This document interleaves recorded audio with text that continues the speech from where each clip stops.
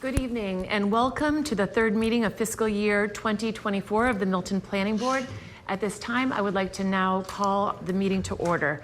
If we can begin by introducing the members of the board and our staff, we'll begin now. Cheryl? Cheryl Tagayas, Secretary. Jim? Jim Davis, member. Maggie Field, member. Sean Fahey, member.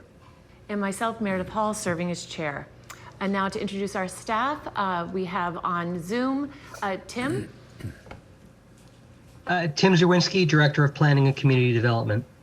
Josh. Josh Eckert-Lee, Assistant Town Planner. And Julia. Julia Getman, Clerk. Good. Good evening and welcome to all. We can now begin by administrative items. Approval of minutes. I know, Julia, you did get those in, but I know Cheryl, it was late. So that's why I'm going to defer the minutes for August 3rd to our next meeting. Okay. Thank you for getting those done. And I was not expecting you to have a chance. So Oh, sorry. for people to have read it. And then the discussion of next meeting dates. We have a MBTA community forum to be held, and we'll be hearing more about that this coming Tuesday, August 14th. And Tim, that location of that meeting? That's going to be remote. We actually had to switch the date. We had originally wanted to do it on the 14th, but I actually got invited to the Warrant Committee's meeting on the 14th, and I wanted to make sure I was available for that. So that's gonna be remote. We've got a link that's up in all the usual places, and we haven't scheduled the September forum. We tend to do it usually the third week of the month, and we've been trying to do those in the Keys room. So we'll try to make sure we get that for September and make sure that we're not picking dates where there might be conflicts. So that's what we're looking at for the next month.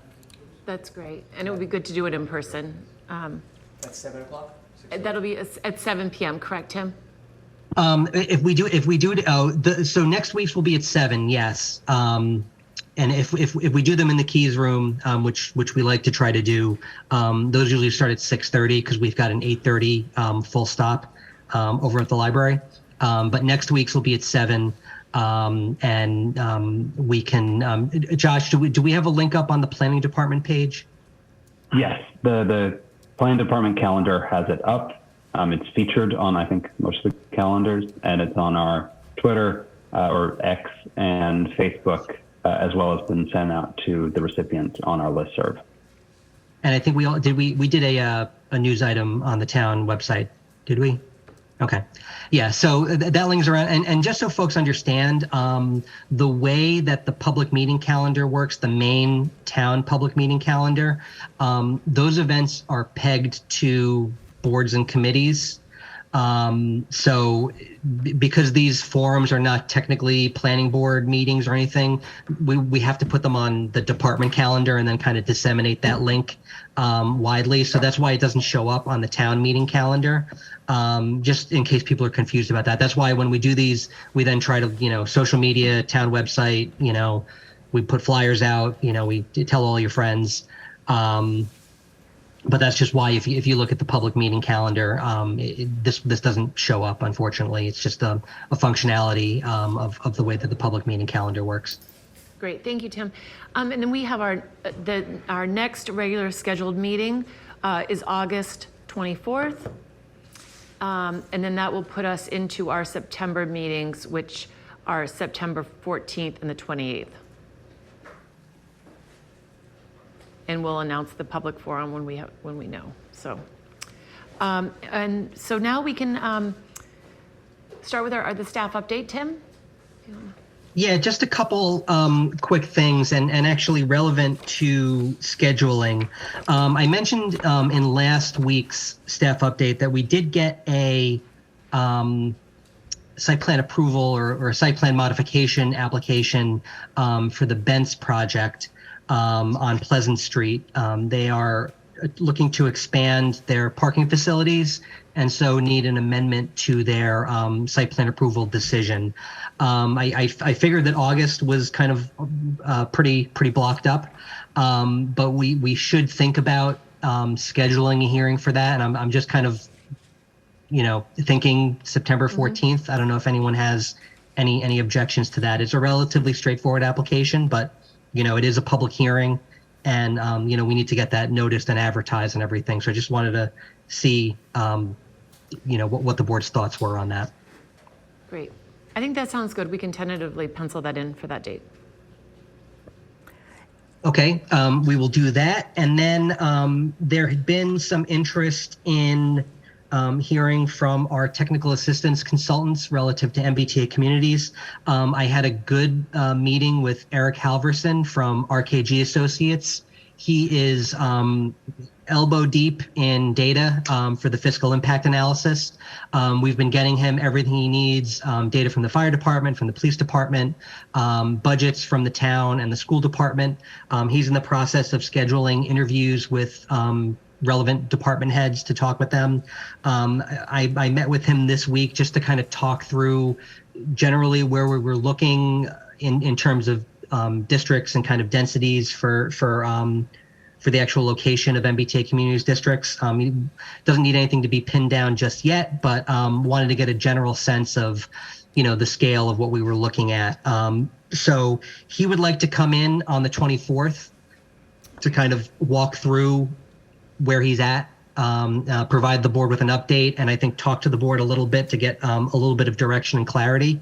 So unless there's a problem, I'd like to bring him in on the 24th. I also spoke with our team at UTIL. They have, whether it's through sort of the existing budget they have from our original grant, or just through planning board budget, which we discussed last week, the board would be happy to get them in. So they are available also on the 24th. To kind of talk to us about kind of what their process has been and answer any questions about their modeling activities. So, if that's something the board's interested in, we'll be able to have, two of our consultants come in on the 24th. Definitely. I think that sounds great, Tim. I think others. Okay. And I'll have a little bit more to talk about, when we get to that agenda item as to kind of the path forward with both RKG and UTIL relative to some modeling work and kind of putting what hopefully are, if not finishing touches, polishing up, some of our sub-districts. So we can talk about that a little bit later. But those are the two main things. And the last thing I'll say, just, for folks, who are interested, we've got an agenda item a little bit later on talking about Town Farm. But just want to let folks know that we had an RFP out for a modular construction company to build the animal shelter at the access road site. Those bids were due yesterday. We did get a bid, just one, from a modular builder. It was so far responsive. The bottom line budget number is a little high. So the advisory committee is going to be working on that. There's a subcommittee to kind of look through that response and kind of see if there's any negotiation to be had with the respondent. Just of interest to the board, but also potentially relevant to what goes on at Town Farm.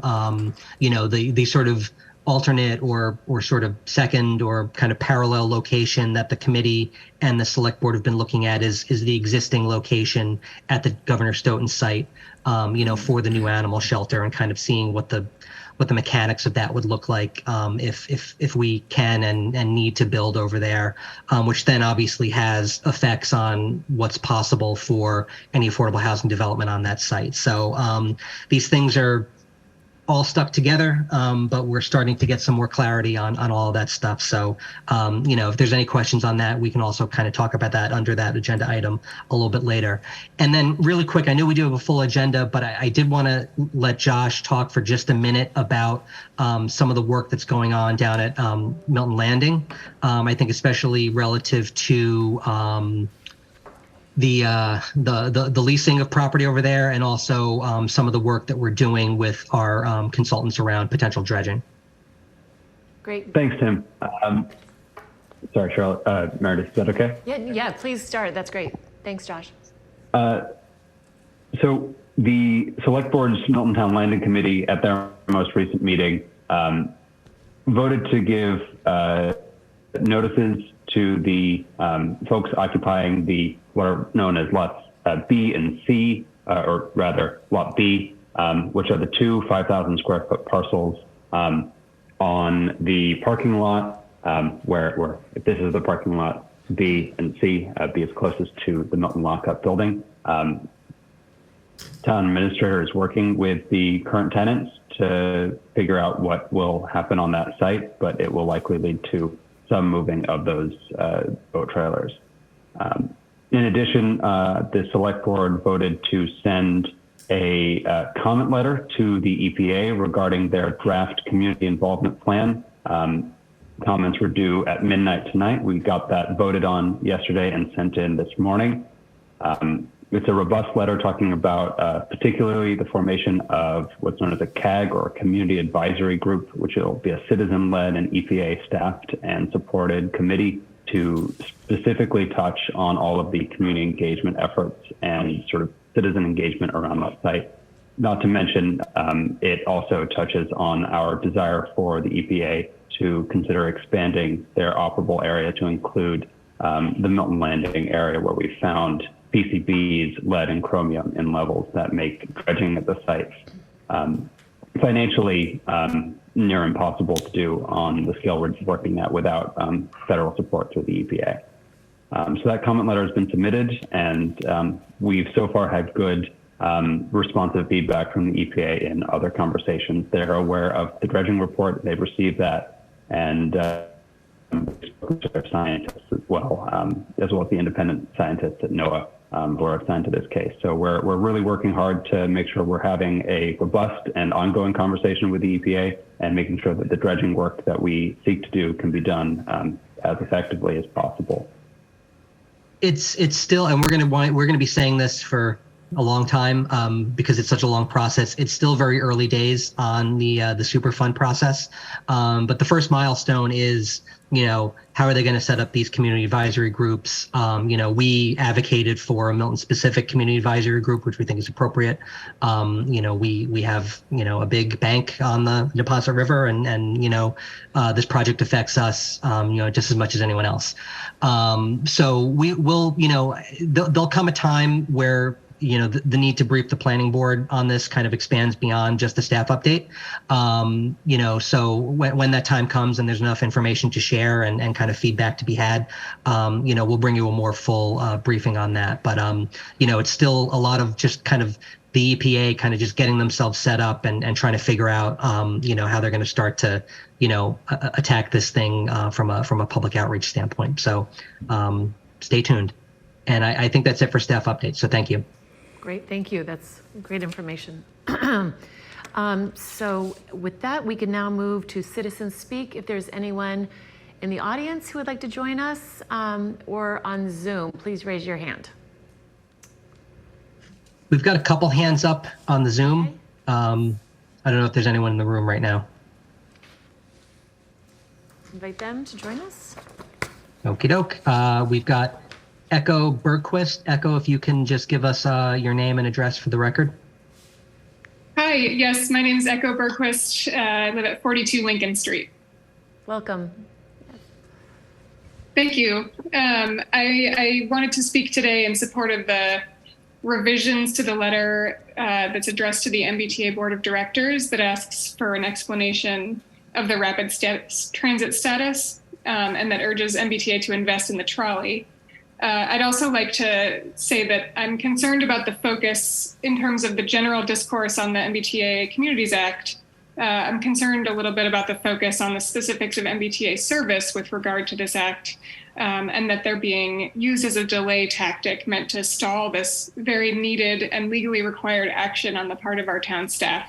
I fully support the increased attention to the trolley service in Milton and concurrent with speedy compliance with the MBTA Communities Act.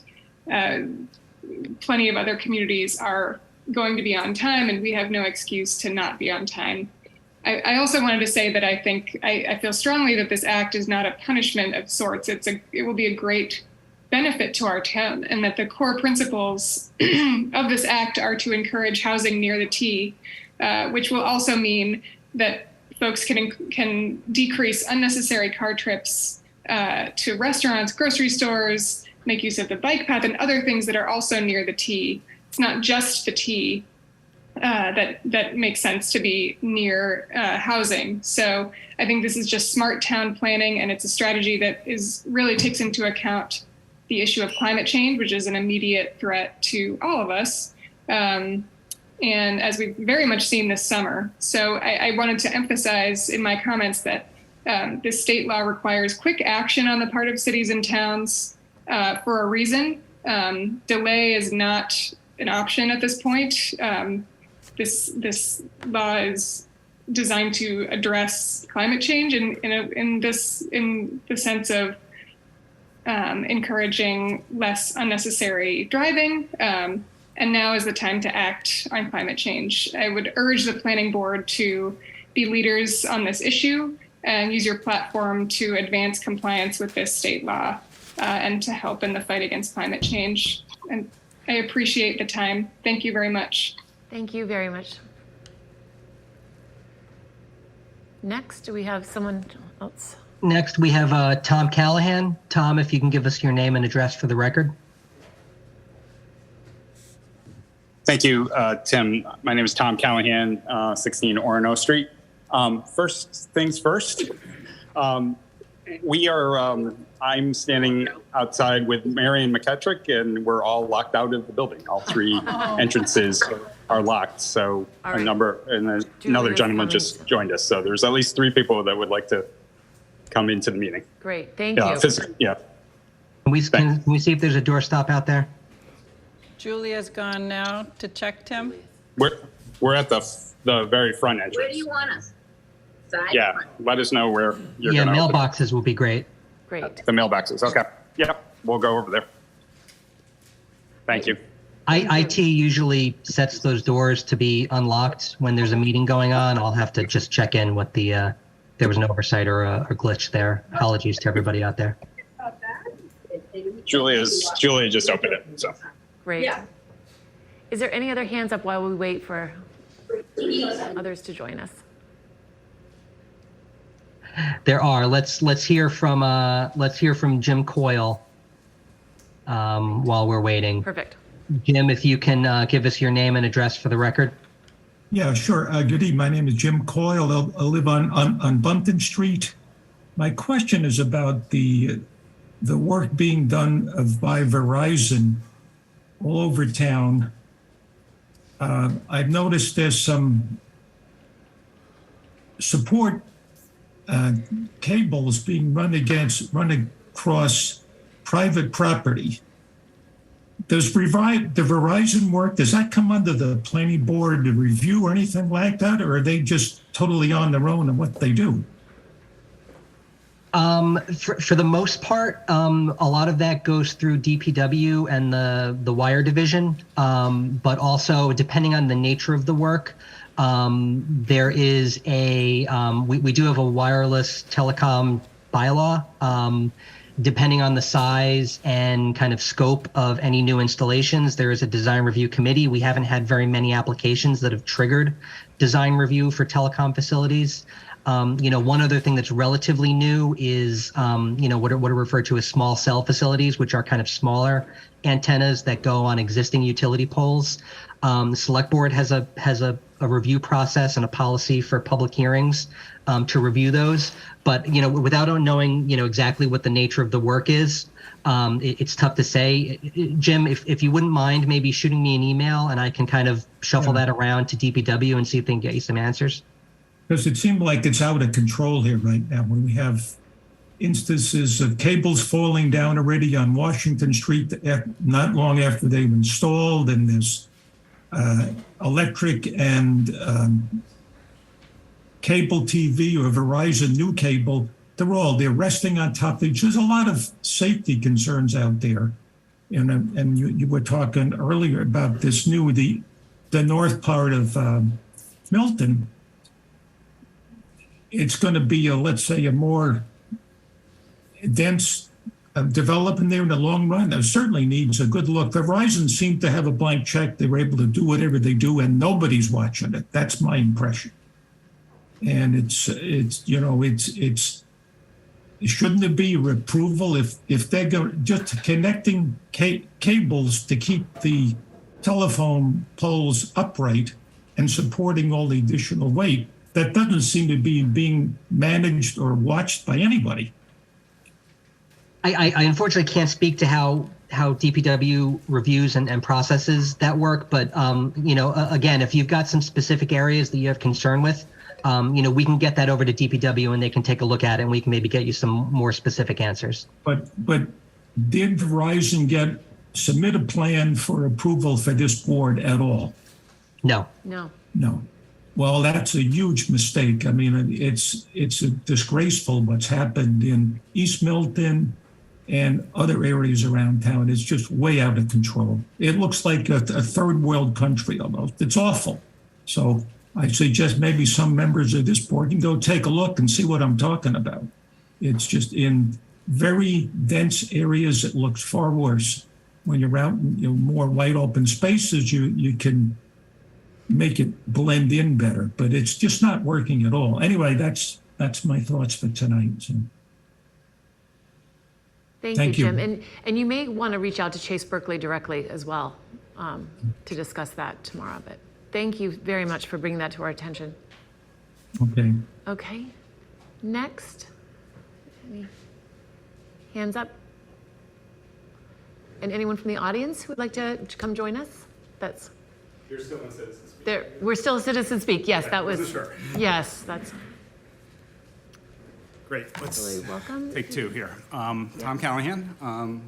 Thank you for allowing me to speak. I live at 16 Orono Street. I'm a Precinct 4 town meeting member.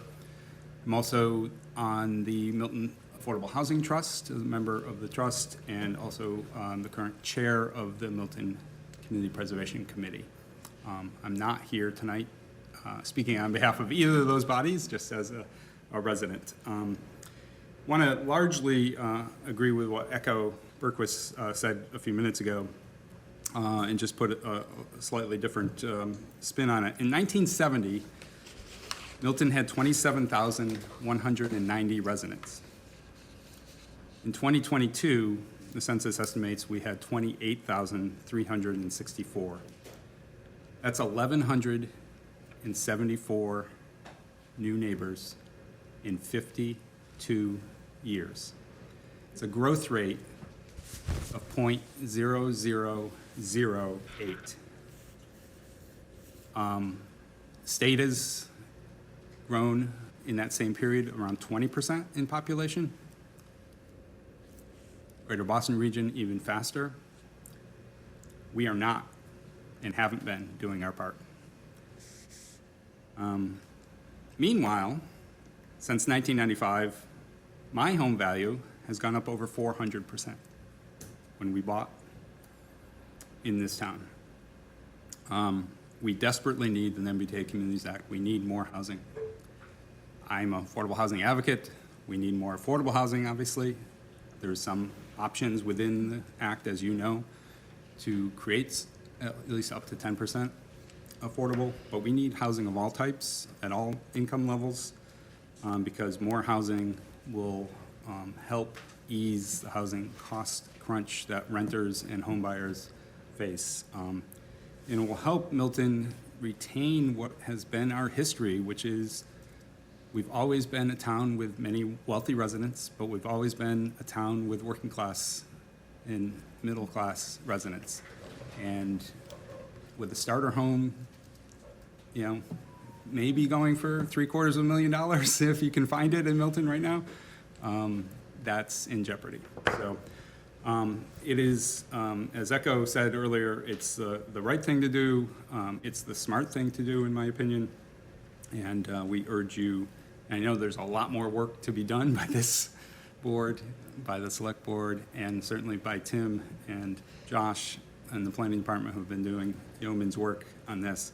But we look forward to complying, hopefully at town meeting, with your, hopefully with your support as well. Just wanted to, I did notice, I don't think I really have anything to add to what Tim said, but I did notice that you have the Town Farm RFP on the agenda.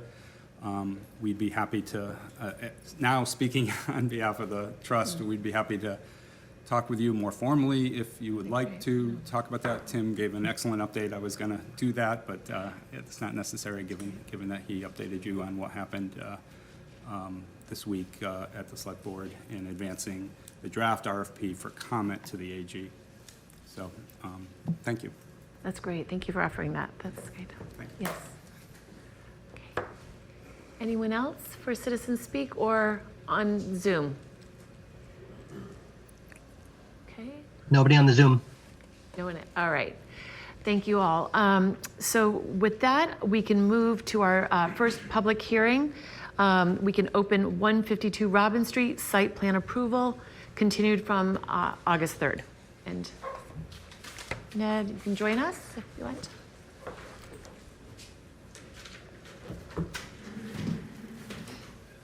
Great, welcome. Thank you. Nice to be back. Ned Corcoran, for the record, representing Community in Boston LLC, and Brian Johnson, the owner of 152 Robbins Street. We've had several fairly robust discussions last week. Among other things, we received a draft or a proposed modification of the site plan, particularly dealing with the orientation of the greenhouse in the wood frame market. Mr. Johnson and his surveyor have looked at it fairly carefully and have sort of accepted a hybrid version of that, if you will.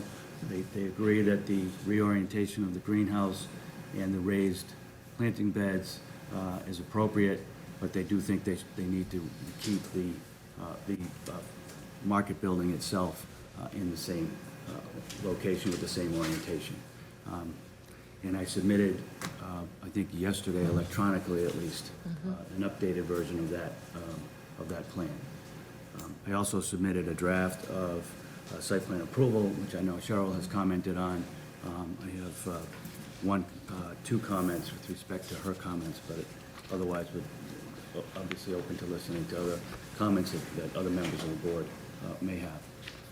Great, thank you. Do we want to pull up the site plan? Good idea. So we can just sort of highlight the things that were added since our last meeting, the lampposts, the move of the building. Josh, are you able to pull that up? Just a sec, I'm pulling it up now. Yeah, I had to change my password on OneDrive, and now it's being funny, so I need to fix that. But in the meantime, thank you. Great, thank you.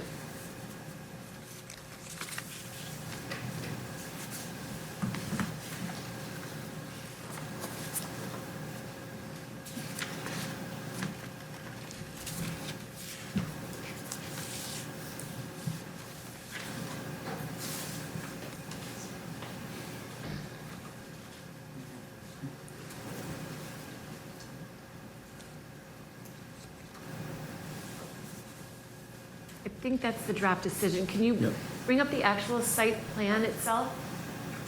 Oh, my apologies, folks. That's all right. We'll get to that next. But thank you. Start with the site plan.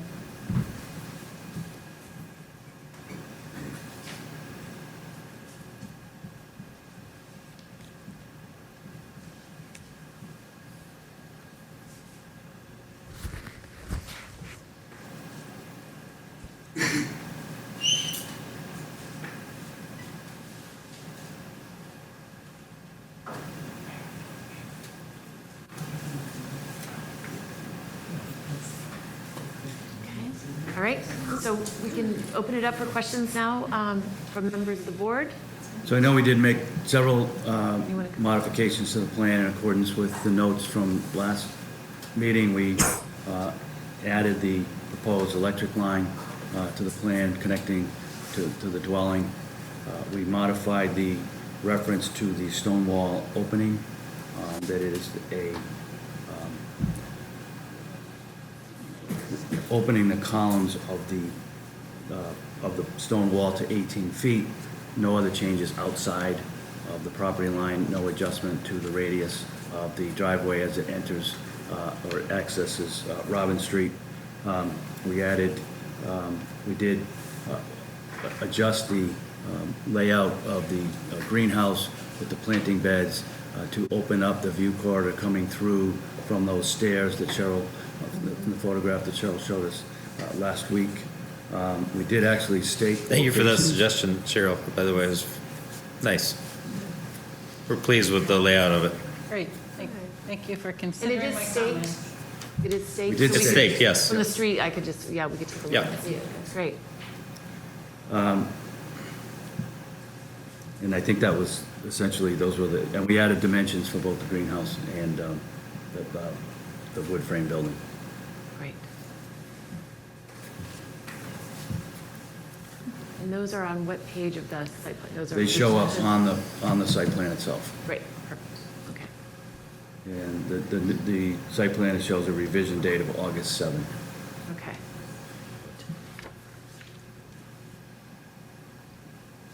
Well. may I Yep, make go that? ahead, yeah, Okay. please. Well, thank you for, as I said, for making or considering the changes. I didn't realize you had staked it to, I would have made another journey over there and taken a look. But I generally have a good idea of the location. I just was noticing that there's no dimension on the plan for how far those two structures are from the street or from the existing house. I don't think it's a significant thing to hold things up, but I think if we could get those added. They are noted in the application. That's what if I've that- seen them, but yeah, but maybe Okay. just have them reflected on the site plan.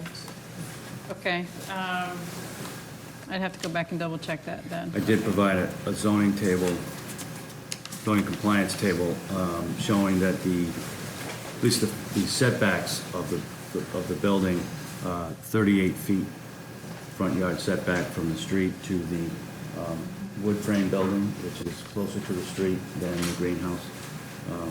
It looks greater than that. If I look at the dimension on the site plan where it says 28 feet on the building, you see that?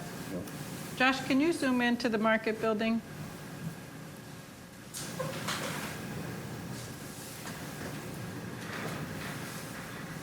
So you see where it says 28 feet, and then if you look at the distance between the building and the property line, it looks like it's more than 35, unless the... And note the 28 is the building here, and then there's the 10-foot porch.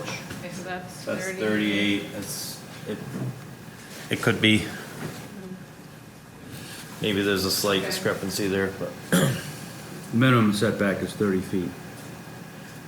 That's the red line is the, yes. The 30 foot. Yeah. right. So it looks like additional 10 feet. It so looks like, 40. yeah, more like 40 feet. We've had situations where the actual buildings, when they go, and the building permits filed for, are located in different places than what we thought they were going to be. And that's kind of been at the, I guess, discretion of the building inspector. But I actually think it's important that that not be done unless there's good reason. Like if we approve a site plan with a certain location, that's the way it should be done.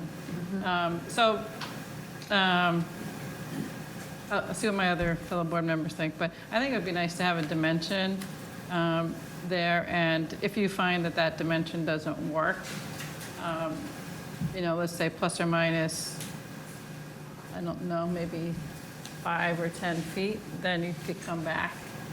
It doesn't have to be so precise that you don't have a little flexibility with the trees that are there, but and then the other building, the greenhouse, you had that as the same dimension as 35 in that table? No, I just gave the minimum setback and then the setback to the closest point of the closest building. which is 38 feet. I didn't have a separate dimension I see. noted Okay. for the greenhouse.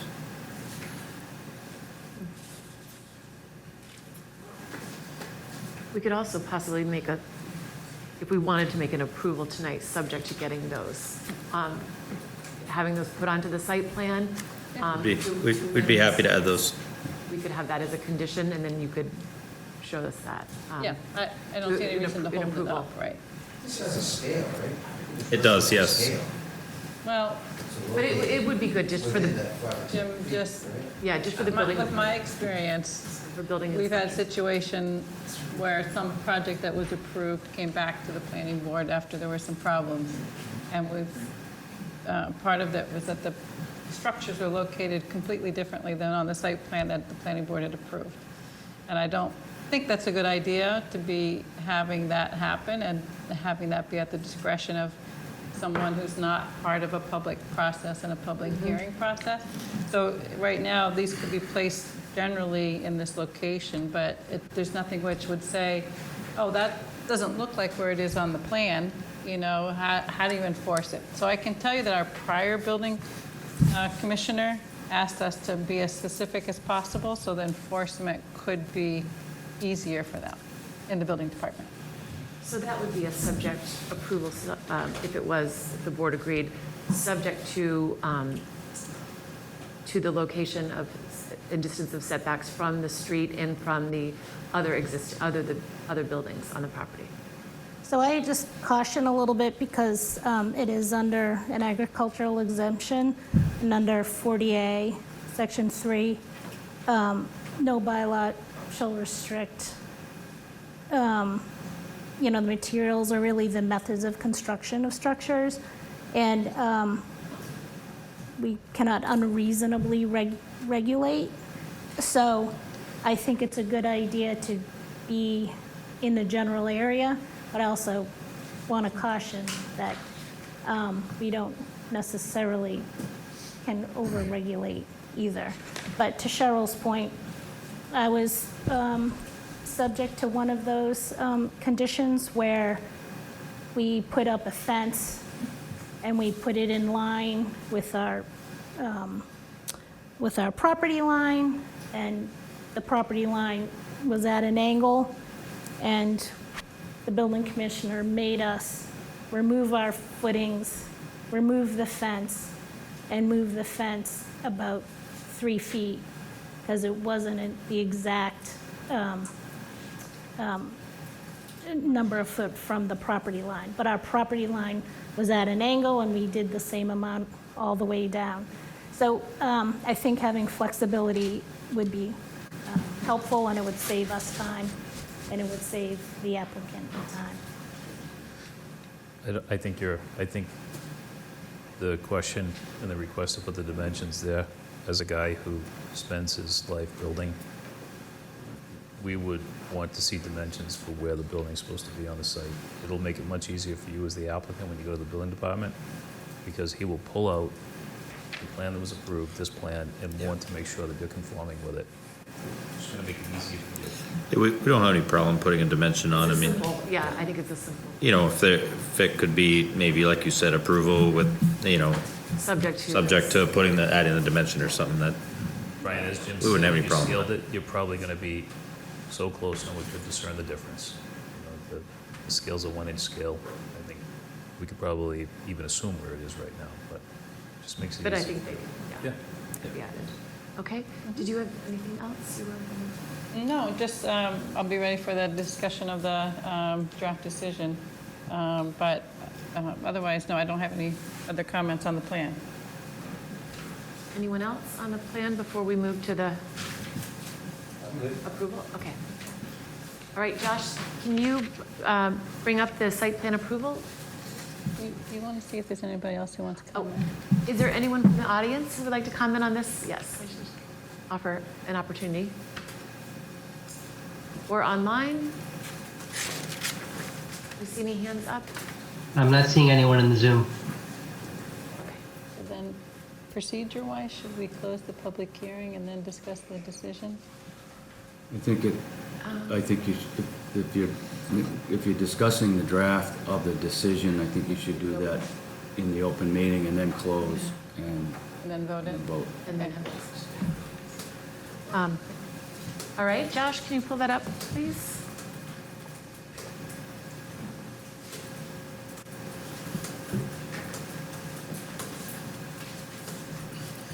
Do you see any problem with those dimensions after? Great, thank you. All right, if you, Ned, you want to walk us through what? Sure. Roughly, and then we can ask. And I'm assuming that Josh has the red line version up that Cheryl had provided. Yeah, okay. Generally, it's a basic, fairly simple form of decision.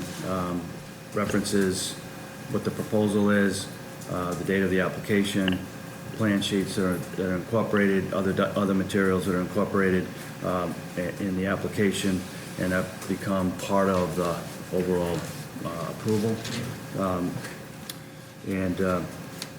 Then references the fact that we've had 3 nights of public hearing, and the decision with the conditions associated that 1, that all work would be performed in conformance with revised plans and materials, shall comply with the requirements of the town engineer. 2, we accept the red line modifications from Cheryl dealing with light fixtures. Exterior light fixtures shall contain the dark sky seal of approval, utilize LED lamps with a color temperature of 3000 K or less, and be installed and maintained in a manner that is dark sky compliant. Light fixtures turned off no later than 1 hour after the market is closed. Emergency lights be controlled by motion sensor and only turned on when triggered by motion, as building and safety codes allow. 3 is stormwater management systems, including stormwater structures and detention basin rain garden, shall be maintained by the applicant in accordance with the narrative. The applicant shall submit a stormwater management plan to the town engineer for review and approval prior to the installation of the basin and structures. 4, removal and reconstruction of the stone wall necessary to expand the driveway. Opening shall utilize the existing stone and shall be reconstructed in the same manner as currently in place. All work associated with the modification of the driveway shall be done in conformity with the town's right-of-way regulations. 5, all trees shall be protected and preserved during and after construction. Tree protection shall include prohibition of construction material and vehicle storage under tree canopies. Should any trees require removal, the applicant shall submit a plan to the board for its review prior to such removal. Any tree removal will require the planting of additional trees to compensate for the loss of trees. 6, market building greenhouse should be constructed and maintained to look as closely as possible to the images shown on the renderings and the photographic images that were provided with the application. Where the images do not provide dimensions, the maximum height for the market structure shall be, and this is where we had the building and the dimensions as in the plan say 28 feet. And I think there was maybe a typo that. To the ridge or to the cupola? 28 was to the cupola. 23 to the ridge and maybe 5 feet for the cupola? I can't say for sure the ridge was 23. We had checked the overall, which is to the cupola. Okay. I'm fine if you want to change that 28 to the highest point. Okay. That's fine. 28 feet to the highest point of the roof. Including the cupola. Maybe we could just add that language. Yeah. Sure. Great. And just to tie something to the Right, drawing. Right. Yep. Market building shall be constructed using cedar clapboard siding. We would prefer that we not be limited to cedar, that we have some flexibility in the nature of the materials to be used. Because if you use, like, say, knotty pine, that would have kind of a cabin rustic look. And I'm not sure that that's what I read when I saw the rendering of it. So I do want to have some kind of sense of what it really is going to be. So we could say. I prefer to keep it cedar.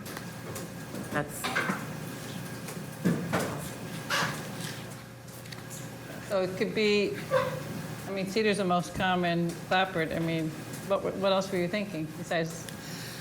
Well, there's, we had written that it would be some sort of either natural wood or earth tones. Just maybe even along the lines of what Maggie was saying, it'd be nice to have a little bit of flexibility, not completely locked into cedar. There is plenty of nice clapboards available that maybe aren't cedar. There's redwood, there's all different things. Okay. We would certainly want to use something of quality, Or you like, know. yeah, maybe we could say Or- cedar Or other wood with comparable quality or characteristics. I just don't want it to be something that looks like a log cabin type of wood, or a shed type, I mean, different, we're expecting a certain kind of look from it. Yep. Yeah. Oh, I understand that. Yeah. And we Aluminum just, siding. we ran into a problem on another project where the siding didn't actually line up with what we thought it was going to be, but, and that was at a school, which follows under the same Yep. exemption. So, so you're thinking a natural wood as opposed to a hardy plank, or? I think so. I mean, we had put in there that it would be a natural wood or an earth tone paint. We hadn't totally settled that yet on our design end. I think whether it's a stain or a paint isn't critical to me.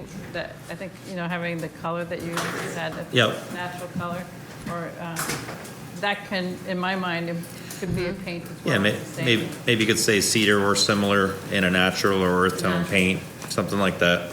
Yeah, and then I guess cedar or clear Natural cedar or wood. clear cedar or similar, because you can get cedar that's pretty knotty also. And this doesn't sound like much, but I've had experience with these woods where if you're not explicit as the architect, sometimes the contractor, no offense, Jim, will put up something that, has a different characteristic than you were envisioning. So Yep. the more specific we all are, we won't run into a situation like we did on that project that Maggie's referring to, where it was different than what was anticipated. So, Okay, So are so, we limiting it to cedar or like, or like? or similar natural, Siding. Yeah, that's natural fine. wood. Yeah. I think it's great. Natural wood It's a siding. shame to pay for clear cedar and then paint it. So. all right, so do you have a suggestion of another terminology that we? Oh, no, I like the terminology. I'm Okay. just trying to figure out if we're limiting it to cedar or saying, hardy plank's okay, or finger jointed claps are okay, painted, natural colors. Well, clapboard is a type of siding, right? So Yeah. having it be another kind of joint is not clapboard, right? So I think we're pretty clear on what the clapboard is. We haven't specified what the exposure is. I mean, I'm assuming it's 4, but it could be 6, could be something else. But I just think if we said, if you don't like the term clear cedar, But it's then, very expensive. yeah, To do clear cedar, when we go ahead and allow them to paint. right. So without, Yeah, that- Something else, saying, like a finger jointed. right. There are composite clapboards that have identical look, even nicer than hardy, that have a exact look of a wood clapboard. This is where there's. So that's maybe the similar, Well, that's clear cedar or material. similar. Yeah, or similar wood, because there's also, when we looked at this other one, the different manufacturers, you say hardy, but, there's different grades within James Hardy products, and there's Yep, other for sure. manufacturers, and there's different characteristics to the finishes of those that, it makes a difference on something like that's the main feature of the design, is that clapboard, then that could change things. I mean, that's what we found on this other building, and I think that's what you'd find too. So would you prefer to have fibrous cement, the generic term for the clapboard that you're talking about as a hardy? Because if you prefer that, then I think we would have to put some kind of language in that kind of stipulates a little bit about what that could be. I have a suggestion. Maybe what if we kept the language, the cedar clapboard, or similar wood siding, and then if you find a product that you like, I think this board would be open to you coming back and saying, could we substitute this? And it would not be, would be a minor change on the site plan approval, but we could approve that. You could have a sample of it and just say, this is what we found that we would like to use. We could, just sign off on it, and it would be a minor, Yeah. a minor Be okay change with that that. I think our board would, be Good fine with. suggestion, Meredith. Yep. So keep it, using cedar clapboard or, So keep those words, cedar clapboards or cedar Or or similar similar natural wood. wood. Or similar wood, clapboard, right. So, Josh, is there any way you can make the text a little larger for our older eyes? Thank you. Good. Thank you.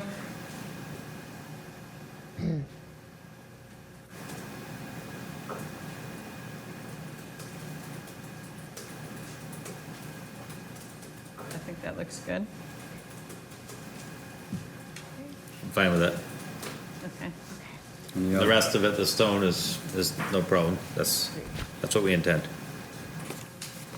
Okay, great.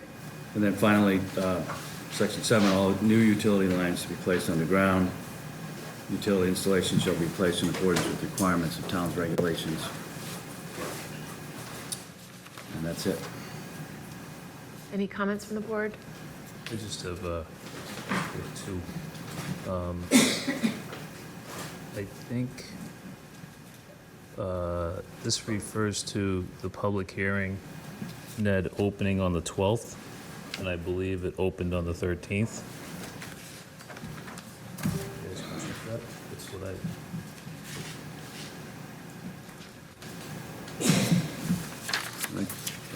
Yeah, You're right, it's yeah, 13. Yeah. It's back. So that's under the public hearing paragraph. Yeah, you're right. And then my only other, I guess, question or comment, that same night, I had asked the duration of the project. Just in the interest, once a project starts, the neighborhood gets disrupted, and we talked a little bit about the timing and how long it would take, and you said under a year. You said you'd hope to start in the fall and end in the spring. I just would like some parameters in terms of how long it's going to take, because as a resident of the town, I find it troubling when projects start and they don't finish. And I'm not suggesting that's what you would do, but, can we put some parameters around, once the project starts, it would be completed in, I know you're going to be interested in opening for the spring, right? But what are your thoughts in terms of duration that you'd be able to commit to? Well, I think like I had said at that point, we would commit to having it in under a year.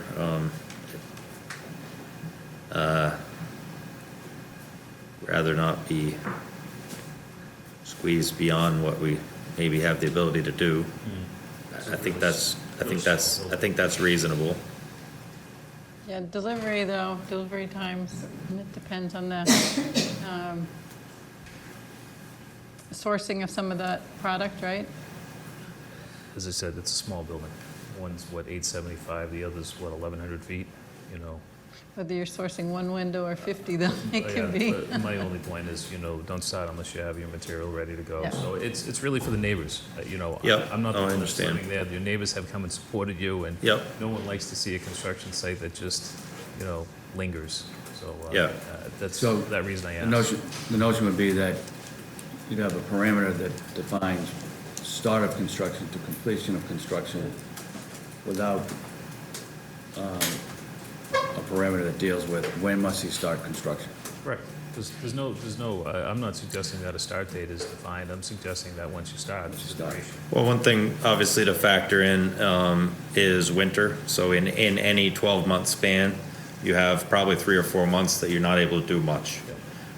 So any 12-month project is really probably an 8-month of actual working time, give or take. So that's a factor. So let's just say in the instance that we are able to start this fall, which is what we hope to do and plan to do, but then you pretty quickly go into winter. So if we said 6 months or 8 months, you probably actually have 4 months of working time, which is probably not realistic. So that's where it's a little To me, the 12-month, gives us, hopefully we can start this fall, and then it gives us the next spring and summer to complete if need be. It seems reasonable to me. If we feel that's unreasonable, And if we were running up against the clock, we could request Yeah. an extension of that timeframe. And maybe building the building, once you start, you sort of want to complete it, but just for creating the gardens, bringing in material to create the gardens, and then working with the weather in the spring to create a grow-out area. there's underground utilities, which are also, you have to work with the utility companies and all that stuff, so there's a lot to fit in there. Okay. But, so I think building a building could actually be easier than doing the surrounding work on the outside. If the members are fine with a year, then I'm fine with a year too. We're watching a project up in Canton Ave, I think that started, 10 years ago, maybe more, 15 years ago. Yeah. Just don't think it's good for the town, so that's why I raised the issue. And I'd ask this question of anybody that's building anything. Yeah, that's no problem. So it's up to the members. If you're all good That with a sounds year. good. I then- think. Yeah, I Good mean, with a year? Ned? Brian, you good with a year? He's building it, so we want to make sure that he's comfortable. Yeah, A year from start. yeah. just to reinforce that, and this is, I'll make it short of it, but there was a problem on a project where the site was cleared and construction was delayed, and there was down gradient flooding and washout, and it was a real problem. Residents came to the planning board. There was a lot of challenge to get that resolved. So it is an important issue. And it's important, not to take on out of sequence any work for that reason. Yeah. Okay. Thank you. Any So would that be, can we make that a part of the decision? You can make that provision number 8. Thank you. Josh, if you can pull that back up. Pulling it up now.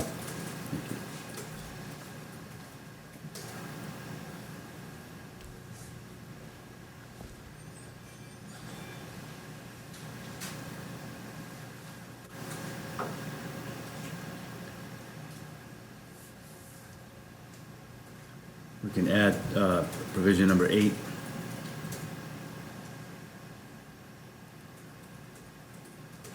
Once construction has commenced, construction shall be substantially completed within 1 year. seems reasonable.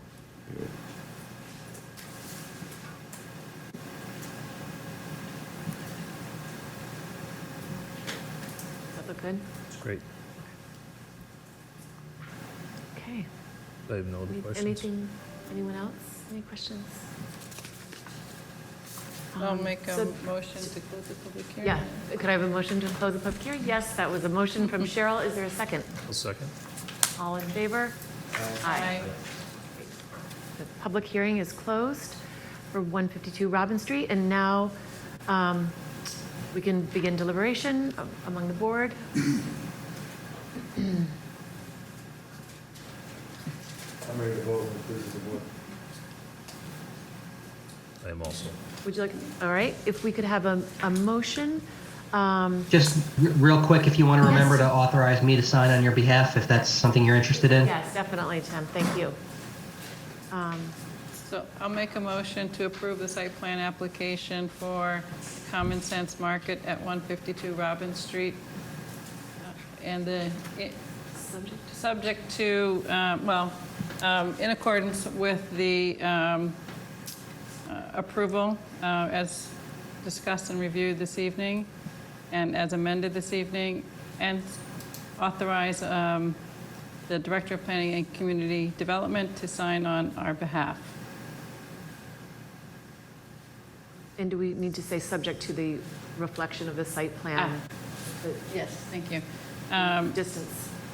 And subject to receipt of a revised site plan with dimensions included from the structure to the property line and the new structures, the property line, and the new structures to the existing residence.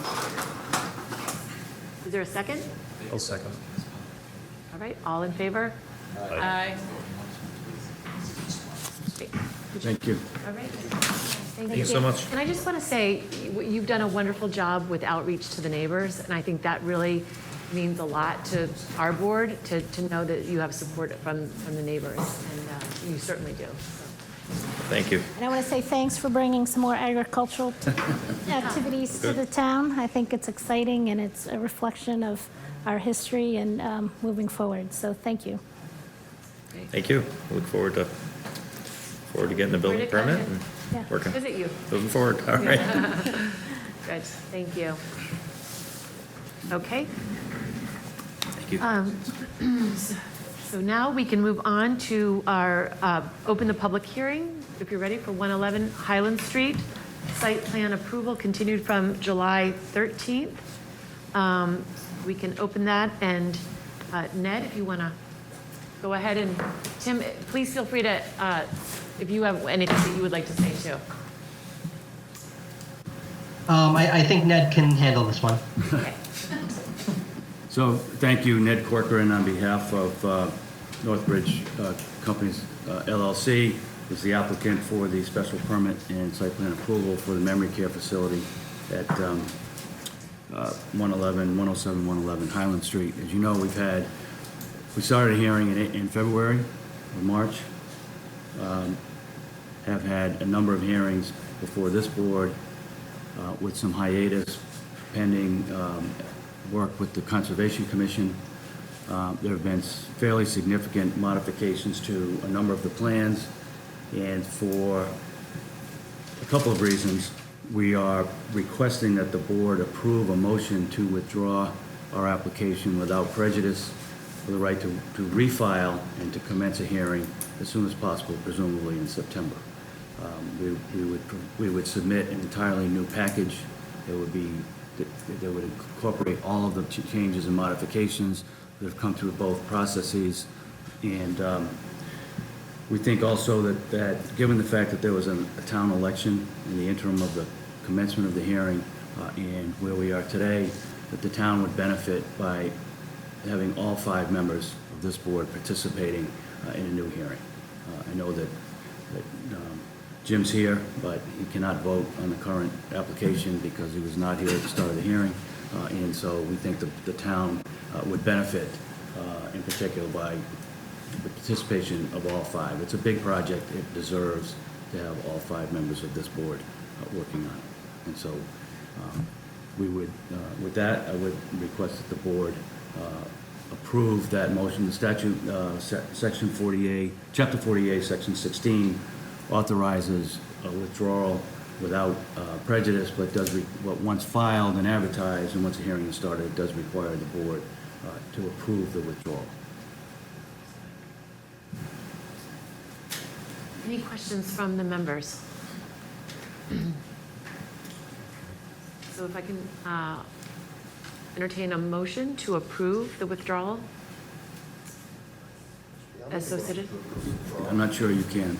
Oh, because you're. As you were. That's the problem. Yeah, true. Is there another motion? I'll make a motion to approve the withdrawal without prejudice. Second?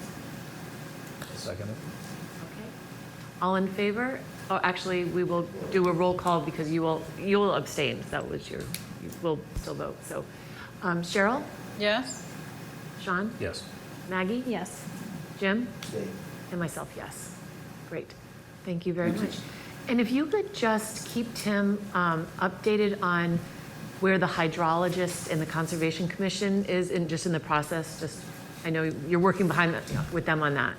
Yeah, the Conservation Commission received an oral report from Tetra Tech on a couple of the questions that it had asked. Tetra Tech owes a written report. I'm sure there'll be some other materials filed by others and potentially by us, but that will all be taken up at the next hearing of the Conservation Commission, which will be September 12th. And so we'll target September 14th or September 28th as a date to commence a new hearing. Okay. Yeah. The other additional materials that were asked for, will those be a part of the new application? Yep. Absolutely. There's a number of things that we have been working on that are ready to be filed, and so we're tabbing it as sort of an amended or revised application with a new hearing. There'll be some reference in the narrative to the changes that from what we did previously, and additional exhibits, which will incorporate other materials that were requested. Another question? There was, in terms of traffic discussion, there were some suggestions made that would address some existing traffic conditions.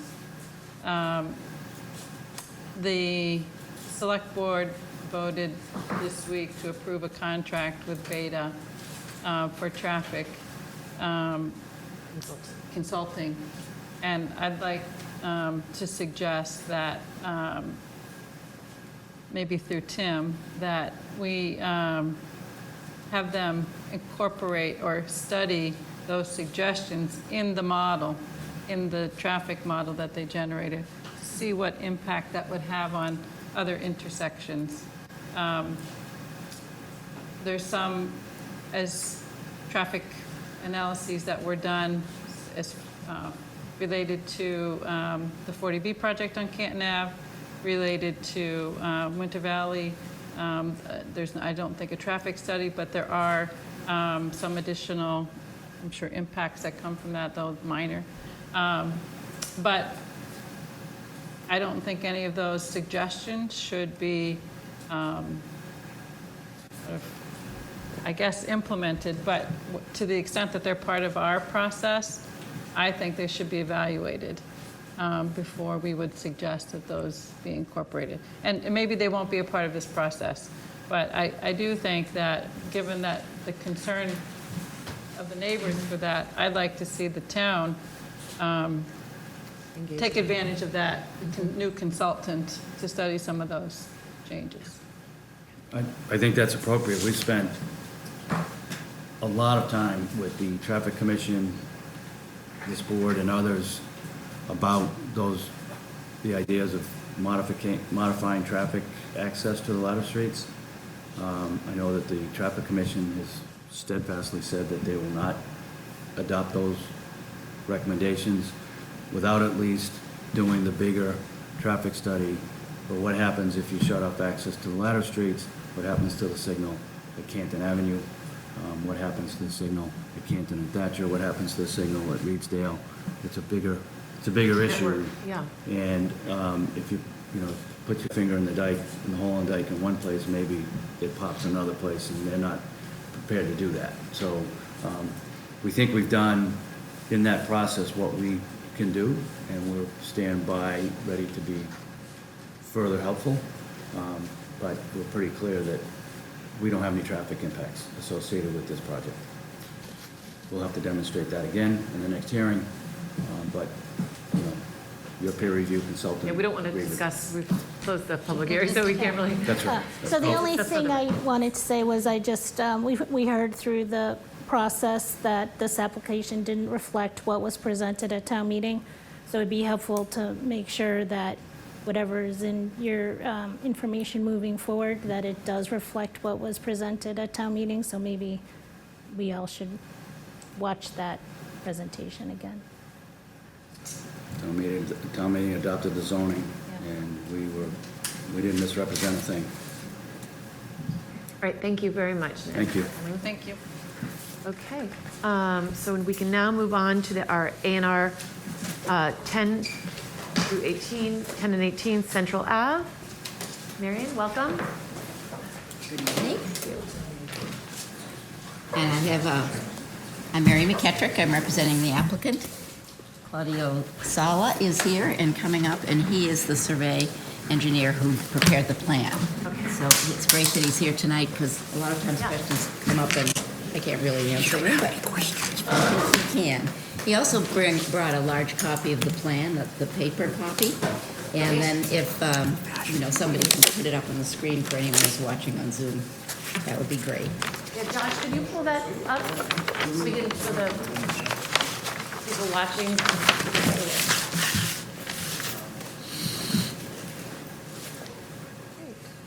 Okay. Tim beat me to it.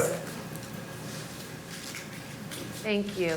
Attempting to find my glasses, so just Yeah, take, go ahead. All right. So we've been working for some time, actually, on this plan. The genesis of it is that this property, which is the dry cleaning establishment, and there's now a car repair business, but it used to be a gas station, across from the Hendry's development. That's owned by one branch of the O'Neill family, currently now the O'Neill Family Trust. So Edward O'Neill set it up. Nancy O'Neill now is the trustee, and the family is doing their estate planning. They are beginning to sell some of their properties. There are other O'Neill family members, I don't know how closely related they are, but own other similar, some of these, some are in business districts, some are pre-existing non-conforming business sites. So this particular site, I'm sure everybody has seen it. You know that this is a relatively small lot with one pretty large building that houses a dry cleaning establishment, and then with the garage. And what the O'Neill family wanted to do was to create an A&R plan that would make two lots, but it's impossible to create these two lots without a variance because the two buildings are only a few feet apart. And you need it, even though this is in the business district, you need 6 feet from the side lot line to have a legal setback. So we went to the Board of Appeals first on this, and we had a good hearing, and there was some testimony from other business owners who supported this and sort of, supported the fact that the O'Neill families cared for this property for many years. No opposition. So the plan that you see has, the two buildings, it isn't changing anything. The purpose of this plan is to make these lots potentially available to the existing business owners, if they have the capability for purchasing them. Ultimately, if they don't, another owner would be able to purchase them, but could continue to lease if they wanted to for the existing businesses. But this purpose to allow the existing businesses to continue is quite important to the O'Neill family because they've been here for many years, and many of these two businesses have been in this location for many years. So you might otherwise say, well, if the family wants to sell the lot and they want to develop it, why don't they just take the whole parcel and say it's up for development, like, the bank building down in Lower Mills or something like that. But this is a little bit different situation, so that's why we created an A&R plan. The plan meets most of the requirements for zoning, except for that setback, and I gave you copies of the decision of the Board of Appeals, the two decisions which have been recorded. So I think we'd just like to know whether you have questions, any concerns about the way this plan's laid out, and hopefully we can answer them. any questions from the board on this request? I have none, so if. I just have one, I think, and this is probably for Tim. When the lots become divided, the side setback becomes 1 foot, 1.78 feet, right? For one lot, yeah. For one lot. And the other lot is whatever I told you, 2.1 maybe? Yeah, That's it's in right. here, Marion, yeah. And, while the buildings, this question might be for Tim, but while the buildings remain as they are, that's fine. Mm-hmm. But if someone were to redevelop that lot, Tim, would they then have to comply with the setback? Maybe I should answer. Yes. Yeah. If All right. Because if they're going to demolish the buildings, and Marion, correct me, the setback in the business district is either 0 or 6 feet, right? Right, Side setback. right, a side setback. Yeah.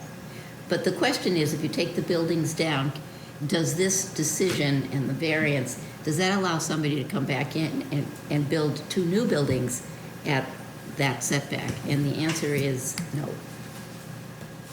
So if the buildings come down, the current, There's a number of reasons why you can't, it's not going to work, and that's because not only, there are other nonconformities about the location of these buildings. Right on the brook. You could not It's build that on the brook, Yeah. and the setbacks are not the required setbacks, and the reason we don't have to address them now is that the buildings are not being changed.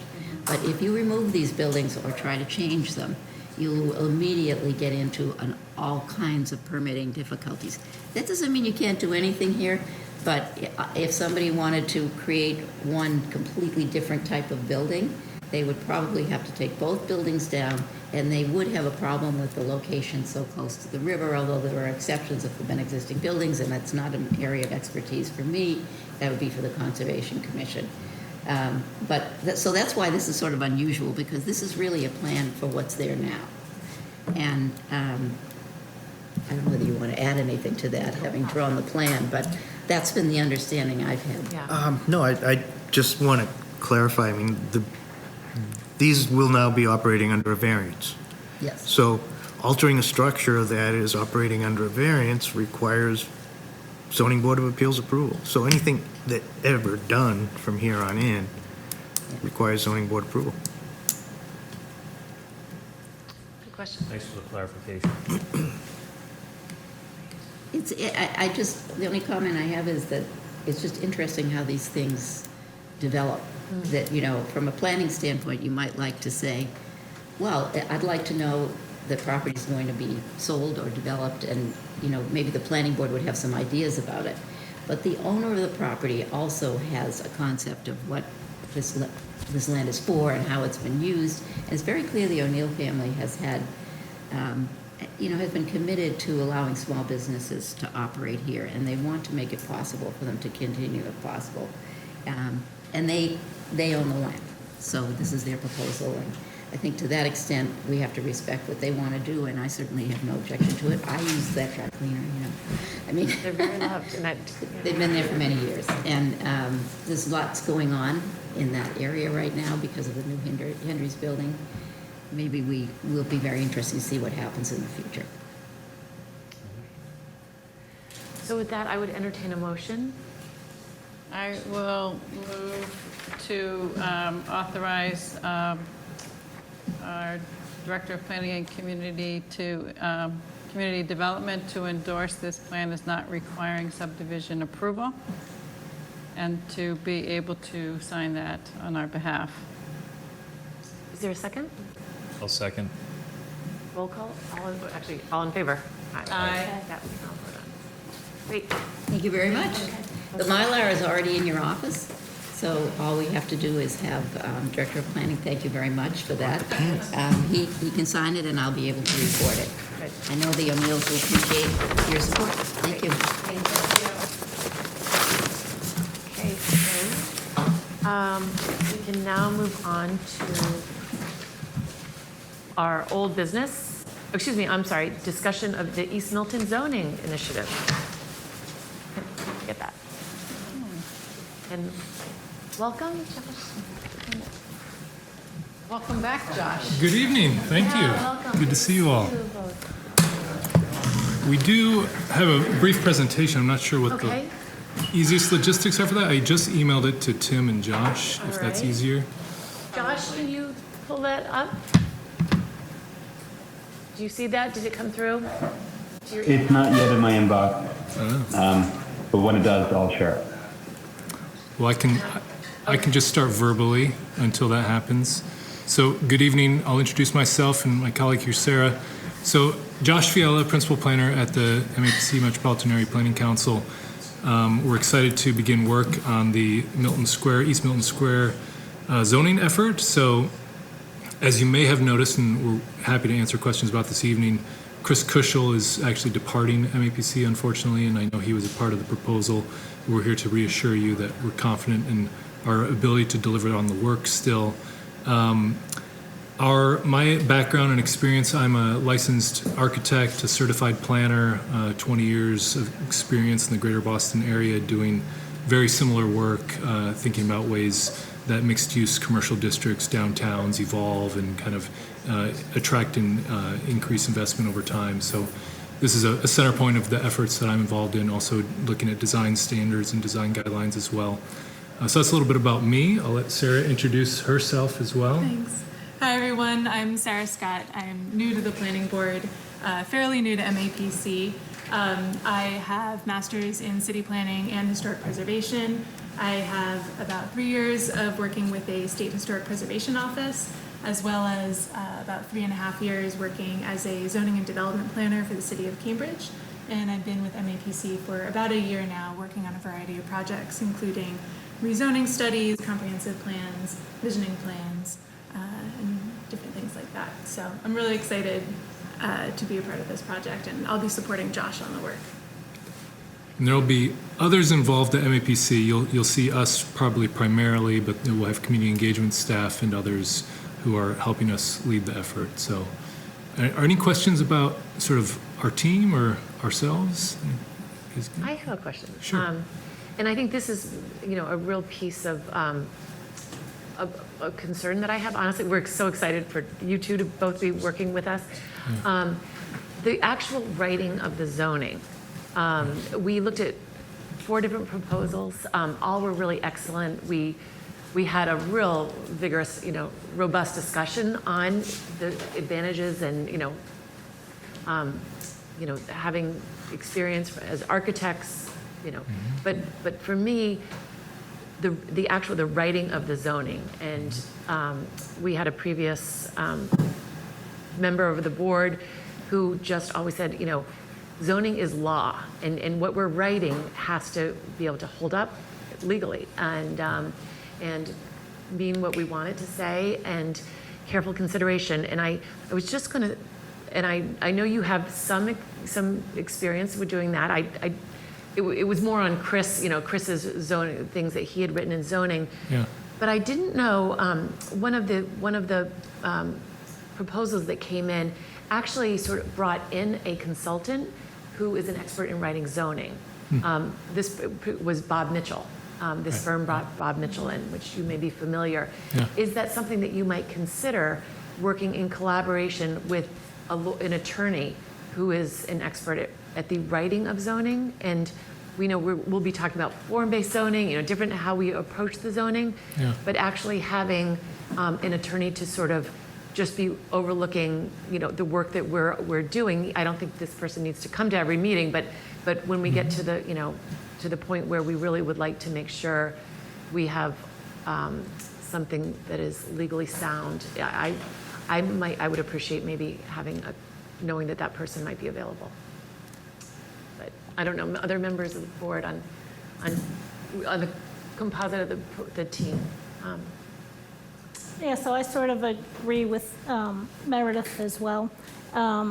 So not that you have to provide the team member's name and, resume tonight, but is there a particular person who was going to take Chris's place? And if there was a particular person, could a resume, job description be provided so we can see if it still is what we are in need of? Sure. Well, I think that person is me. Oh, okay. My resume was included in the proposal. Chris and I are good colleagues, and I don't want to throw Chris under the bus in any way, but I think my resume compares favorably to Chris's, and I think that we all have experience at the principal planner level, which I am as well as Chris, in drafting zoning language, which is legal language. We understand that and work very closely and carefully with that language and understand the implications of it. I think that if the board is interested in additional legal expertise, that's something, we're not opposed to working with project partners. I think there might, we'd have to discuss the logistics around that and if there would have to be sort of budget or other considerations in terms of the project's composition to make room for that. I'm not sure how that would work or be funded, but that's something that we could talk about, how that gets resolved. But in terms of the team, that's me. I think at the principal planner level at MAPC, we work interchangeably on projects of this nature all the time, collaborating. I think others on our staff, like Mark Rassicott, who's also extremely experienced, who's the director of the Land Use Department. If you'd like him to be more involved, we'd be happy to have him review zoning language as well and do things like that. We have resources available in the agency if that level of experience beyond 20 more years is something you're looking for. But we feel confident that we have the pieces to kind of fill in the gap that Chris leaves, although as much as it hurts us to see him go. And I'll just add that my 3 years of experience with Cambridge exclusively focused on writing and implementing zoning. So we had a policy role in that we were developing zoning, but we also had a role where we were reviewing applications, we were reviewing special permits, and we were advising the planning board. I also have 2 years of experience serving on a planning board myself. So while I'm not a principal planner like Josh is, I'd like to think that I'm enough of a zoning nerd to be able to complement some of the experience that Josh has as well. But, certainly we can work with town council, or if the board would like us to consider a sub-consultant. And I love the historic preservation. Oh, good. Background too, that's all really good.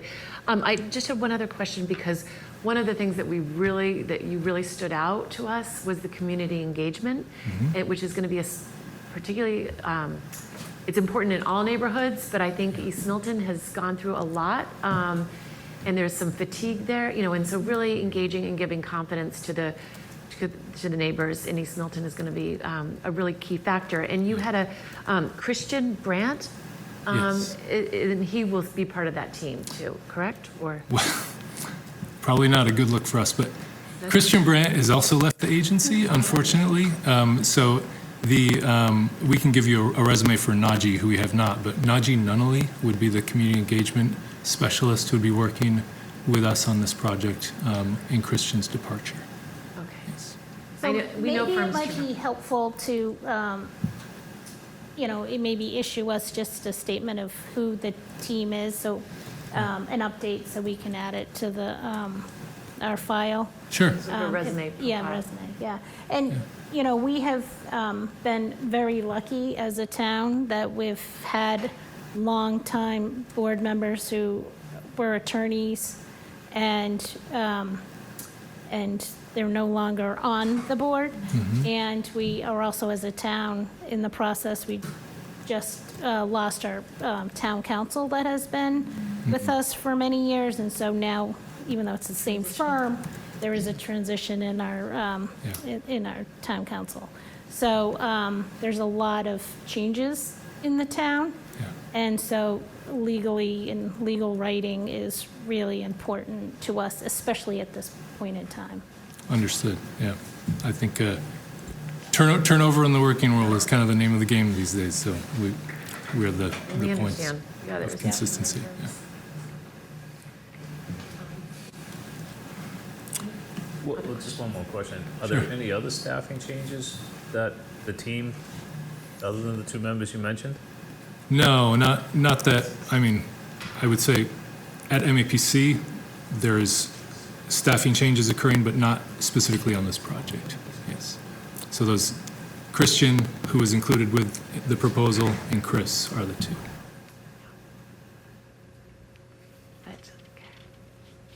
Well, So yeah. I can continue if, it has shown up. Wow, He's good. amazing. Okay.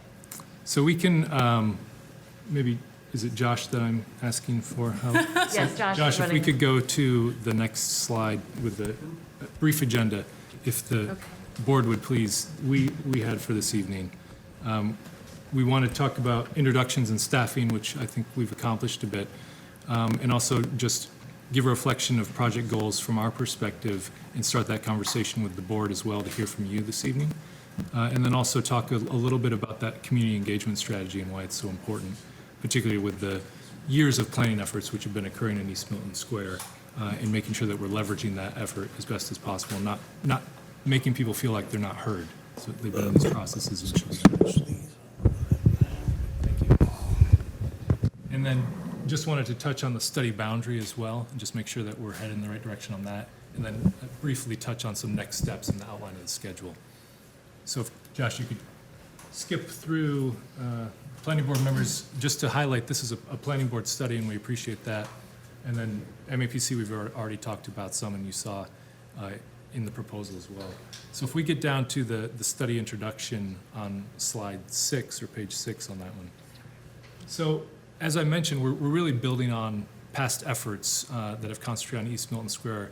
There's been years of studies, several sort of studies back to back, and we really want to build upon those to define and build the zoning recommendations which have already been laid out, and understand where there may or may not be consensus around the previous recommendations, and then as efficiently as possible build on those so we can be headed toward that legally defined language which is headed towards a town meeting adoption, hopefully, and really moving that toward town meeting as efficiently as possible, and at the speed and pace that the community and the board would like to see as well. We don't want it to feel rushed, but we don't also want it to drag on, given the history of the planning that's already occurred. Josh?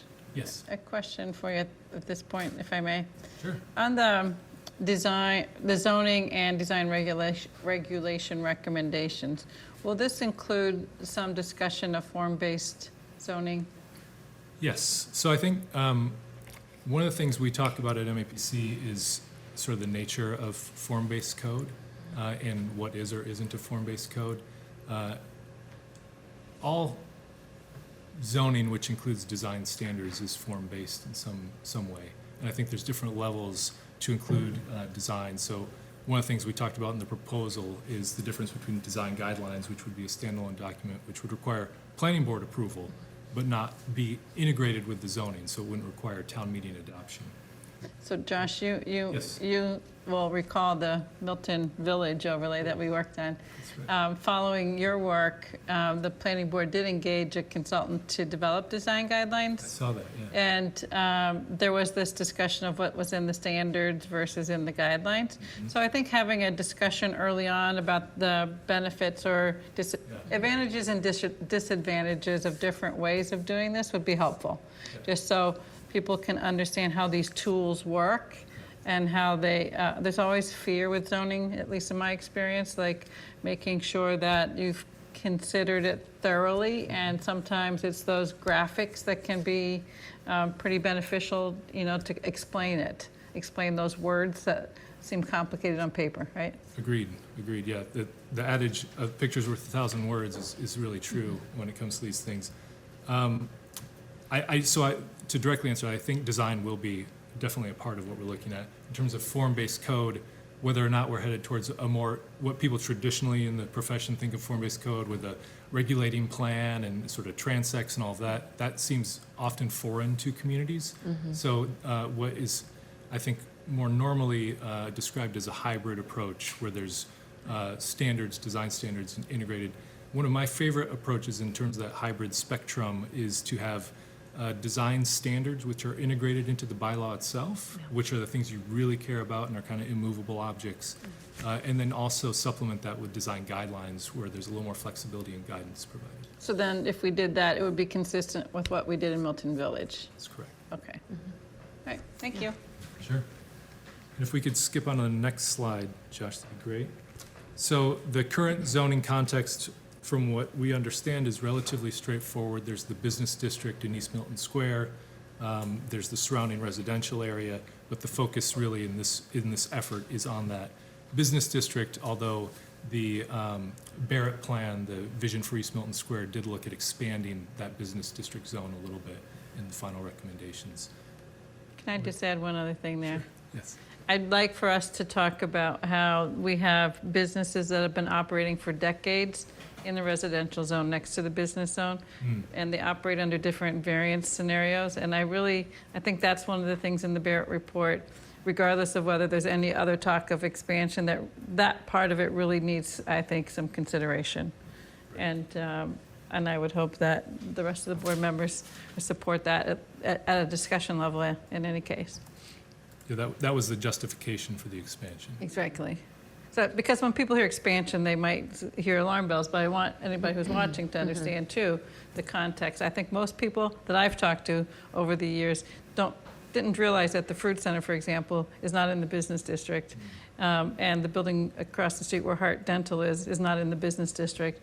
And those are two significant commercial properties that don't lie in the business district. Great point, yep. Yeah. And then the next slide, all of this, of course, is in an effort to leverage the recent investments in the square there, the plaza improvements, the roadway improvements, streetscape, and the like.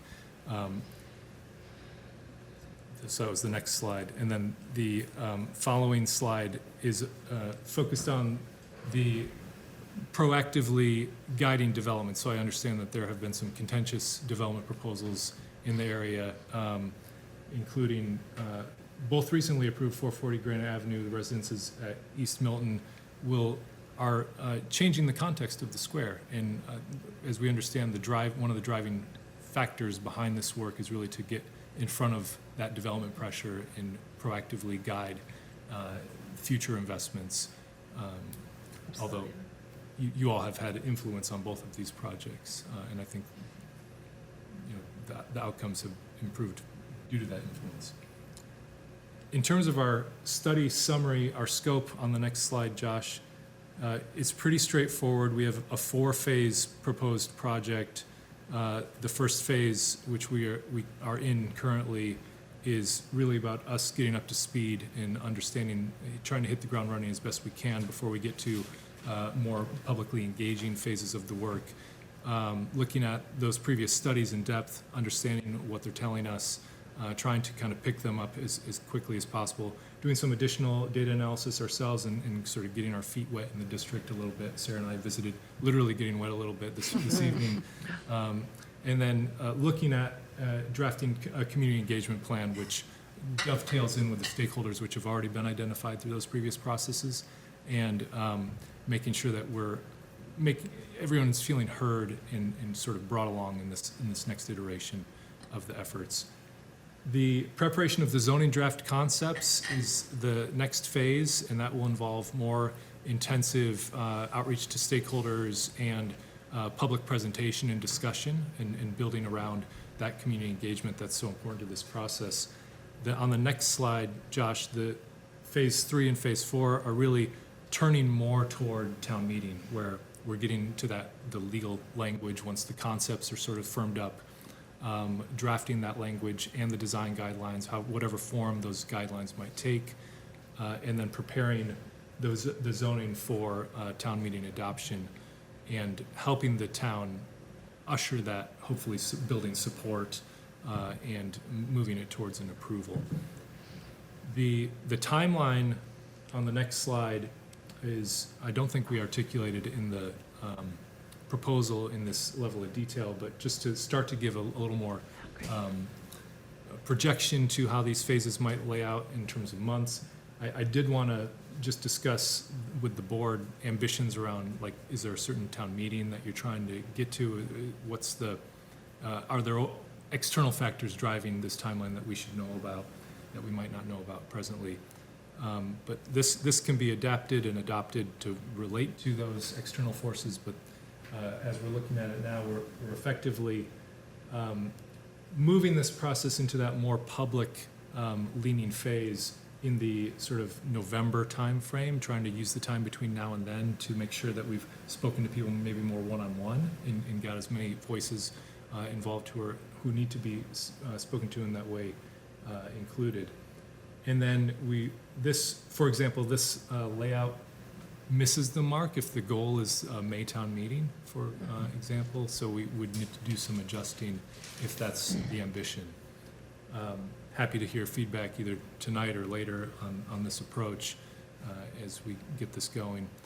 The other thing I wanted to talk, as we're on the study logistics a little bit about with the board, is the notion of whether the board is the main interface for the project, or if there would like to be an advisory committee formed for this process, similar to the advisory committee which occurred for the previous study with the Barrett Group and Dodson Flinker. I don't know if there's an opinion on that, but we'd be happy to hear more about that and discuss which might be more advantageous.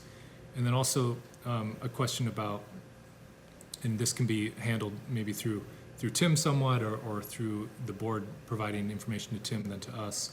But asking about those important stakeholders and who's really critical for us to engage with in this first phase of our effort, so we can hear what the sticking points may still be, and make sure that people who need to feel very involved are getting that treatment as well. So those are two questions I'll plant here. You can respond verbally or respond later. Either way is fine. All right, so we'll not seeing any movement to. I mean, yes. How are you gonna reach those stakeholders? Are you gonna, I guess, do a mailer, or are you gonna, how do you, what's your outreach? Yeah, so the outreach engagement is multi-pronged, as you can imagine. So there is usually a smaller number of stakeholders who have been involved, for example, like the working group members from the previous studies, which we'll want to contact first probably via email just to let them know what's going on, but then also have a phone interview or a Zoom interview with them on a sort of one-on-one or small group basis. Broader stakeholders in the district, property owners, business owners, surrounding residents, that may include a mailer, it may include flyering in the district. It could include if there are ready-made email lists that the town has or the district itself has. I think there's an There's neighborhood association, yeah. Yes, so leveraging some of those existing networks as best we can to make sure that people know about what's happening and can engage with us directly if they didn't find themselves on one of those lists and would like to be interviewed one-on-one. And then also engaging the town-wide. I mean, this is zoning, so it will need to be at some point reaching a larger town-wide audience if we hope to make that adoption goal.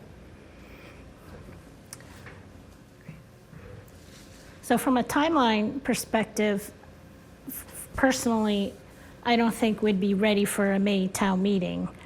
I don't think you need to adjust your timeline. And from an advisory committee, I'd sort of have to give that some thought. But again, in townwide, we're trying to, there's an initiative to not increase the number of our committees. And so I'd probably be more inclined to say that we are it. We're it. And I think we have enough familiar, and involvement with the Barrett report to know who we can pull in, because we certainly want as many voices to be part of this process as possible. Right. I think the thing that I recall from having been on the board when the Barrett work was being done is Judy Barrett actually asked to expand the composition of that advisory committee after some initial work, because she wanted to make sure that there were as inclusive as possible in terms of viewpoints. So she had a member of the clergy, for example, added. She gave us some categories of folks that she wanted added. So I think a touch point at certain, or at least some kind of outreach to that group would be really important, because they invested their time in it with the Barrett's team. And, that's the fatigue that some people have mentioned with a lot of planning work, is that you donate your time as a member of the community and then think you don't see anything come of it. And so I think first step in terms of engagement would be go back to that group, and then if there's some members of that group who are no longer involved or interested, kind of see what kind of category they filled, because not everybody's a member of a neighborhood association. We have, the Chamber of Commerce needs to make sure, most of this property is owned by business owners, right? So, and some businesses are tenants and not owners of property. And so getting kind of, sort of thinking through, who are all of the constituents for it? Because one of the things that that multifamily brings is an opportunity for a different type of housing than might be already in the neighborhood. And so some people were interested in downsizing, like people who live in that neighborhood that don't want to have a single family home anymore. And then, so there's, I think if we're talking to residents, it's really important to get people at different stages of life. So people who maybe don't have kids yet, people who have kids, people whose kids are grown and out of the house, people who are new to Milton, people who've been to Milton a long time. So you get, because they have different perspectives. And so it's just important to get as many perspectives as possible, I think, is the goal. So that was part of the goal of the Barrett group when they brought that group together. That's great. Because it's broader than the 5 of us. Mm-hmm. Yeah, for sure. I think that does make sense, though, given that this is a zoning-focused effort, and ultimately the planning board is the adopting body, which will be sending that forward to the town warrant. So we can, through our process, make sure that the groups that need to feel engaged and be engaged are engaged and contributing to this process, but then ultimately this board is responsible for the zoning itself. That's great. Thank you. So we did want to just touch on the next couple slides, not to belabor it, but we did include all of those foundational studies, which we're paying close attention to now. So going back to the local rapid recovery plan of the sort of the pandemic economic relief efforts of the state, the looking forward plan, which we've been referencing a lot, is the Barrett plan. There's the ULI technical assistance report, which preceded that. And of course, all of this is framed and underpinned by the Milton Master Plan, which the town has been doing fantastic work implementing, by the way, just to say that not all communities do that, so that's great from our perspective. And then also looking at the other resources like the Railway Village Historic Register information and how that may relate to this district. And then, of course, the bylaw itself is a foundational document as well, which we'll be reacting to and sort of responding to with our modifications to it. On the next slide, the next series of slides, we just have, the text gets a little small, but this is from the master plan, all of the language which focused on East Milton Square. We're taking a look at that and seeing how this work fits within those parameters and respecting that overarching feel. And then the next slide, the ULI report. A lot of these steps have been pursued and really set the stage for the work that followed. So I think there's been a lot of effort around building that community consensus, refining the vision, and really getting that both set in verbal language, but also some diagrammatic and vision planning language as well, visual, and thinking about the ways that the final approach to this regulatory modifications may work. The Rapid Recovery Plan took a little bit different view, but I think is very complementary as well on the next slide. And just to note too on this slide that we've been speaking with Adi Nocher, who's in our transportation department, who is now working on the parking management plan for East Milton Square. So we're talking about ways that can be coordinated with our effort and that those related and similar outcomes can work off of each other. So I think we highlight that one here, which was from the recommendations in that planning process. And then the next few slides, Josh, relate to the looking forward East Milton plan with the vision statement, which we're looking at the details of and kind of peeling it apart sentence by sentence and trying to understand where it's leading us, as well as the visual, the plan, concept plan and diagram. The note I would make here is the good news from a zoning perspective is we're not solving for the single right outcome. We're trying to set parameters for successful investment and redevelopment. So we don't have to be as exacting as a vision plan and how people might react to a very specific diagram in terms of building footprints and locations, but we're really trying to set the parameters for success through zoning and give predictable outcomes, which the town can feel good about and the neighbors and the property owners, but we don't have to come up with the single answer. It's really about setting the field for a bunch of good answers to come forward in the future. So the next slide talks about some of the specific zoning related recommendations from that plan as well. So we don't have to get into these tonight unless you'd like to, but we're basically using this as the foundation, the starting point, of course, for our work, and we'll be using the stakeholder interviews and our communication with the board to look at these ideas and, turn them around, interrogate them as needed, but if something looks good, we're not also going to needlessly change things that were previously discussed or determined. So that's all in here. There are some additional ideas that we'll be taking a look at as well around sustainability, net zero buildings, how those types of ideas can be integrated into the zoning as well, and what that might mean. Also keeping in mind with those types of ideas around development feasibility and market feasibility. So that's something we try to keep in mind as we go through the zoning for any of our efforts, is to not create zoning that just looks good as a zoning bylaw, but will actually create real results in the world of real estate development as well. And then finally, there's some, on the next slide, very tangible recommendations related to the zoning with the outline, as we discussed, to that expanded area, which relates, again, as Cheryl pointed out, to the specific business uses which are not within the business district today. And the notion of sub-districts was also introduced as part of the recommendations, which from our perspective on first glance looks like a reasonable approach and idea. And then on the following slide, there's some of the specific parameters which were outlined for each of those sub-districts, the dimensional standards, parking requirements, purpose statements. So there's a lot of information for us to start from, and we appreciate that. And this is a much better starting point than many of the setups for a zoning process like this. Lastly, I'll just point out to you the East Milton plan also did highlight design principles, which I think are very sound design principles and are very easily imagined to build a set of design guidelines and standards that build off of these principles, and just dive right into those.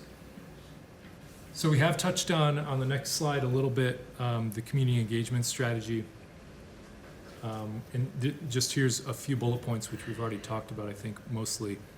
But we're respecting those past processes, making sure that the stakeholders are engaged in this first phase through those interviews, the one-on-one interviews we talked about. But then the primary feature from a more public standpoint will be public forums, which are built into this process. And we'll be approaching those with all due diligence and deliberateness to make sure that the exercises in those engagement events are very well thought out and getting the exact type of feedback that we need to get. We're not, for example, starting those meetings with what's your vision for East Milton Square? We're past that point, so they'll be very strategic about the specific zoning characteristics, the dimensions, the regulations, the design aspects, all those items which will help us build the zoning bylaw. And then eventually that will be more formalized as we head toward the town meeting with the public hearing, which we would be involved in as the planning board would like us to be, and we'll be helping to prepare collateral and materials as you move towards town meeting that will help build that support for adoption, we hope. And then just last, to round out the study boundary, which has been touched on in those previous slides, but more so just to, you all know where this is located in Milton, of course, in the study area highlighted in the next slide, which is starting with the business district, which are those parcels in yellow, which are the B district, but will expand as suggested potentially by the previous work. And we also just did want to share on the following slide that we're already starting to get into some of the collateral and imagery that the previous consultant teams had developed with some basic three-dimensional massing of the district. And we think that's a very important step for us initially. If you go to the next slide, Josh, to show the existing scale of the district to use when we start to get into diagramming some of those design standards and guidelines, things that we might want to illustrate. We'll be using this type of simple modeling, or in some cases more detailed modeling, to get a point across, but it'll be based in the features and characteristics of the district itself, and not pulled from some other place, but really trying to build on what East Milton Square is as a place, and move that forward as the community would like to see that happen. So with that, we will, if there are any other additional questions, I think what I'll do is maybe Josh, if you skip to that next steps with the bullet slide.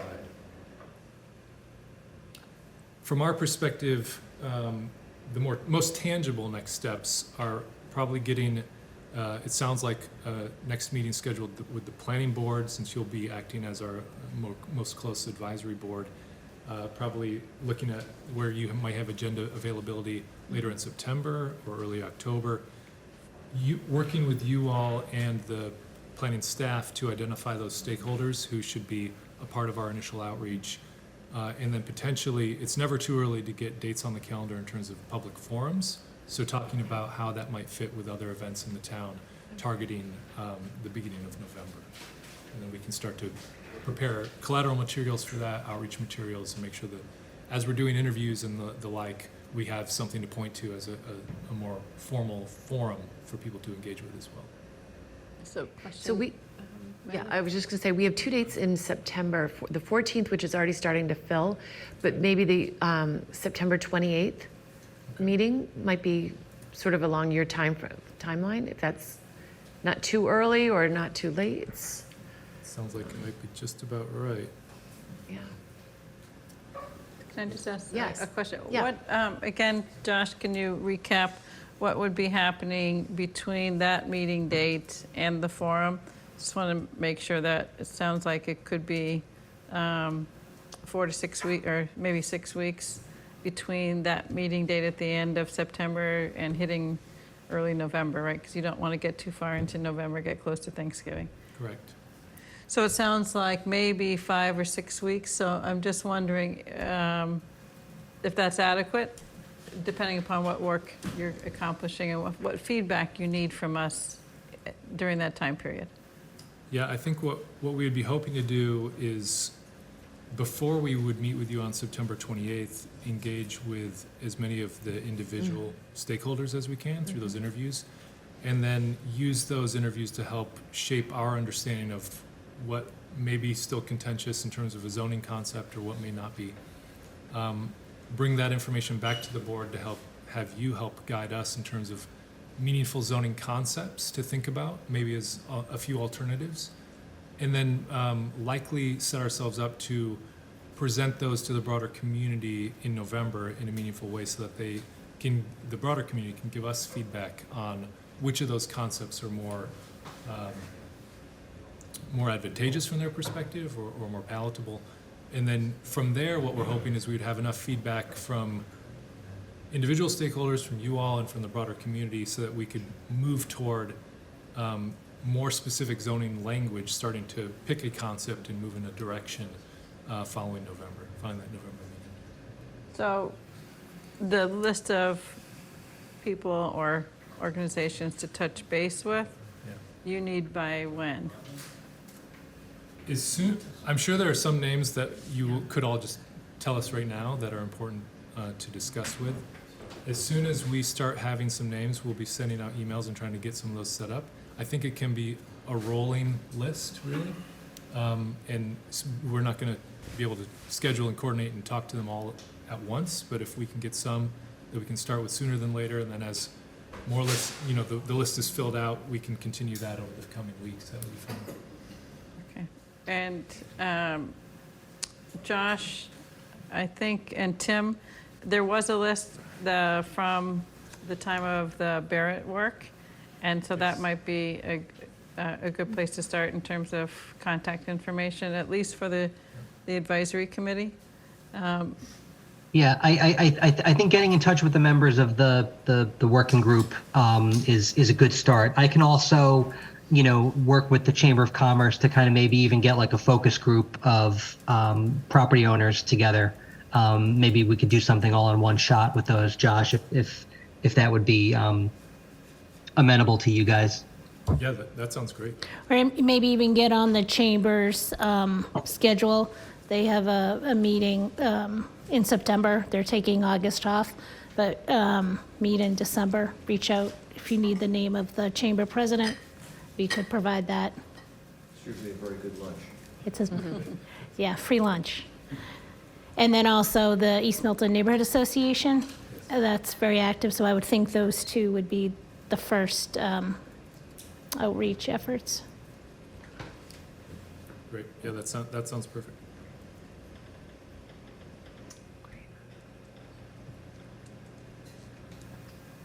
Yeah, I think that's fantastic.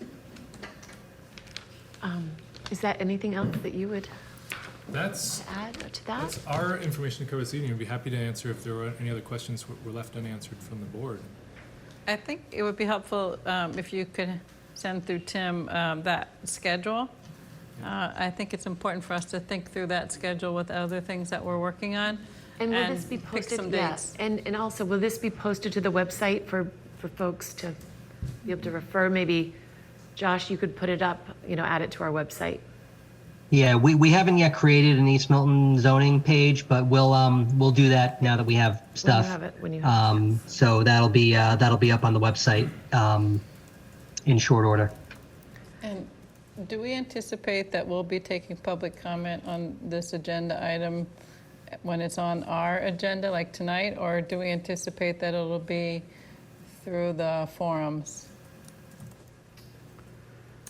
I mean, I guess that's to be determined. I always like to hear from, if a resident comes and wants to be, I'm just speak trying up to on set something. expectations, that's all. Yeah. Am I think once we get advocating one way underway, or another? once we get underway, I think we'll get a sense of the flow and whether to direct people, what's more productive to bring people to those, those forums or Right. to hear information. Because sometimes people, might want to speak, but then they learn their questions are answered when you all are presenting. So I think we'll have to take that. I mean, I have to be honest, I maybe go to 11:30. I wouldn't want to see him go much later. No, I right. don't know if that's an agenda Right. scheduling thing, or it's tough to limit people. Right, talking, exactly. Or Would limit it to the public forums. Yeah, I just think it's important to set the expectation, let people know, so that they know that that's the time to participate. And, there might be a particular meeting designated to take public comment, Yeah, at one of that our would- meetings. that would probably but be the way to I think manage that it. sounds like a good plan. So the You question can with help. the forum, though, is it a regularly scheduled planning board meeting? I think not, myself. So the problem then is if it's not, and we're They can't reach not us. in attendance, then we're not going to be able to hear what the public. Yeah, I actually think if we can all attend, it's better. Yeah, I would agree. Right. Because we didn't, the way we set it up, or the way it was set up during the Barrett work, we did not all attend. And I think it's beneficial to hear directly, and Yeah, it should be a date that we, we should do our best to all attend. Yeah. I agree. If I could add, frequently in this setup, what will happen is the planning board, it won't be a normal standing planning board meeting, but it will be a date which you can all attend. The planning board can open a planning board meeting at the Yeah. forum and then basically hand it over to us, and then we would operate the forum. Yep.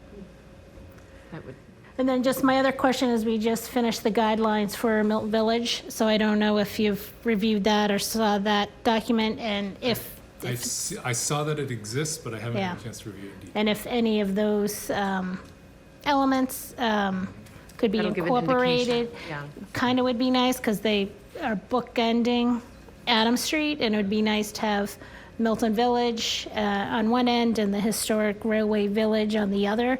They don't have to be totally matching, but kind of a nod to each other, and both having the same village feel. I'd say one thing that needs to be considered is the parking requirements. Milton, just like Milton Village, the parcels in East Milton Square are smallish. When you look at how much room it takes to park. There are bus lines, but it's not right next to the trolley like Milton Village. And I think in the Barrett report, there was some suggestion about some kind of a shared parking. And I think, if you have any experience with that in other communities that have this kind of similar situation, I think it would be beneficial to kind of understand how that's been done. Because that is probably the way it's going to make sense if it's possible. So. I think it's great that we have the benefit of the MAPC transportation staff doing a parking management study of this exact district concurrently. So that's something we don't usually have the ability to do, but that will be complementary to thinking about future development requirements for parking, how it might all work as more as a shared amenity in the district as opposed to parking lot by lot. That's in very dense, more historic districts such as this one. It's tough to get all the modern day parking requirements onto those scale of lots with the scale of a building that's required for redevelopment. So. And then I'll just mention something too, and I'm not sure exactly how this will dovetail, but when we did the Milton Village zoning, a lot of questions about traffic. Can the area take more traffic from that more development will bring? We do have a model that Beta developed, particularly in East Milton Square, of the existing scenarios. We do have the new deck project. That model was sort of static until now Beta's been contracted with to manage that model. And so I'd say it would be, we as the board should advocate that resource be utilized as far, in relation to the planning effort that's being done. So a certain amount of anticipated new development will come out of this zoning, plug that into the model, see how it impacts things. Because I think that's going to be important for residents to understand that we've thought about that.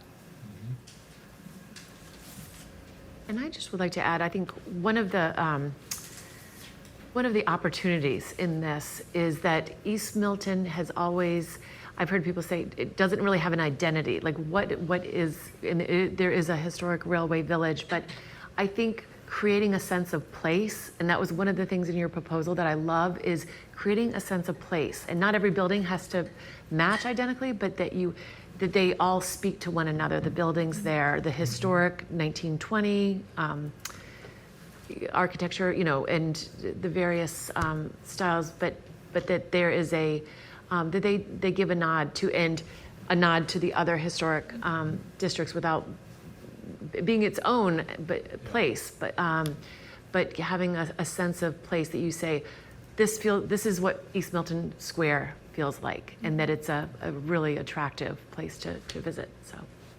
And leaning on the history that's there too. Right, and building off of that, exactly. There's some neoclassic, some of the buildings that are there are. We love seeing the piece of the railroad section that is highlighted in the square. Yeah. The redeveloped plaza now. Yeah, and building off of that, exactly, as a launching point, yeah. Not too many districts have the Southeast Expressway running through the middle of them. And the noise and pollution that they generate. So having something that boundary, is, to me, it could be more hospitable than it is, particularly Granite Ave. We like trees around here. Yeah. Lots of trees. But, I guess as we think about, remember how we did in Milton Village, we thought about the public realm standards? Yes. I think we want to think about those, particularly in East Milton Square. Yeah, that's a great point. A lot of opportunity there. Yeah.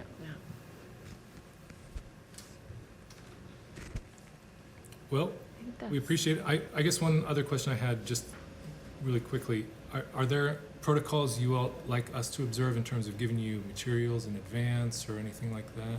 It's helpful. Yes. By Friday, prior to Next the Friday. meeting. Prior to your meeting. Tomorrow. The Friday before when you're scheduled. Okay, got it. It would be great. We'll try to respect that. Great, I'm excited. This has been a long time coming for this district, so. We appreciate it too, and sorry for the apprehension and hesitation around the changes. I know that's always difficult. We'll send along Najee's resume. That would be great. And hopefully we'll continue to reassure as we get going. That's great. That's great. Thank you. Well, thanks very for much. coming. Thanks Nice for coming. to Yeah, meet you. very exciting. Thanks for coming in person. It's nice to get that. Absolutely. Yeah. Yes, Yeah. we're looking forward to it. Yeah. And looking forward to being here more. Good. Yes, absolutely. And we'll tentatively have you on the schedule for the September 28th, if that works for you. So, That's perfect, yeah. great. I'm free that evening. Great. All right, good. Thank you. Thank you. thank Nice you. meeting you Bye-bye. both. Yeah. Great. All right, so that's fantastic. Now we can move on to our old business, the MBTA Communities Update. Tim, if you want to So you tell me. I think that there are 3 things to talk about. Yep. And we can either talk about them or not, or put them in order. I do have a little bit of kind of further, playing is the wrong term because playing is fun and this isn't fun. But we have been playing around with the model a little bit, and I have some, different scenarios that I think we should kind of look at just in terms of how different dimensional requirements and different inclusion or exclusion of sub-districts kind of affects, the broader kind of bunch. So we've got that. We've got some different options for mailings. Josh and I put together some information with some kind of options that we got from the DPW's mailing outfit. We also got some language from both Jim and Maggie to kind of take a look at. So, that may be something the board wants to maybe settle on something tonight so we can kind of get the process moving of getting that out in the mail. And then the select board on Tuesday approved a letter to send to the MBTA regarding the Mattapan trolleys classification. That's a letter that Meredith and Mike Zulis, as chairs of their respective boards, have been kind of collaborating on with assistance from the town administrator and myself. The draft that you have, they voted to send to MBTA. They have held off on actually sending it so that the planning board could take a look at it. I don't, and Meredith may be able to speak in a little bit more detail as to what we think the kind of procedure for this would be. But it's definitely something that the select board has approved to go out. And if the planning board wants to offer any comments or anything, we can talk about that. So I don't know which of those you want to tackle first, but we can do whatever. Why don't we start with the it doesn't really matter. We need to get to all of these. So I'm interested in seeing the work that you're going to show us. But because it's just fresh, I guess we can talk about the letter to the MBTA. Last week when I was here, I had let you all know that there was going to be a draft that was going to be worked on, and that was in the works. Nick was going to try to get the work, get it sort of in draft form written before he left for vacation. And poor Nick has been wonderful working on things even while he's away, and worked with really, Mike in getting a draft together. The draft was finalized. A final draft was circulated between Nick, Town Administrator Nick, Tim, myself, and Mike Zulis on Friday. So had over the weekend to look at that. And then Monday, Mike had said, because they would like to have it ready for the select board, and my understanding was that the select board would look at it on Tuesday at their meeting in time, and then the planning board would have an opportunity for our board to review it, because it was the initiative of the planning board going to the select board to ask for working together in collaboration, was the spirit of what we were trying to do, because we really felt like it was appropriate for the select board to be involved with this initiative. So the draft final edits were due by Monday at noon. We all signed off on it. We all agreed it was excellent. Mike Zulis and Nick, I think, did a terrific job of capturing what we were trying to achieve, and the information that was fact-based that was put into that draft. Apparently, Monday night, there were some edits that were sent to the select board. I was never notified of the edits. No one ever reached out to say that on Tuesday, there have been any edits, because I certainly would have gone to the select board meeting just to advocate for the planning board to have time to have input on this. because the changes that were actually, the amendments to the original draft were substantially and significantly different from what we had all approved. And it was voted on with those amendments at the select board meeting, much to my dismay, that we were not ever given, it was voted to send it. So I got on a call with Tim and Mike the next day and respectfully asked that they hold the letter and not send it until our board had also had a chance to discuss the implications of what adopting or opting to send the second draft versus the first. And that's why Tim sent out to our board the second draft, but also sent out the copy of the first draft, so people knew how different the two drafts were. The body, a lot of them, there are many paragraphs that are consistent, but what is really inconsistent is the opening paragraph and the closing paragraph, which completely is a different ask of the approach of to the MBTA, and what the questions that we're asking and the information that we are requesting is extremely different. And there was actually some removal of facts, because I think what we wanted to do in the draft is be fact-based in our interest in our information that we're providing to the board. We don't know if those board of directors know the history of the Mattapan line or what has been referred. So there was information that was the own words of the MBTA that were taken out.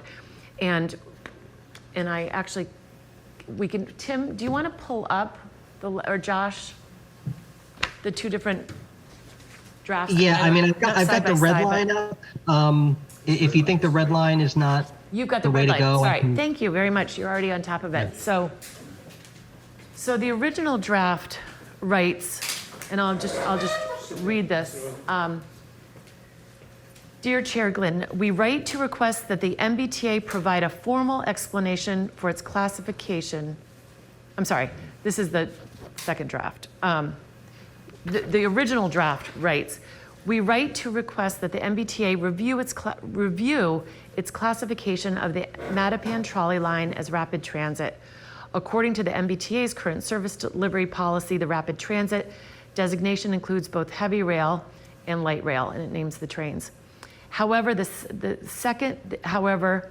significant differences in service infrastructure and equipment demonstrate that the Mattapan trolley line is not equivalent to the rapid transit lines, and that its previous classification as not being rapid transit should be restored. As is shown below, equating the Mattapan trolley line with the blue, orange, red, and green line is like saying that the trolley in Mr. Rogers' neighborhood is the same as the bullet train. And then it goes on, the town is requesting this review for a few reasons. And then it also said the MBTA, this is what was left out. The MBTA has previously recognized that the Mattapan trolley line is not equivalent to the rapid transit lines. For example, in its fourth annual report in 1968, the MBTA acknowledged that it did not go forward with the project to convert the Mattapan trolley line to rapid transit by extending the red line from Ashmont to Mattapan Square. Quote from the fourth annual report of the directors of the Massachusetts Bay Transit Authority.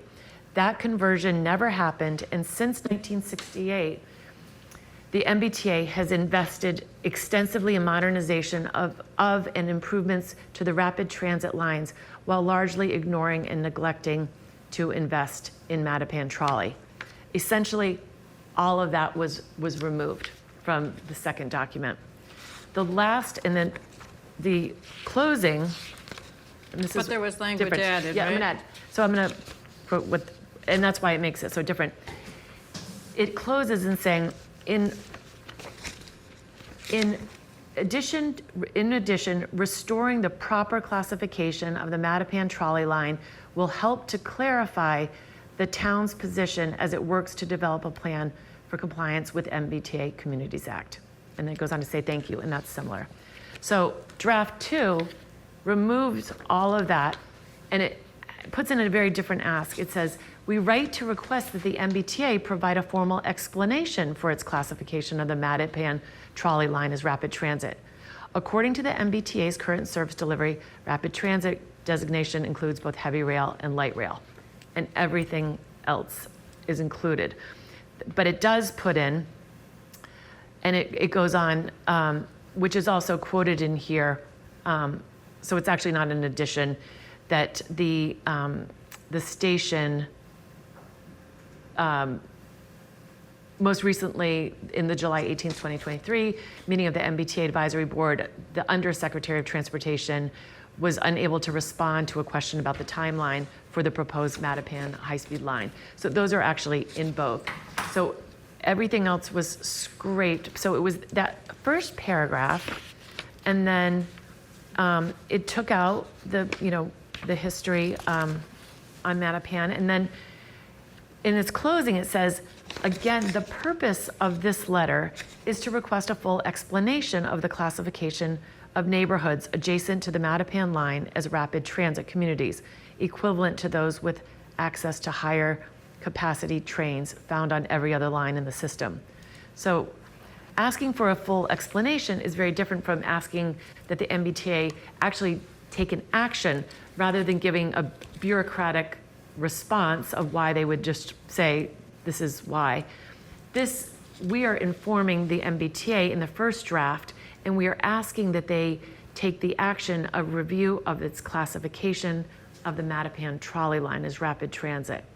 So if the select board had just approved what was the letter that was the draft that Nick Milano, Tim Zawinski, Mike Zulis, and I had agreed to bring to both of our boards, I wouldn't have a problem with them having voted it, because I think I would have still wanted to discuss it with our board, but I would have not had an issue.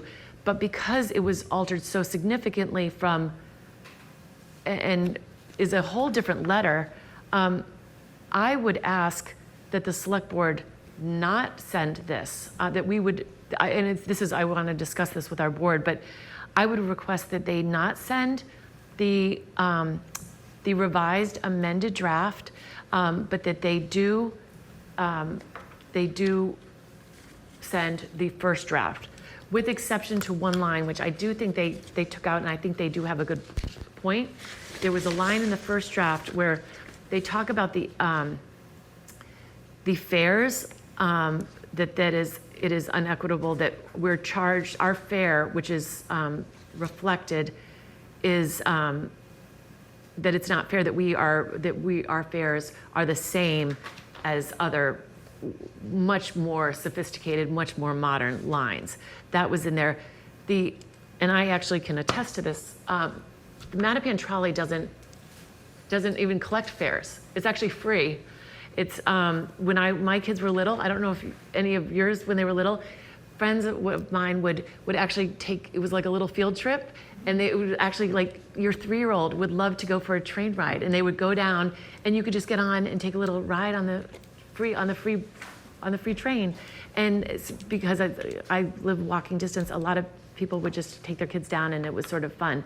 So actually that could even be, something that's added on. Another difference is that they don't even charge anything, but that was eliminated from the second draft. I would be fine with eliminating that from the first draft, that language, but I think everything else, including the opening paragraphs, the closing paragraph, and the information that is being included with quotes from the 4th annual report of the directors of Mass Bay are included, because I think it's evidence to the fact that they have not considered us rapid transit, and nothing's changed in 100 years. So we have the same train, but different terminology. So that's where the review piece is, I think, important. And I think Mike Zulis and Nick And Tim, I don't know how involved in the writing you were, but I thought it was an excellent letter, that the way it was written, and all the really important information that was put into this, I would like to see restored, and it be the letter that we would like to ask that it be sent. And I would open it up to other members. I agree. We had a collaborative process between you representing the planning board, Mike Zulis representing the select board, Tim was involved in it, Nick was involved in it, and those parties who are all, again, representative of the respective boards, Tim, the Director of Community Development, Planning Community Development, and Nick, our town administrator, I thought your letter was excellent. I really do. And I also support that letter. I do not support the revised letter. The intent is very different. We have shifted the intent from the first letter by virtue of editing it and creating the second letter. And when I go back to the email that Tim sent to us on the 19th of July, and Tim forwarded an email to us that was from Nick Milano. And this refers to Nick and Tim's effort to try to understand classification. And it reads, this is Nick writing to Meredith, to Mike, and copying to Tim. Tim and I both reached out to the contacts at the MBTA with questions about how the MBTA classifies its different divisions. We were both separately pointed to the MBTA Service Delivery Policy, which is a document that was approved by the MBTA Board of Directors in 2021 as an update to the previous iteration of the policy from 2017. It is available online here, and there's a website there. Nick's email goes on, to explain, his attempt to get information. His second paragraph closes that my contact at the MBTA said he reached out to the policy team and the assistant general manager for policy, and Nick writes, the assistant GM is out of the office this week. I will follow up when I hear back.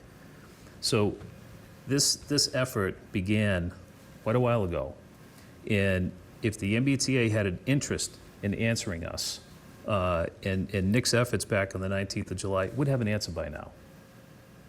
So I think the ask is not it's not a bad request, but there's 18 weeks left in the year. If we were asking this question and this was February or March or April, I'd feel very differently. But we're in the middle of August, and we're on an extremely tight timeline with an awful lot of pressure. So I'm not in favor of asking for how they arrive at the classification. I am in favor of requesting that they And I will address and just change say, that classification. they did get back, they did get back to Nick. Nick did have a conversation. And basically, it was a very brief, generic, bureaucratic answer. And I think that's where we felt that we were providing more information to them for understanding why we were asking it.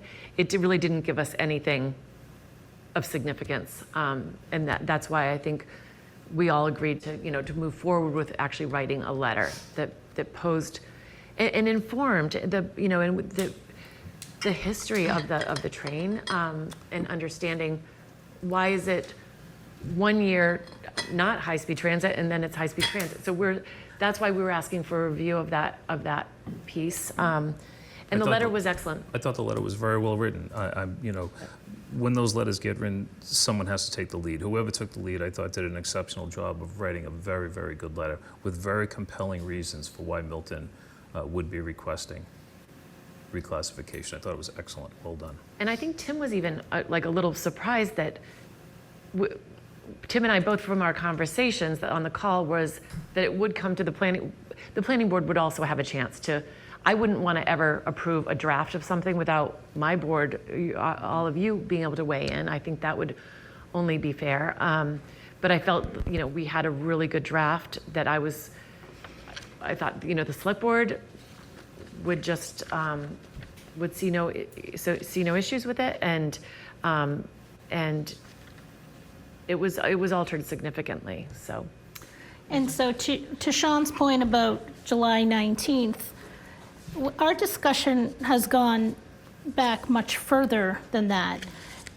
And if you recall, at our meeting on June 22nd, I actually made a motion to request the selectmen to reclassify.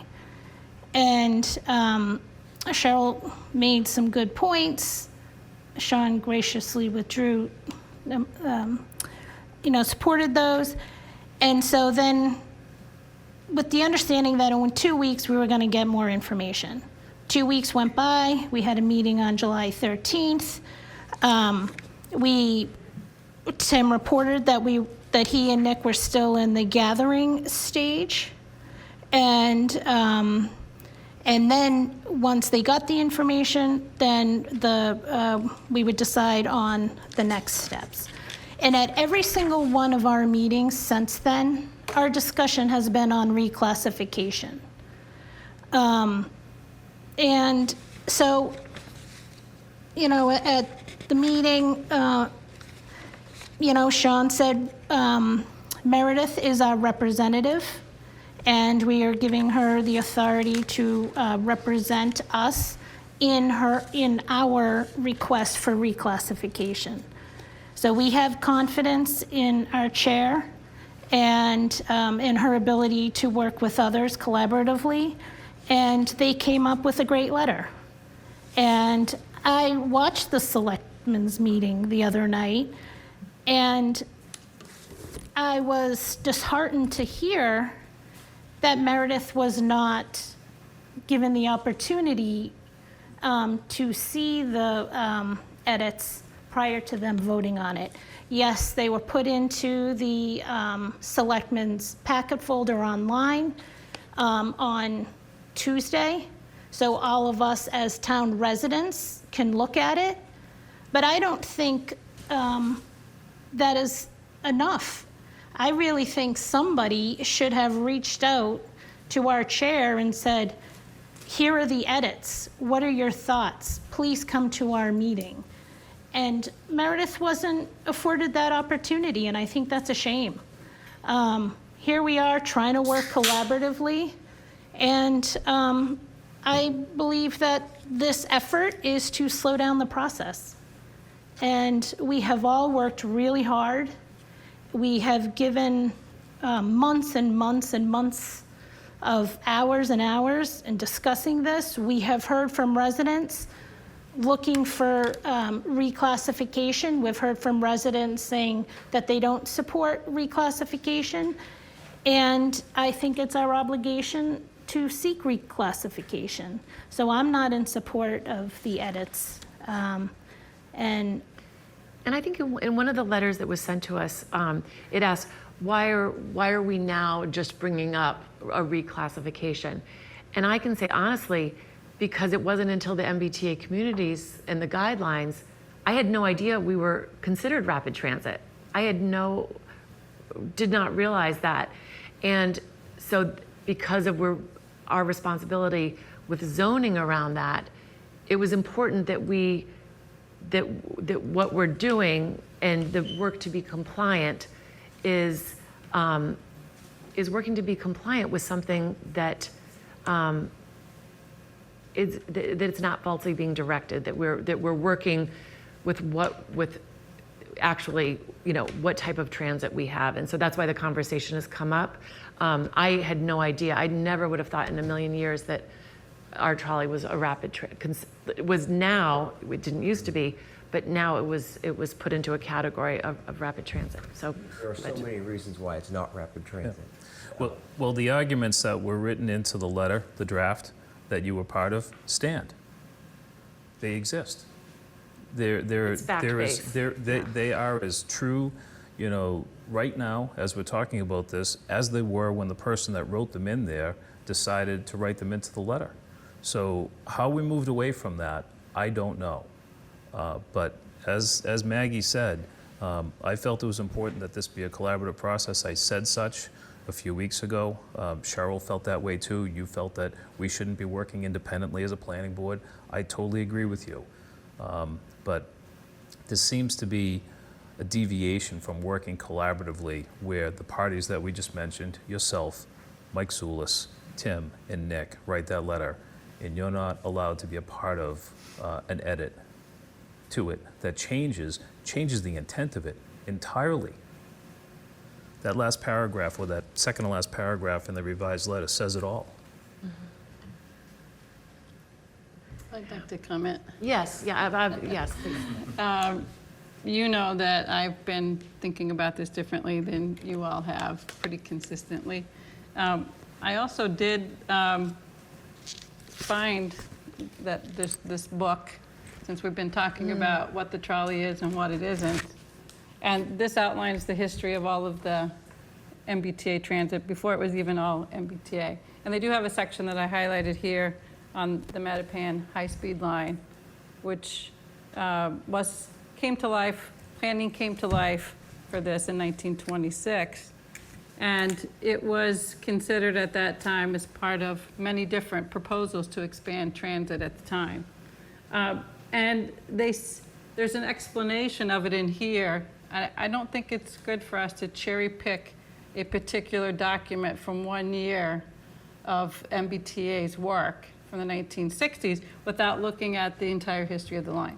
But aside from that, I continue to ask myself, what is the purpose that we keep going back to and debating whether it's rapid transit or not? So I did read these 2 letters the other night because I looked at the select board's agenda in the packet and I saw that this was happening.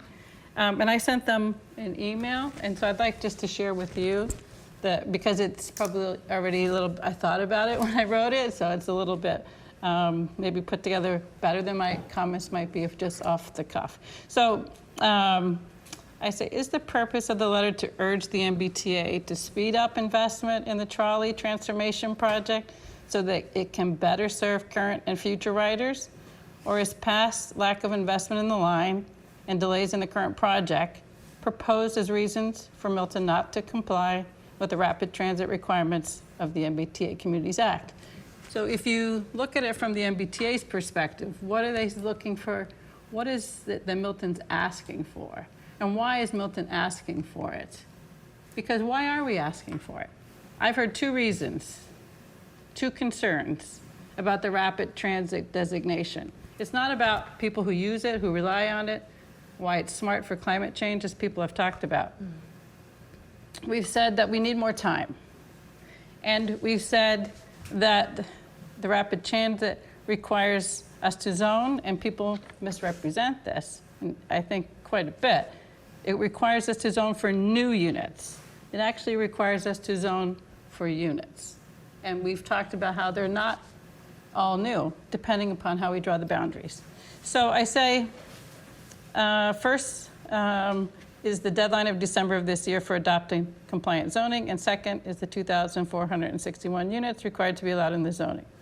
That number is not a net new number of units. I want people to understand that, people who are watching and who may watch this later. How many net new units depends upon the district boundaries and the number of existing units within those boundaries. And that is what we have been trying to focus, I think we should really focus our time on. In the area within 1/2 mile of the stations, there are approximately 1,800 to 1,900 units, which we talked about at our last meeting. And so if we use 1,800, then we're zoning for 661 units more than what we have now in zoned capacity only. We're not required to build these. If a smaller district were drawn within that 1/2 mile of the trolley, then other districts are added that don't have residential units now, then we may in fact be more than 661 units. But that's the work that we still have to determine. So the planning department has been working with technical assistance consultants for months to study what compliance might look like for Milton. The planning board has discussed that work at most of its meetings. And the process, in my mind, is far from complete. We also talked about that at our last meeting. More analysis is required to ensure that there is capacity to provide a yet-to-be-determined number of net new units, and so that zoning can be crafted that allows new housing that is compatible with our existing neighborhoods. Allowing and encouraging housing near public transportation neighborhood retail, recreational and open space is smart planning. And it's consistent with other recent and current planning efforts that we're doing. Walkable communities provide numerous benefits for residents and for the environment. The town is correct to seek the MBTA's full commitment to the transformation project and a committed timeline. We need to understand the capacity of the trolley at the conclusion of the project and whether capacity can be added as demand increases. We need to make a good faith effort to meet the requirements of the MBTA Communities Act. And we need to focus our efforts on the things that can help us determine the best way to do it. Seeking reclassification is working against our own and the region's housing needs objectives, smart growth principles, and climate resiliency objectives. And I've said that, I think, pretty consistently, and I still think that way. And so I do not support a change in the letter. In fact, I haven't supported sending letter. But I do think the revised letter is better because it's asking still what I said is, why do you think we're that way? But I still think our focus should be on how can we comply. We have a tough deadline, a tight deadline coming up, and we've got lots of work to do. So I kind of think seeking reclassification is important outside of any housing policy. So as Meredith said, she has just recently learned about our classification as rapid transit, as I have. And I was even more surprised to learn that we pay the MBTA nearly $2 million a year. And I have never known that. And so I'm wondering if our classification as rapid transit, if that $2 million is connected to our classification as rapid transit. Can you explain what the $2 million again? So the town of Milton pays the MBTA $1.8 million. $1.8 million a year for service. So if we pay that much, I feel like we're not getting good service for the amount of money we're paying. So my question is, why are we paying $1.8 million? How come? Is it because we're rapid transit? So I think finding and discovering what our real classification is really important as a whole town. And then once we have that classification, then we can move forward with our policies, including housing policy. So I think it really is an important step for us to know. Plus, it's a great compromise. You know, if we can get reclassified, it drops our requirement down to 10% instead of 25. There's still plenty of opportunity for development. It just has a much lesser burden on the town.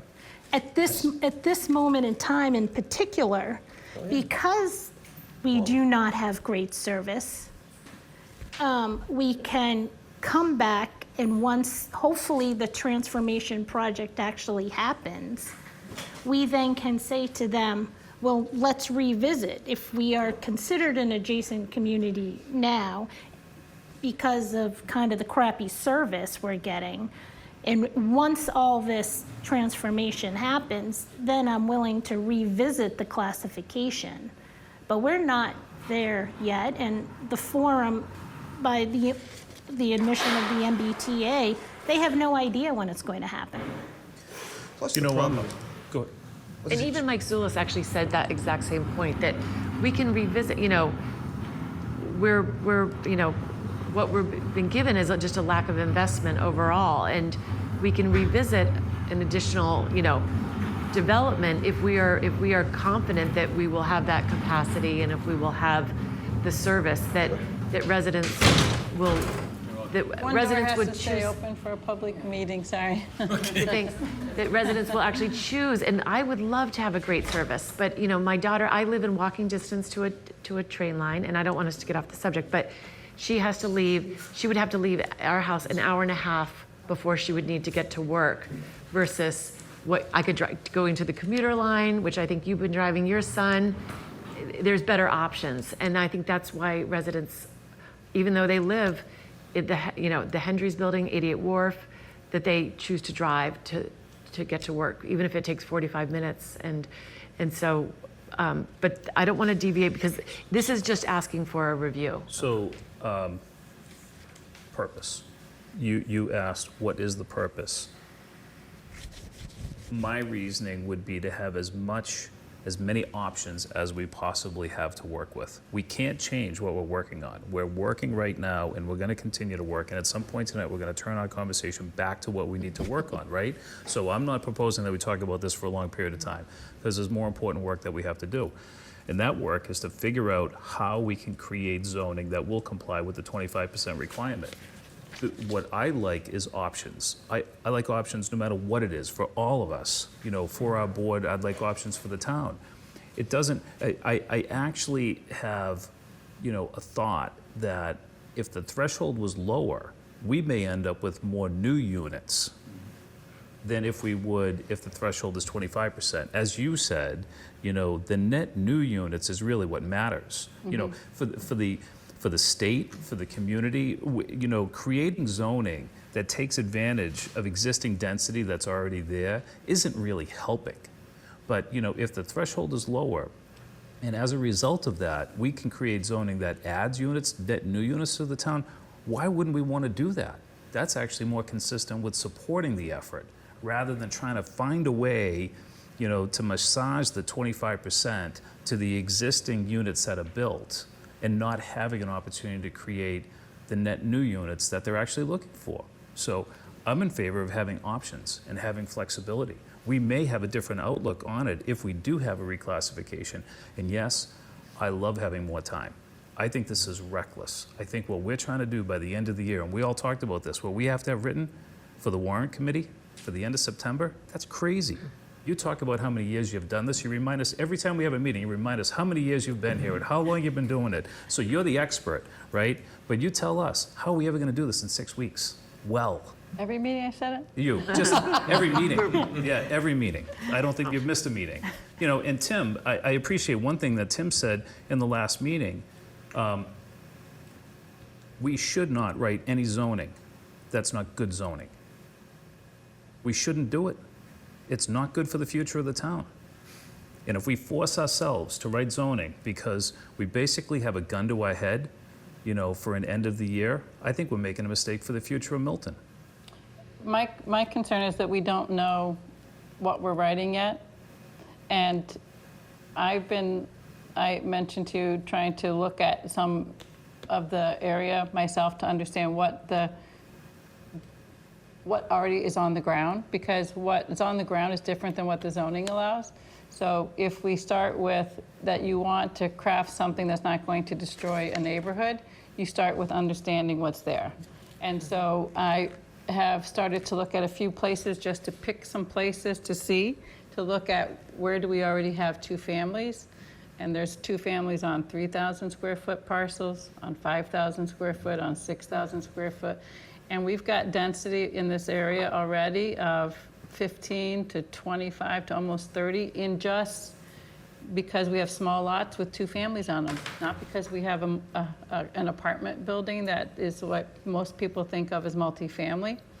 So understanding that we might have parcels that aren't yet developed, can we craft something that doesn't incentivize tearing down those 2 families or those other single families that are on small parcels, but allows you to get that same level of density and by the density that we're actually looking for, which is less dense than what we already have in this area on some of those parcels. So can you craft that zoning by your setbacks, by your height limit, by your lot coverage? So it is detail work, and it would be great if we could get our consultants to that detail work. I'm going to keep looking at it myself and see if I can try and help with that, but because it's time consuming, it would be better to have somebody who can spend a lot of time on it than I can, right? But my point is that we may get the fewer number that you're talking about by crafting the zoning properly. And if we spend our time on that, we'll better understand whether we can. So that I would be much happier if we got through that process and we said, well, this number of units for Milton is really difficult because we've looked at it this carefully on the ground. We're worried that what we're going to do is incentivize a tear down of a whole neighborhood. But we're just talking about that in the abstract now without having that detailed analysis. And so that's why I keep trying to come back to spending our time helping guide that analysis. We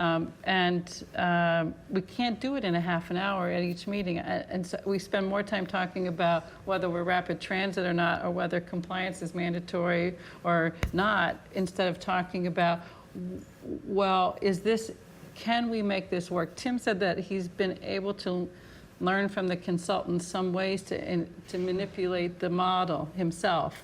And if we can run through iterations and see those iterations, we're going to get a better picture.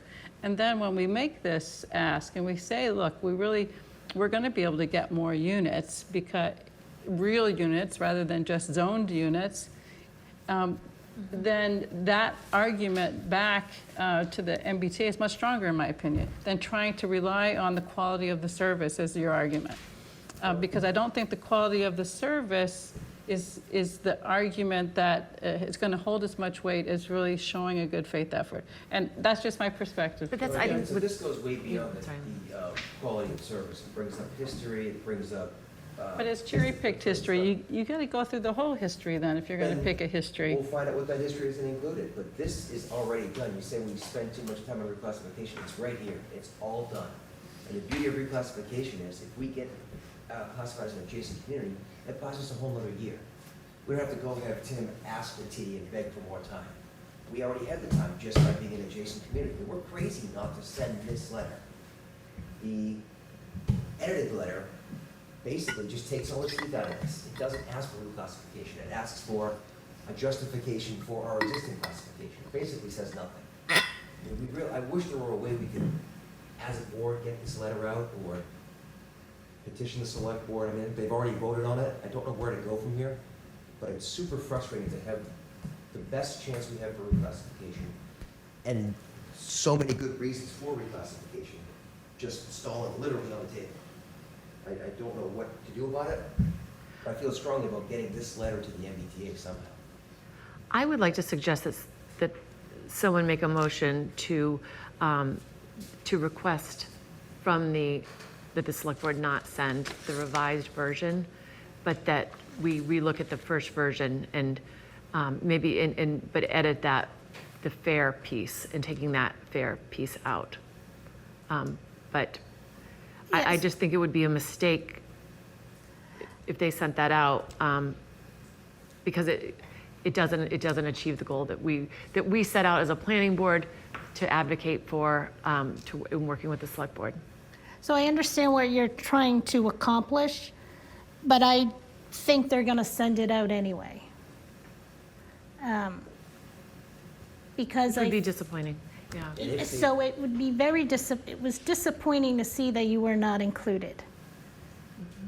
That was what was really disappointing to me. We've been working on the reclassification, as I said, since June, and so we can make a motion asking them not to send it out, or maybe we make a motion that the planning board does not support the edited version of the letter. Because I'm afraid they're going to send it out anyway. And one of the questions I had was who were the signers of the letter? Because I thought through our process, I thought it would have been a really strong letter if it was one letter worked on collaboratively, and to have that one letter signed by the 10 of us, the 5 selectmen and the 5 planning board members. And to me, that would have been powerful. And we haven't even mentioned that the select board themselves are not unanimous in their decision in the edits. So that letter, the edited letter, is only supported by 3. So the original letter, we don't know what its support would or would not have been. Yeah. Right. You can't really speculate because they went right to the, I watched it also, Well, they went right to the revision. Well, Mike supported it Monday morning and then supported a different one Tuesday. And guess he was persuaded otherwise. Yeah, I think he through was the- trying to get consensus. I think that, I don't want to, put any blame on just Mike, but I think he was trying to get something that everyone could agree to, but it was such a diluted version that the letter completely changed from the original intent that Tim, Nick, myself, and Mike had drafted. So what I've sort of learned through this process is we can ask to work collaboratively, but really the only thing we can do is vote amongst ourselves. That's sort of a controlled environment. So the question becomes, what do we have authority over, like the select board has greater authority over town affairs than the planning board does, right? And infrastructure, infrastructure. Yeah, for many things. I mean, we have some. Absolutely, and I told Mike that, I said, the select board has every right to do what you want to do. It was just that we were in the spirit of working together on something that we all agreed that we were going to present to our boards. And even Tim said, we weren't even completely clear on who was going to be the final signator. I was, giving reference and reverence to the select board, but it would have been more powerful, I think, for all of our names to be. Yeah, I guess the question is, if you're looking for 10 signatures, is it possible to craft a letter that 5 members of their board and 5 members of our board would agree to? I had just a casual conversation with Benzel, who wrote the edits, and he said that he previously wasn't in support of sending a letter, and so he sought to find something that could be viewed as a compromise. And so I guess, where you've heard me, and there's not 3 of me, but you've heard me and you've heard residents speak. And so would you also be willing to think about it in the spirit of a compromise? You all have said tonight it absolutely should have gone as written, where we haven't even spoken about it yet. I mean, it was supposed to come to us for comment. And so, no, Right. I wouldn't support sending it as written because we haven't had a chance to discuss the merits of it. I mentioned a couple of things that concerned me, but there could be things in there that I did support. I told you I supported asking them to explain review. it.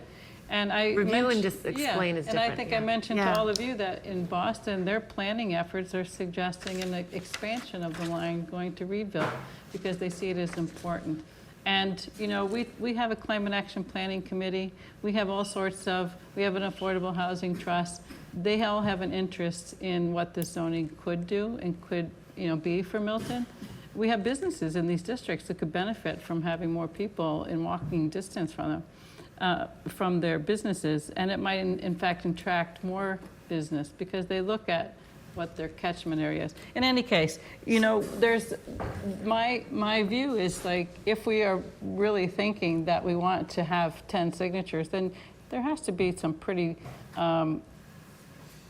open discussion and willingness to give from all parties. So, and I'm not sure whether that can be accomplished in a time frame that you're looking at trying to get this out. I don't think it's realistic that you're going to get 10 signatures. You'll never find 10, you'll never find a letter. I think what's important is the planning board supports it, the select board supports it, and I think Nick is the one that should sign it. He is the town administrator. It would be very, very appropriate for the town administrator to sign that letter. That way, we're not worried about getting 10 signatures.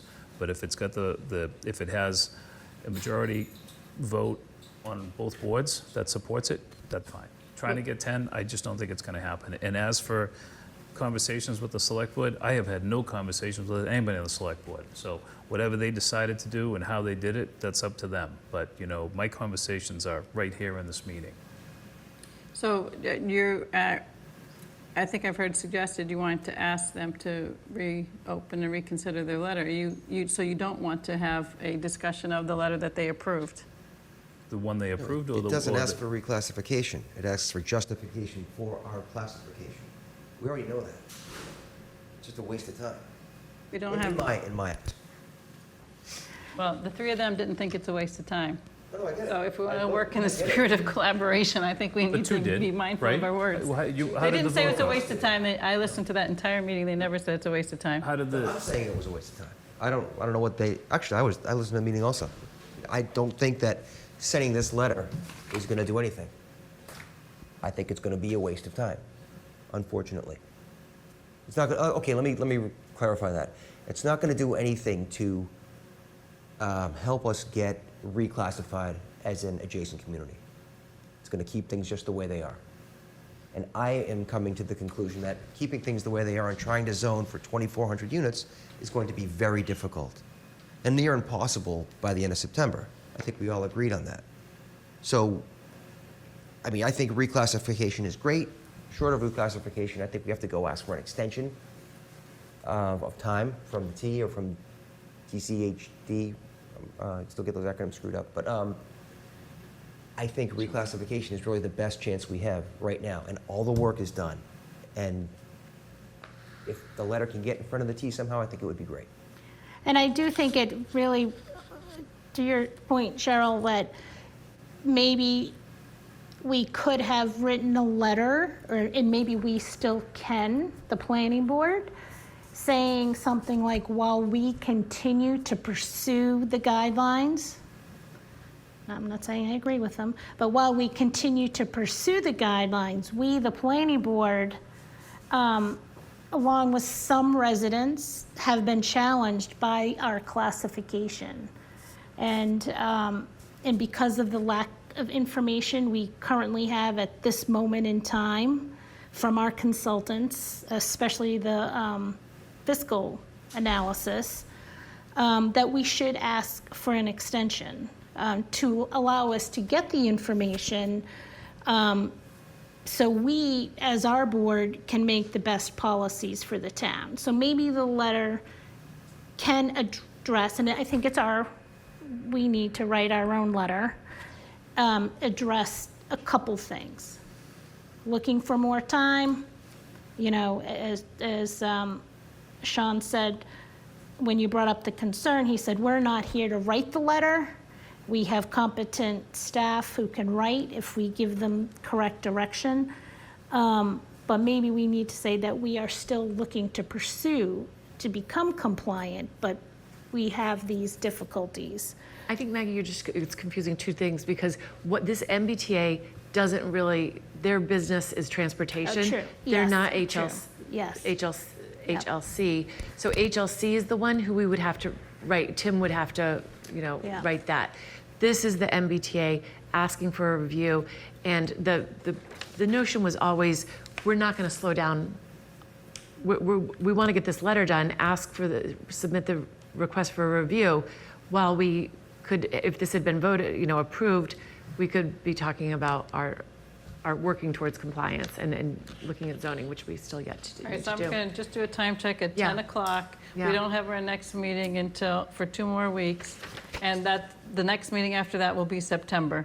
And zoning is supposed to be submitted. Yeah. So I guess we've all voiced our opinions about this. I don't know whether we're going to have any change of heart about it, but I don't support sending the letter, but in the spirit of trying to find some compromise, that the letter that as edited, as the select board voted, I would support sending. But I really would like for us to move to hear other aspects of where the compliance is going, because I would too. I just think that's, we have to continue to focus our efforts on it. So I'd like to make a motion that the planning board does not support the edited version of the letter that the select board is sending to the MBTA Board of Directors. I would second that motion. Okay, is there a discussion, further discussion? Okay, then I think we should take a vote on that. Cheryl? No. Jim? Yes. Maggie? Yes. Sean? Yes. And myself, yes. Thank you. I will reach out to Mike, and Tim, we can talk about, yeah. Yep.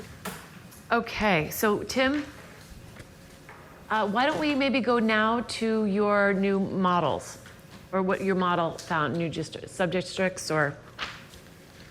Yeah, so Yes, the I thing wanna that I talk- had been waiting, the thing that I had been waiting for was a version of the compliance model worksheet that included all of the sub districts that we've been talking about, which just allows you to manipulate things, and you're not looking at 4 different spreadsheets from 3 different time frames. The tricky thing about the model, and I'll bring it up in a little bit and you'll see what it actually looks like. It allows you to test 5 sub-districts. So we actually have 2 different sheets because there's actually 7 sub-districts that are kind of up for grabs right now. But we're able to do the necessary calculations in terms of unit capacity and then overall density. So this is kind of what we've got, and I'm going to bring up a spreadsheet. I'm going to share my screen real quick, and bring up a spreadsheet that basically just to show you the math that I did annotate for some reason. Sorry, let me get out of there. Let me get out of this.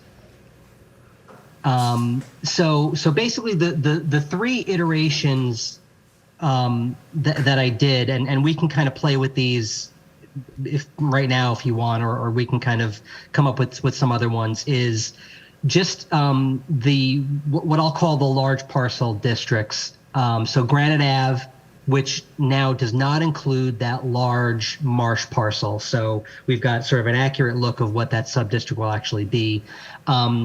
Elliott is what we're referring to as the sort of the Milton Village large parcels.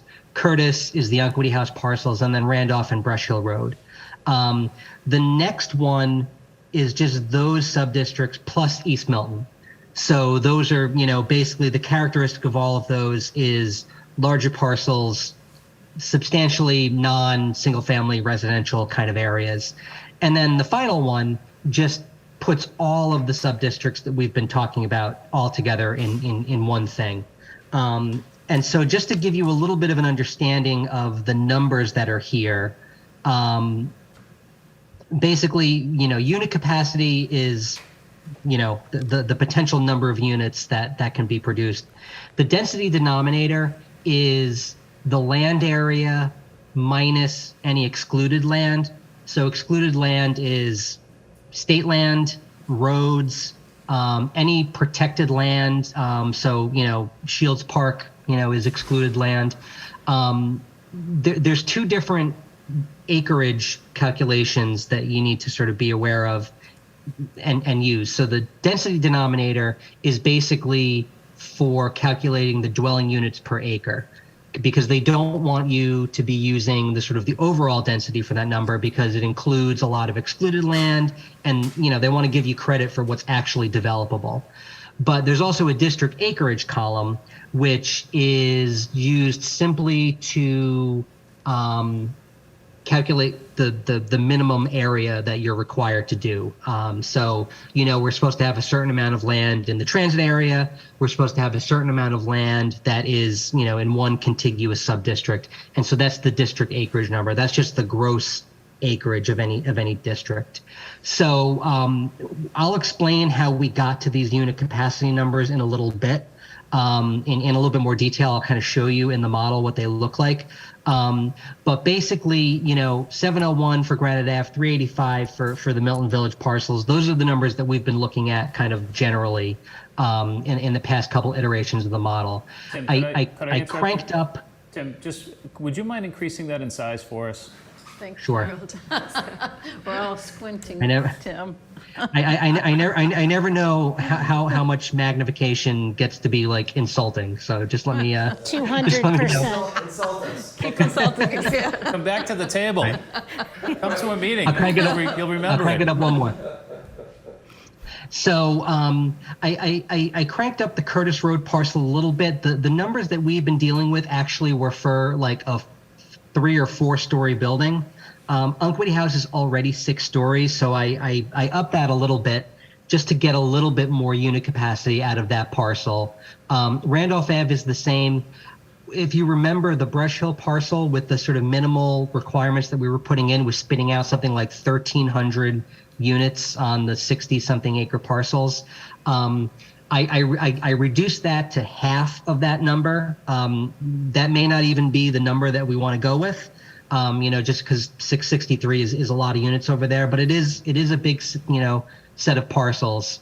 And so we just wanted to sort of get that to a number that was more reasonable than 1,300 something. So the lesson of all of this is we're at 2227 unit capacity. There's room to kind of adjust things within here to get to 2461 in a kind of credible way, especially because we're at 20.66 dwelling units per acre, which is way above, the 15 units per acre. That's sort of the minimum. And then the district acreage, so the whole set of districts comes out to 116.8.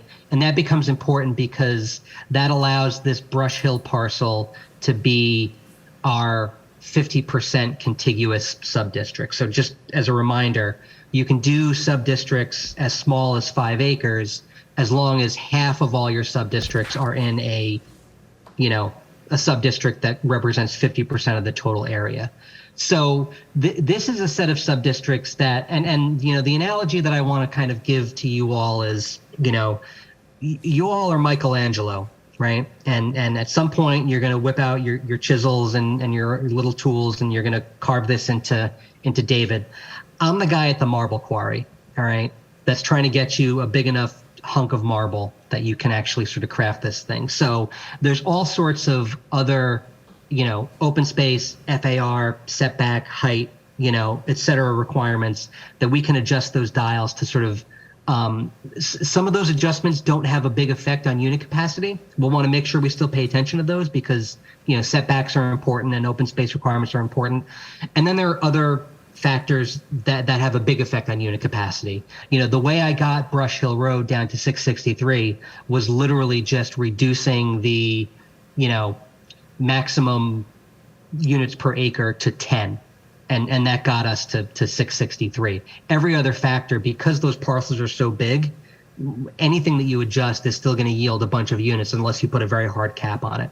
So this is, we're going to, if we want to go in this direction, we're going to want to pop open the hood and make sure that, 701 units on Granite Ave is okay, and it's got dimensional parameters that we think are good, but there's a credible path towards getting to our requirements here. It just requires a little bit more adjustment. Part of that adjustment could be including East Milton, which, we had talked early on about, including East Milton because it is, non-residential, relatively large parcels compared to some of the single-family districts. We're going to be zoning it for multifamily or mixed use anyway. I think there was a sentiment that, we're going through a very specific and detailed zoning process there. And because we can't mandate mixed use, I think folks were maybe not super comfortable with rezoning East Milton, because putting some of those commercial uses at risk. I think the other side of that argument is you can zone East Milton for like the minimum possible level that still helps you, and then go back through the process that we just talked to MAPC about earlier in the evening and actually do the zoning that we want to do that will actually be, attractive to developers. And what I think you'll see if we pop open the model is, I got to 336 units in East Milton with some really, very minimal, I think I set the height at 3.5 stories, which is, smaller than, the project that the planning board just approved at 440 Granite Ave. That got us above 2461. It still keeps us above the 15 the 15 dwelling units per acre minimum. But what happens here is because you're adding more units and you're adding more acreage, now we don't have a district that is contiguous that represents 50% of all of the sub-districts, right?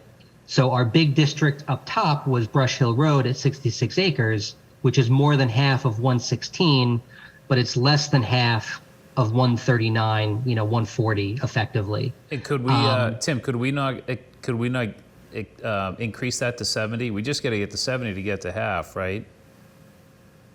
Yeah, I would have to look over there and see. There's a lot of foul meadow, which you don't want to zone for. But I know we talked about this at the last meeting that perhaps there's another parcel or two over there that we can kind of get in. So that's something that I think that could be a strategy, because the risk of doing something like that is a reduction to your overall density, because you're adding land that's not going to give you units. But I think because it's only a few acres that we need, we could probably still do something like that and perhaps get to our numbers. But I do want to get over to the compliance model just to show you what's producing this East Milton number. And then finally, again, I just added everything together. So that includes transit area 1 through 5 and transit area 6 through 7, which, if you recall, the util diagram that they produced that kind of chopped up the transit area into sort of a reduced transit area. And then, just based on geography and kind of parcel size and kind of street layout, divided into 7 kind of little districts. Not a lot of difference between any of these districts. But the way that I got to these numbers is, and we talked about this at the last meeting, is in transit area 1 through 5, which represents the smallest parcels. This is effectively the C zone in the transit area, setting a minimum lot size of 7,500 square feet. And then, for every 2,500 square feet of additional lot size, you get an extra unit up to 6 units. That didn't have a tremendous amount of effect, and actually, quite frankly, reduced the overall unit capacity in that area significantly. Because the number of 7,500 square foot parcels is much less than some smaller parcels. And you can see this, 2.46 is the overall density of that transit area 1 through 5 with those parameters. So very low density, relative to what we were getting before. But, you just got to make that up elsewhere. Transit area 6 through 7 is sort of the A and B zone in the transit area. The parameters I put there, and I'll have to double check if this exactly what it was. But, again, minimum lot size of 10,000 square feet, an increment of additional lot size, you get an additional unit, again, up to 6 units. Gets you 214, a density of, 3.84. So this, I don't see this one as a solution per se. I just wanted to show you what it does. Doesn't get you to 15 units per acre. So if you wanted to get to 15 units per acre, you'd have to probably densify the transit area a little bit more. Probably via some minimum lot size adjustments. And then it also doesn't get you to that half contiguous. I had thought that transit area 1 through 5 would be big enough, but the total acreage of all of this is 362, half of which is 181. So, if you wanted to get contiguous, you'd probably need to increase transit area 1 through 5 by several acres in order to get to that. But again, this isn't doing, Did you say that you used the same parameters for transit area 6 and 7 as you did for 1 through 5? And if you did, then why wouldn't you combine the acreage? Well, so this is actually a question. So I'm kind of less concerned about this, because this is a question that I would have for HLC, and I think I know the answer. That the entire transit area, I suspect, could serve as a contiguous district, because there's no daylight between these districts. So I think I'm fairly certain. Now that you bring this up, because I remember reading about this earlier in the day, and I kind of put it at the back of my mind because I was like, how would you put in? I was kind of knee deep in the model. I wasn't figuring. Wouldn't you be connecting to, you would be adding in Elliott and Curtis as well? Because if you did transit 1 through 5, you would be connecting between Elliott and Curtis. Yeah, that's right. No, good. See, this is what happens. This is why they pay you the big bucks, planning board, because I told you I was so like knee deep in this thing, and I'm just looking at these numbers, and that's no longer an issue. All right, so good. We're in good shape there. But we're in bad shape on density, and frankly, bad shape on unit capacity, because we don't need 3183 units. So like I said, I don't necessarily see this as a solution, except if the board is interested in zoning everywhere, which, there could be arguments there, in which case, the sort of the upshot of this is, if you do all of these districts, there's an opportunity to, perhaps, and it would really depend on where you come from, because you do have a big density deficit in the transit area, because you're just not getting a lot of density if we want to sort of cap the number of units that are over there, which, based on what we're hearing at the public forums and based on what we're hearing in these conversations, we want to kind of, if we're going to do the transit area, we don't want a ton of density over there. There's a couple iterations here. But Tim, you can could. I just ask you back again, if that's a contiguous district where you put those transit areas with Elliott and Curtis, wouldn't you average out the density between the lower density and the higher density of Elliott and Curtis and end up with somewhere in between? So this number 906 is this 3183 divided by this 351.4. That's how density dwelling units per acre is calculated. So this is already taking into account that the average. we've got. Yeah. Okay. Yeah. Gotcha. Tim, so if you go up just the second model, so when we're seeing a number that exceeds like 2563, which obviously is 100 units more than what were required, can't you dial that back, like dial East Milton perhaps, or Randolph Avenue back? Yeah, it would just be a matter of kind of figuring out which kind of lever does the trick there. I left 2563 alone because it was close enough. 22, 27, it takes a little bit more work. And then 3183 is too much. So yes, there's probably somewhere, whether it's, on Elliott Street or Granite Ave, Granite Ave is a decent number of units. Maybe you'd want to kind of dial that down just a little bit. But that's, there's enough districts here and you're good enough on density that you'd still get above 15 with whatever adjustment you made, just picking whatever parameter does the trick there.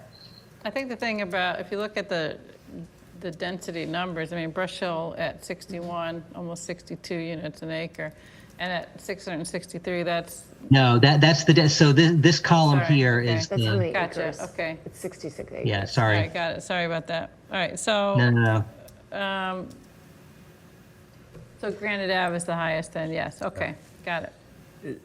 That one at some point, I don't know when we'll talk about Granite Ave, but I'm trying to wrap my brain around 700 units on Granite Ave, Yeah. It's 3 parcels, but still, it's a lot. So I think... 3 parcels alone, I think one of the things that would be worth, and Tim, you can probably help us with this, not tonight, but another time, give us an opportunity to visualize 700 units. When I think of a large multi-unit development, I think of what's going on at North Quincy. I'd love to know how many units that is, because that would give you a good understanding of number of units, right? Think about this, the 40B projects, like the one in East Milton Square, that's like, what, 100 units? 7 of those. It's a lot of units. Yeah, it's, to me, it might not be, I don't want to derail Tim's presentation, but at some point we have to imagine what that would be. And have to visualize, and that's what UTIL will help, by... The one thing I would say is that once you look at a particular site, and those sites, There's conservation land nearby, so Yeah. there's going to be some Yeah. restrictions imposed by those. And then configuration of the lots are going to, impact how it's laid out. And parameters that we create. And Right. parameters So we so I create. get that, but I mean, obviously, I don't think I mean, there's gonna be a limit in height to what we would want anywhere, right, no matter where, so. I would say the Granite Ave building's already a certain height. You would just, that building, I would think you'd just retrofit it if it's possible. I mean, the footprint's probably not great for residential, but you might be able to, So you're saying that height is kind of the established height that you wouldn't exceed? on The that, granite- on that parcel. Yeah, what about down the These road? stories. Yeah, it's probably 4, I think, parking underneath and 3 up, 3 above it, I think. well, the thing is, if you think about what's practical from a construction point of view, 6 stories is like what you're going to max out on the typical construction on multifamily. And, 4 to 5 is probably really what's more economical to build. So I think, if your zoning was in that range, you'd be within the range of what people would likely build. Yeah, it's such a big number, at some point, a we big should number, try yeah. to wrap our brain around what's possible, what's Tim, I realistic. thought that UTIL was going to look at those parcels and back into some zoning from the other side. Like what would be a reasonable development on those parcels? And Yeah, that's how we got to these numbers. So it's they did a I don't have them. I don't have them in a folder. We have Josh. I don't know if you can pull up an email from UTL that we had those slides. This is I think so. Sean is right. 701 is a fair amount of units, but it's a credible amount of units given the size and shape of those parcels. So it's doable. And the other thing that we have been talking about is especially in this area where there's an opportunity because it's all kind of big parcels, not residential, and we want to start thinking about and there's only 3 parcels, so it's a good kind of test case for what does like a density bonus for mixed use or affordable housing or something look like. And so what the 701 does, I believe, is set it at a 5-story limit and then allows for a 6-story if you do commercial. And we can decide if it's commercial or if it's affordable housing, additional affordable housing or whatever.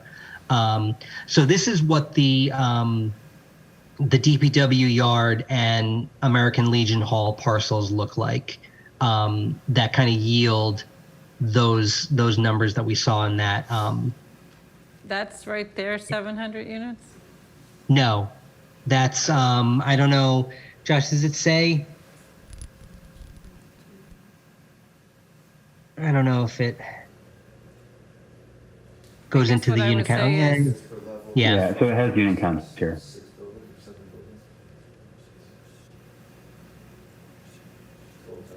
A sea of parking is what I see, but, Yeah,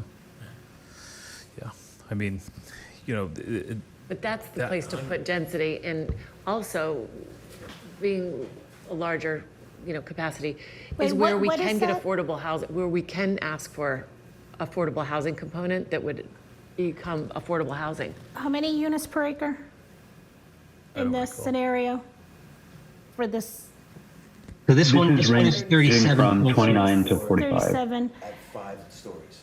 Okay, so if you think about the 40B that was just approved on Randolph Ave behind John Driscoll's house, that's 40 units on an acre.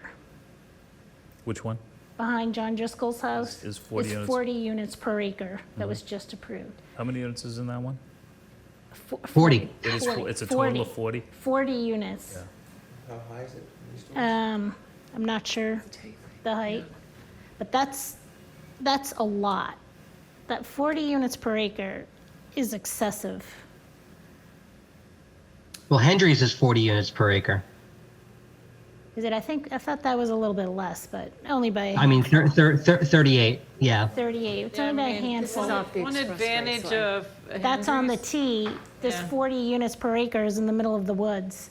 Well, one Even though it's advantage all of ran the Hendry's is the topography, allowing the parking to be basically nestled in, and therefore they have green space.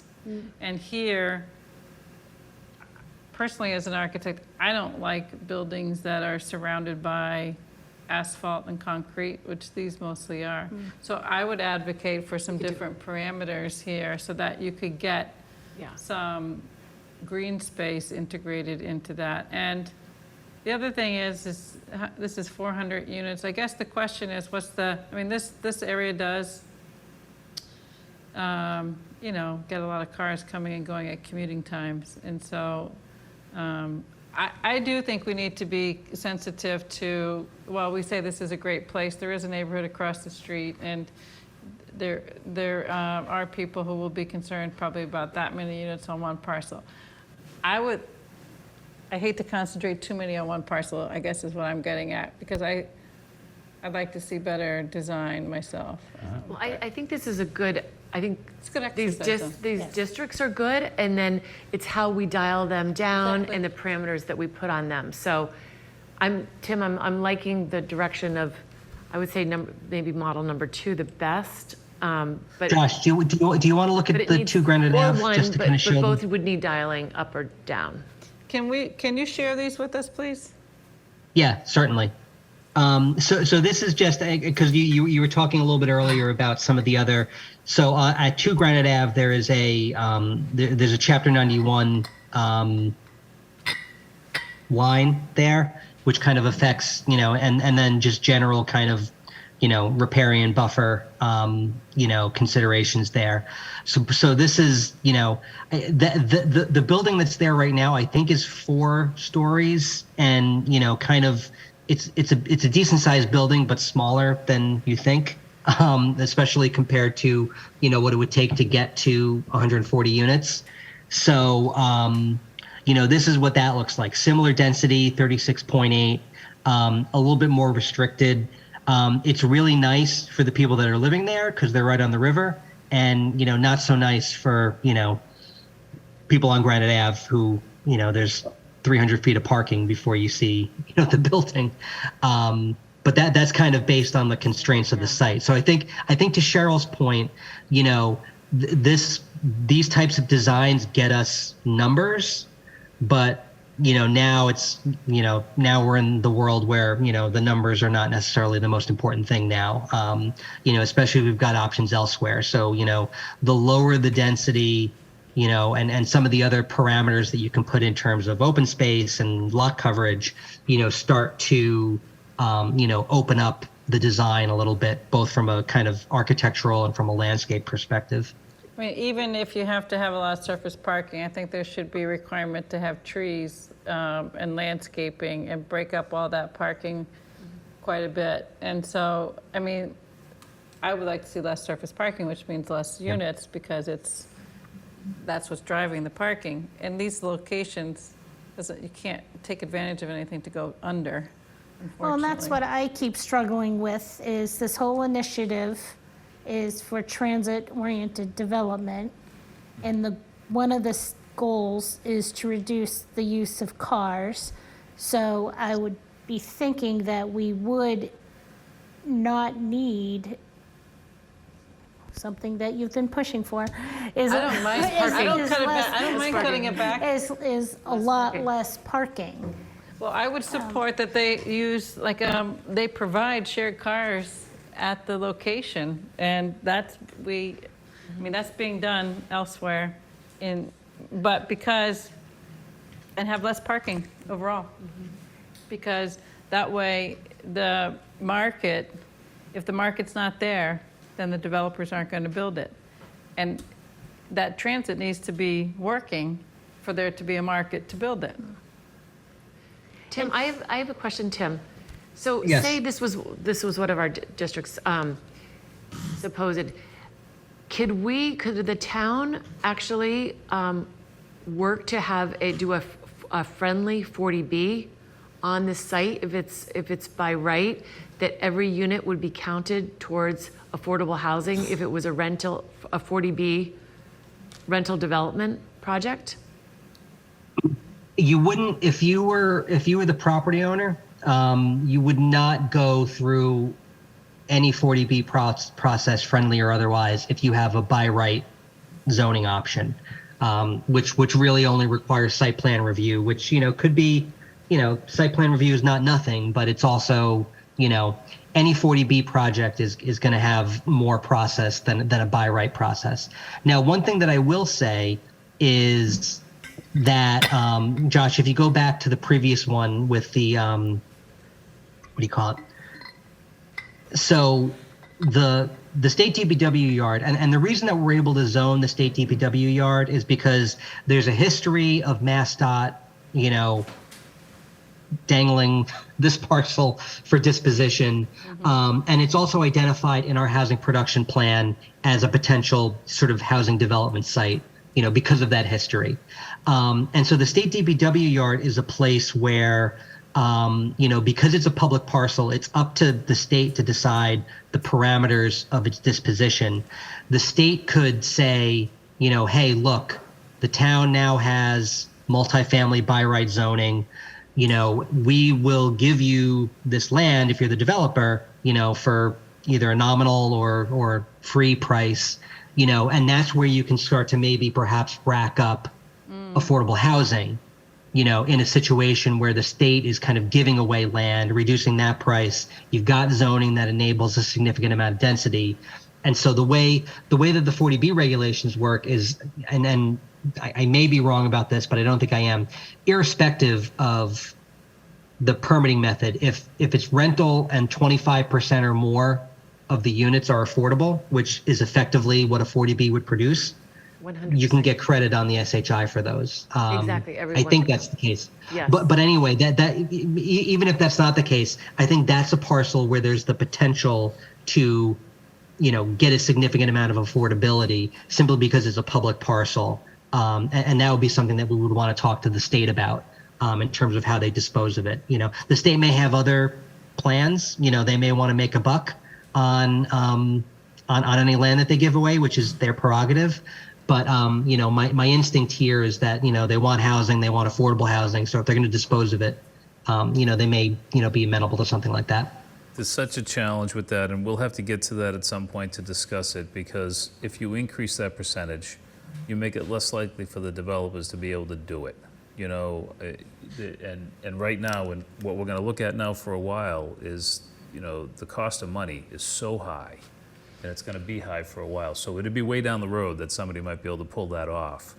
But, also, you raise the number of the percentage, you typically cheapen the buildings, because the developer is cutting somewhere to try to make the math work. No, but I think what Tim's saying is the way you get the affordable units is the state gives you the land. I understand. Oh, okay. Yeah, that's assuming the state's willing to give the land. I don't think the state's giving anything away anymore. But if the state gives the land, then the developer has a better opportunity to be able to do it. But if that doesn't happen and they buy the land and you increase the percentage of units, you've seen it.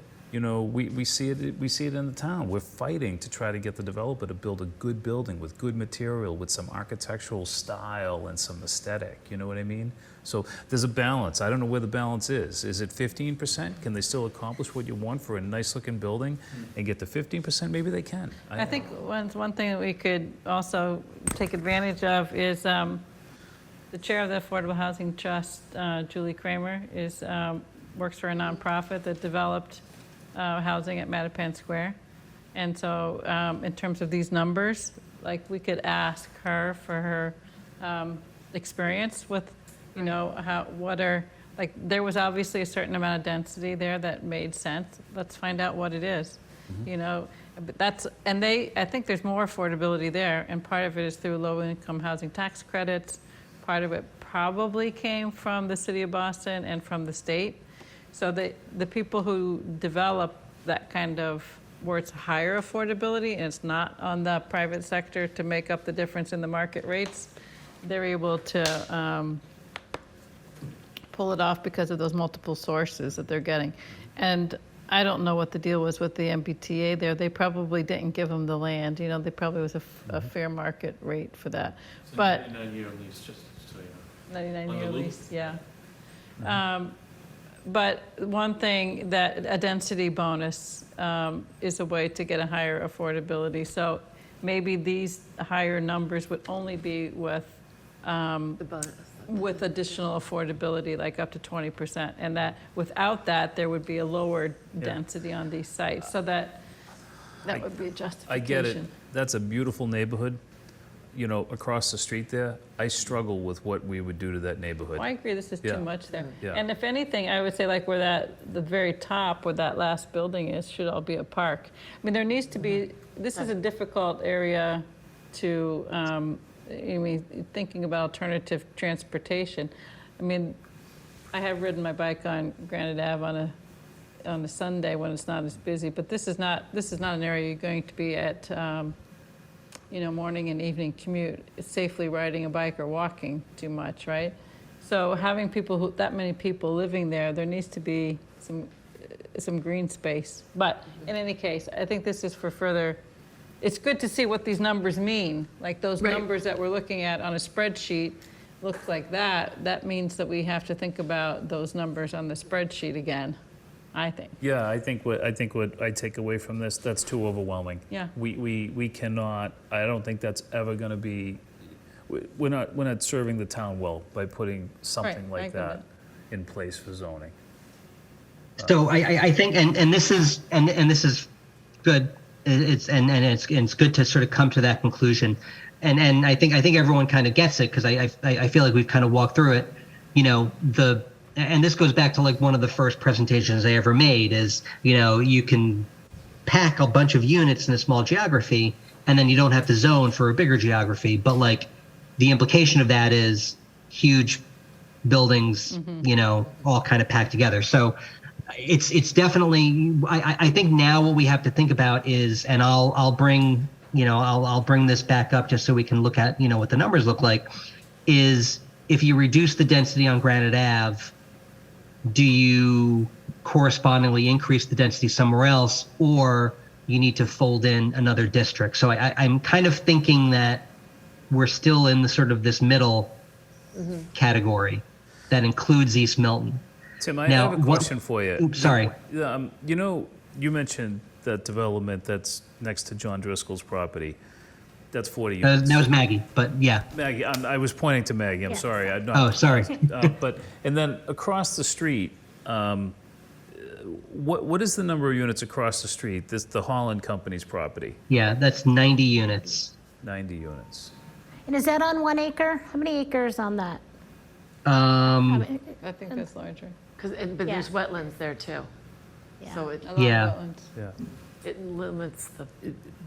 I know they're not. I mean, they're in an area that's not too far apart. Is there anything, Tim, that could be done to take advantage of those units that are being built?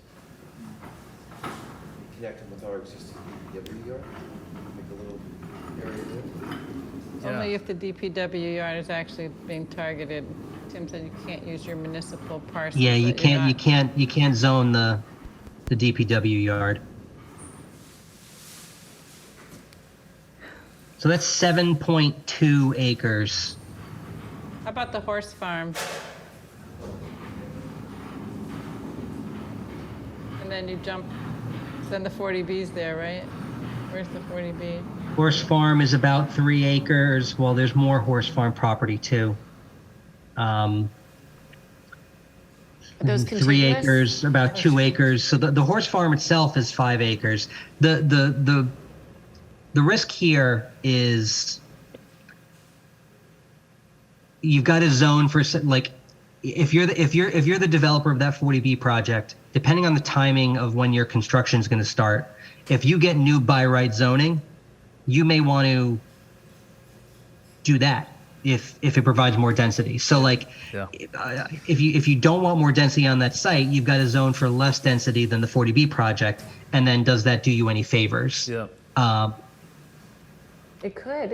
I think it's worth looking at too. Like 60 or 70 units versus 90. You know what I think, if it's possible, what it does is allows us to bring down the numbers on some of the other parcels. Exactly. And then the result of that is we're probably able to build nicer developments, more appealing in terms of the landscape, you know what I mean? And I just, the other one, the 663, is another huge number over on, Brush Hill.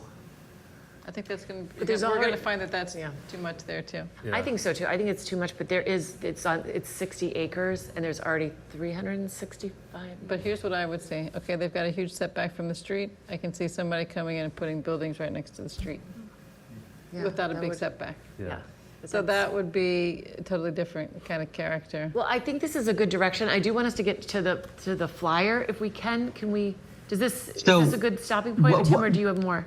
Yeah, we'll continue to, I think I have a good idea that, we want to have not necessarily the least amount of units possible on any given site, but like a more appropriate level and maybe a more appropriate balance. I think that one thing, again, just to keep in mind is, as you start to get this number down from 2563 to perhaps below 2461, then you start to look like, do we need to bring transit area 1 through 5 into the mix?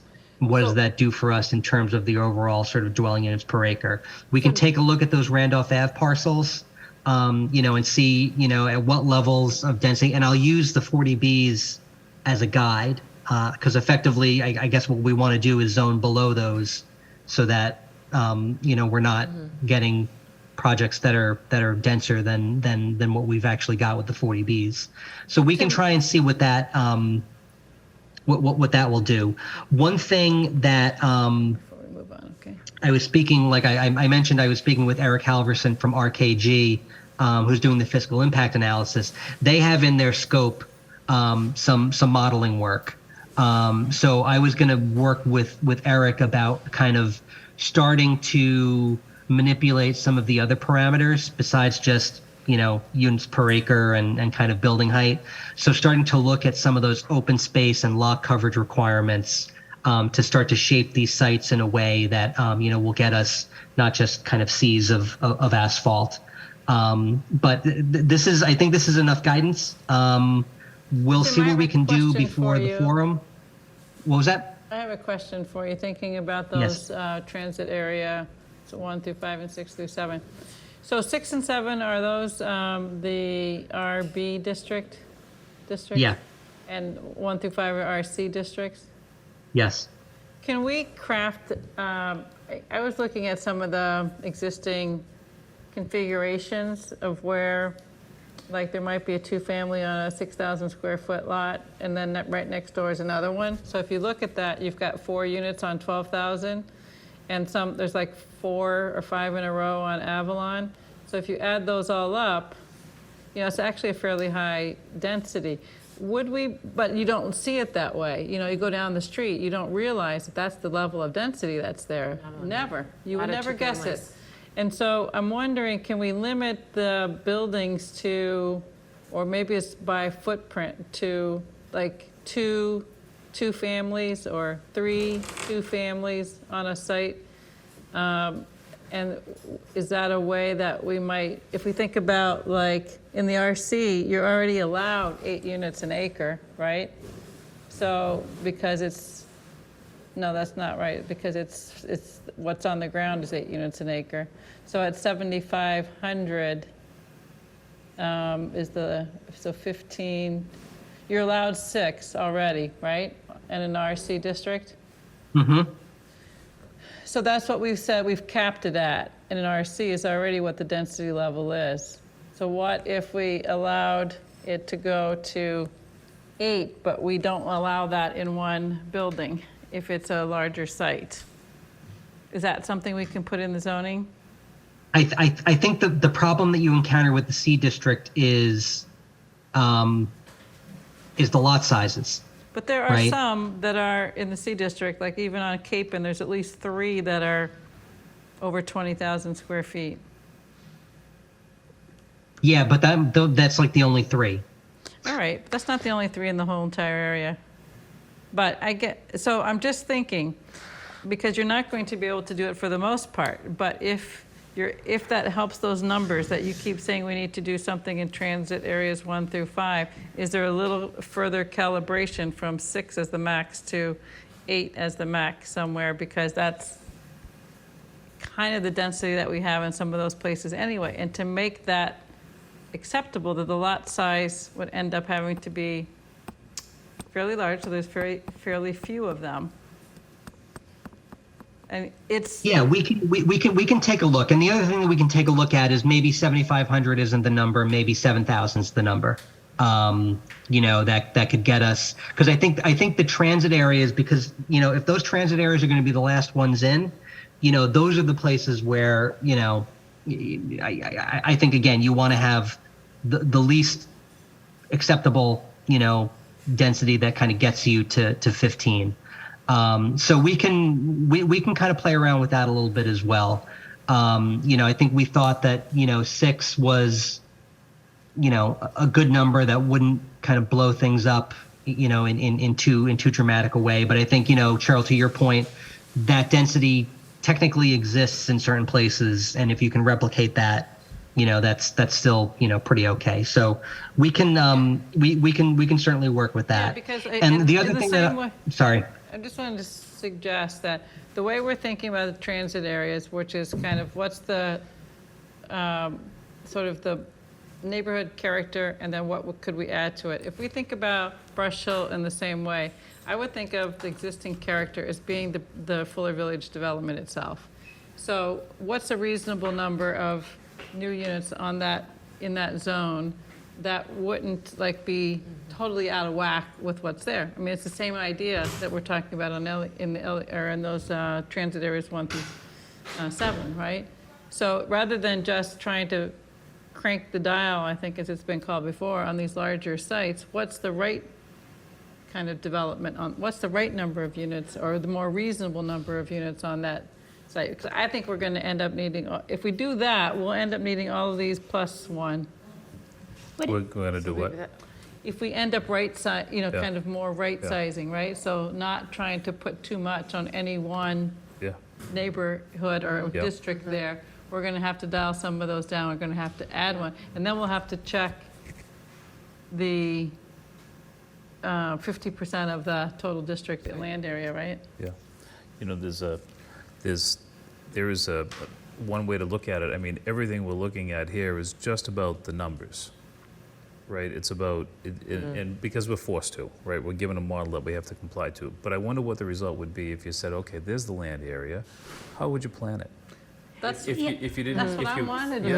If you weren't in a headlock, That's exactly what I would want to do, because that's why I say look at what's there. That's why I say if you look at Elliott already, and you say, okay, this character is there now. This is what everybody's used to.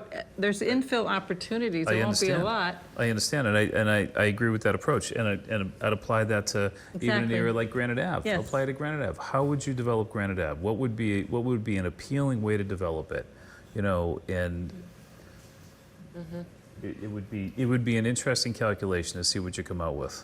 I don't think it's those kind of blocks of buildings that are in that initial test. I don't think that's going to be what you would say is appropriate. That's where Tim was saying, I'm giving you the chunk of marble, you guys chisel it and The problem is though that we're compelled to numbers. Yeah. So and he's never going to apply all that pressure to us. He's going to help us figure that out. Right. So Exactly. we're not the ones chiseling alone. True. We have an expert chiseler with us. Yes. All right. Yeah, anyhow. This is great. I think this has been very productive. Tim, I think your work is excellent that you've been doing on this, and still, playing around with some of these districts and maybe adding another, maybe that horse farm. And I think it's always good to talk to you all, because my instincts here are often kind of pretty okay, but it's good to get the direct guidance from the board about the direction that you want to go in, because I do think that, not to derail this conversation, but or make it go longer, but I sort of think, to your point about Sean's point about looking at each parcel, Why don't we look at each parcel? So in my mind, like, why don't we look, like, I like to have a sense of accomplishment. I like to say, okay, we accomplished something. And to me, this process is we're not accomplishing anything, we just do a lot of talking. And so why don't we look at 88 Wharf as a site and say, okay, it's X amount of units per acre. We know the law is minimum 15 units per acre. What are we comfortable with? And then we kind of, in our mind, check that off. That's 88 Wharf. We're comfortable with 50 units at that spot. And then we just go right down the line, go to extra space, you know, minimum's 15 units per acre. That's 3 acres, so that's a minimum of 45 units right there. But what are we comfortable zoning for? And then you go down to Milton Hill, the Hill House, maybe Hayward Photography, then Steel and Rye, and do it a 50 minimum. Elliott. 50 Elliott. Minimum, you know, 15 units per acre, because that is the law. Then we go over to the garage, and we go over to the laundry. And so it may be, but I feel like we're actually accomplishing something. And then go to Curtis House, because that is a larger site. I think, what's that, 5 acres? And then see what we're comfortable with, and kind of bypass Elliott Street for now, just for now, and then go back to it, and then kind of see where we end up. And then at least, again, what I've said, we are in compliance with the law. A law, 15 units per acre, all this other stuff are in the guidelines, which, you know, I've reviewed the tapes of our meetings, and on several occasions, Tim has said the guidelines are malleable. And so we're complying with the law. All right, let's put a placeholder in that discussion, but I think, yeah, no, that would be an interesting model to run. Let's move on to because I think we would like to try to get a flyer out. Like, let's love just that. talk about that first. Can I ask a question? Oh, sure, yes. Do you mind if I and Mr. Christo address the board? Let them do the flyer first, that's important, I would say. Okay, all Oh, right. I'm sorry, did you want to speak? I apologize if you. Oh, no, it's okay, no, All right. I apologize. If we could do that real quick, that's all right. The only reason I'm asking is, we wanted to speak on the reclassification discussion that you had. Sorry, I think our comments might have been more relevant right after that discussion. Okay. So is that something we could do, or? What is the board thing? Yeah, All right, yes, the please. residents, Sure. they can. Yeah, Okay, okay, I'll move it along. Yeah. Thank I'll you. move it right Great. along. Okay. Great. All right. My name is Chris Tracus. I'm from Meadowview Road. I'm on the Town of Milton Audit Committee and been on the town meeting at various times from the 70s and, you know, and on until recently. And with this whole reclassification thing, you know, I just want to speak very upfront and honestly, okay? I'm against that MBTA Communities Act. I think, you know, it's not as altruistic as some would like to think it is, okay. But I'm also a believer in compromise, you know, the word you used, okay? So what I'm saying is people need to compromise on this. All right, you have people like me, and there's many others who are not in favor of this at all right? You have others that have different opinions. The compromise is ask for the reclassification. You know, I would prefer a totally different approach to all this. I see in Milton, people are leaving, they can't afford it, their kids can't afford it. You know, they have to move they used to move to Southwest Florida, at least they knew people down there in Sanibel Island and Marco Island. It's too expensive, they can't go there anymore. So they go to places like, they have to go to Tennessee, Arkansas, Texas, where they don't know anybody, okay? I think our approach should be help these people in Milton that can't stay anymore, all right? But anyway, I think a very fair compromise is to ask for this reclassification. I'm not getting everything that I want out of this. Maybe others aren't getting everything they want out of it. But it's what we need in society these days. Too many people take one position, they refuse to move. We need compromise. And what I'm saying is, this letter that was originally written, it was a good letter. It said something. It said, we don't approve of this, we want reclassification. And, stick with that letter. The second letter, I'm not even sure what it's saying. What is it asking? I mean, the first letter is specifically asking for something. And at a select board meeting that I went to in July, an attorney that I know, he spent time, he dug up that 1968 ruling by the MBTA. That's a critical, it's a fact. It's something that happened. He didn't invent it out of the blue. It happened. How can that be taken out of that letter? That's a fact. As he said, as that attorney said that night, that issue was decided already. That's what you can hang your hat on in this letter. So if the select board, what I'd like to see is the select board compromise with the planning board, issue a letter similar to the first one, maybe make some changes. But something like that can't come out. That's an essential fact. How can you take out an essential fact? And if they won't go along with it, write your own letter. I don't think there's any reason the planning board can't write their own letter. So think about that also. And if this does go through, 2,500 units, whatever, like I said, 900 units, all right, people like me will go along with it. We'll compromise. Compromise is good to compromise. Whether say if 2,500 units, what's going to happen? It's going to be expensive 3-family houses, expensive condos, expensive apartment buildings, expensive apartments, nice single-family homes torn down. Eventually, if these so-called goals aren't being met, there's going to be eminent domain coming in. People say eminent domain's not going to come in. It is going to come in. If in 2026, if there's certain progress not happening, people are going to say, well, progress isn't happening. We need to start taking this house and tell these people, look, you lived here. I know you raised your family here. You lived for 50 years. You have good memories. We wish you the best. You can make some good new memories in Texas or in Louisiana or in Tennessee. So, it's not going to help. It's not going to lower prices. It's just going to bring a lot of expensive multifamily and 3 families and apartments in here.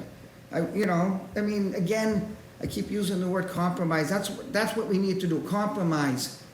Ask for the reclassification. Just go for it. Do it. Try. That's all I'm asking. But anyway, thank you I appreciate you listening. Thank you. Thank you. Thank you. Thank you.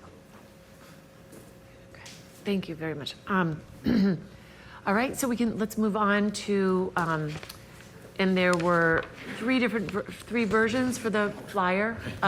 Tim had Tim and Josh, the planning department, there were 2 versions.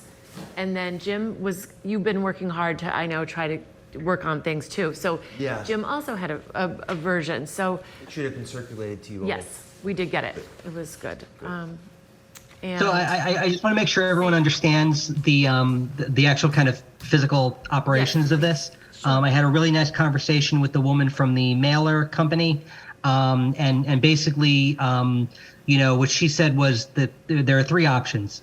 The 1/3 sheet, which fits in the envelope, it's 1/3 of a letter size paper, goes in the bill. You can print it on both sides. She said they could also do a letter, like a trifold letter. Her opinion as the expert mailing person was that you don't get more bang for your buck than for a letter than with just the sort of the 1/3 kind of slip. But if you want to do a letter, you can certainly do it. And then she also gave us the option for a postcard. I think it was a 4x6 postcard, which that is an option that would not go into a bill. That would be something that they would mail independently. So you can sort of consider that to be an alternative to the other postcard that we showed, which I think was a little bit bigger. I think it was like a 6x9 postcard from a different printer. We had talked to the printer that we use to print the warrant for that. This is the folks that do our bills. So I don't think that we provided an option for a design for the postcard version, although if we all agree on language, we can kind of throw something together pretty quick. But we did give you options for a trifold letter and then a sort of a 1/3 sheet printed on both sides. The other thing that I want to just make sure that, because and even in the ones that we provided, didn't really kind of emphasize this, we've got to find a space to make sure that people understand this is coming from the planning board. Just so it doesn't seem like it's just some piece of funny mail, in their water bill. We want to make sure everyone knows it's coming from you all, and it's not just some random thing. Yes, very good. Thank you. So maybe we should go 1, 2, 3 in order. And if you could. Do we have 4? For the flyer. That's what I'm talking about. Don't we have? One was the invoice, like what the well, all right, so maybe you're. I don't know, maybe I'm looking through, I have that, I have that, I have that, and I have that. Yeah, those would be postcards, I believe.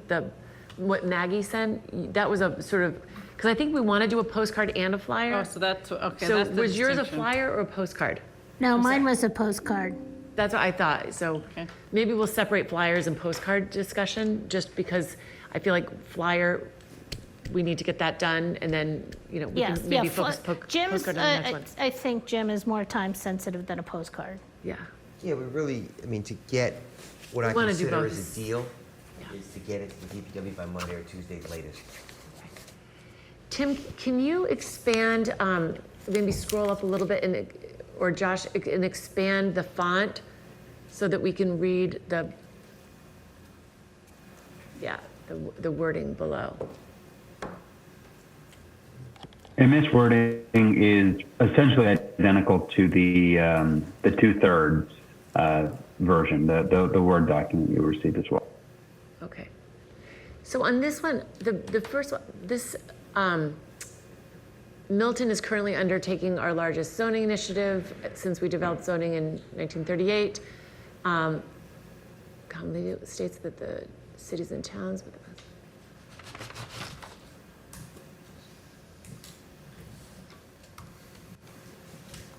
Was this the second one or the first one? I can't remember, because one, it makes it sound like the guidelines are the law, but I think this one maybe. This was changed from what you looked at before, we looked at. Yeah, it I like it that the law is broken out separately with the guidelines. I thought this was very professionally done. I think this is the one and I like the trolley above on top of this one. So this is not the water bill insert. Yes, this one is. This is. Oh, Yeah. so we're It going can to do a be, yeah. trolley? This would be a trifold letter-sized insert into, not dissimilar from the Milton 360 insert that the example that Jim sent along. Oh, so I'm sorry for my confusion. I thought it was just literally right at the bottom of the bill and not necessarily a This is a total insert. separate thing. This is a Okay, separate so insert. sorry for my confusion. So I think this explains the law, which is, Yeah, I think, and then really it says important. under the compliance guidelines set. So Yes. it's saying that distinctly, I think, which is So what. that's what I Yeah. really like that, because there was one it sort of blended them together, which I think it's important to separate, to tease out the two. And I actually really liked this one. I thought it was very well done. I think, And others on this one. I agree. I like this. I think it addresses the concerns that were raised at our last meeting. And it's consistent with other kinds of information that's been distributed, for example, town meeting members. And I think that, when it's an official communication, it has to be kind of factual the way it's described and not like attention grabbing necessarily in the way that we might want. But I do think I like it. It does the top line because there's a, we've talked about a balance between what is like a sensational, but what it catches your eye. And so what I would say is, which is really important, I think, what if we, the first sentence, then you go to have a paragraph break. So you do, and then you put that in larger or bolder font. Yeah. Because it needs to draw people's attention. But I also, on the one hand, do we even need to say what zoning is? Do we think that everyone knows what zoning is? We know in our bubble what zoning is, but does the average resident know what zoning is? I think they've been hearing this enough about zoning, but maybe, Maybe it's a little footnote to, or if you have questions about what zoning means, blah, blah, something, see, I don't know. Email the planning department or what have you. It just, anyway, but otherwise I think it's, other than making that change, I think in terms of highlighting that it's this largest initiative.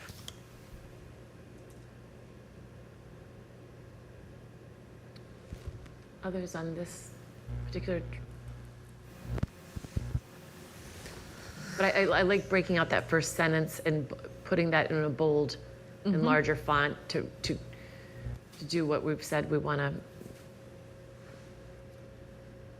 So what we're looking at is the trifold. Right. Okay, the language in the trifold, yep. Sorry, I've got to revisualize getting this in the mail, so I do apologize for my, I was confused.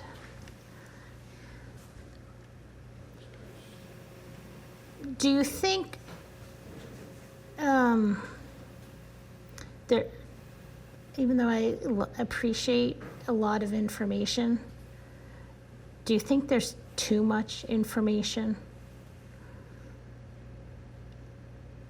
When just visually. So maybe you have another paragraph after no age restrictions. So first you could say the law. You know how when you have sometimes like a document, like let's just quickly look at this, right? It has something bolded, right? Yeah. And then a paragraph. So you could say the law, and then you could say the guidelines, and then you could say the process or get engaged or something, like give it a little. Under the planning board discusses our subheading, little So subheadings. it's sort of like in Jim, so I'm going to be flipping back and forth then between the trifold and Jim's language. So Jim's title is MBTA multifamily zoning requirement, important update for residents. Maybe I'd say you start with important update for residents, MBTA multifamily.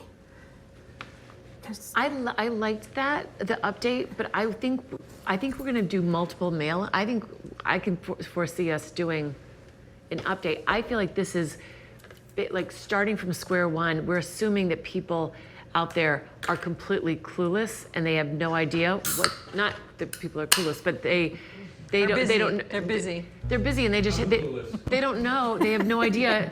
This is the first they've heard about it. So I think we should be sending out some updates to people, but I feel like this is our first, present the facts that we know at this time. And what we know is this law has been passed. There's some guidelines that have been given.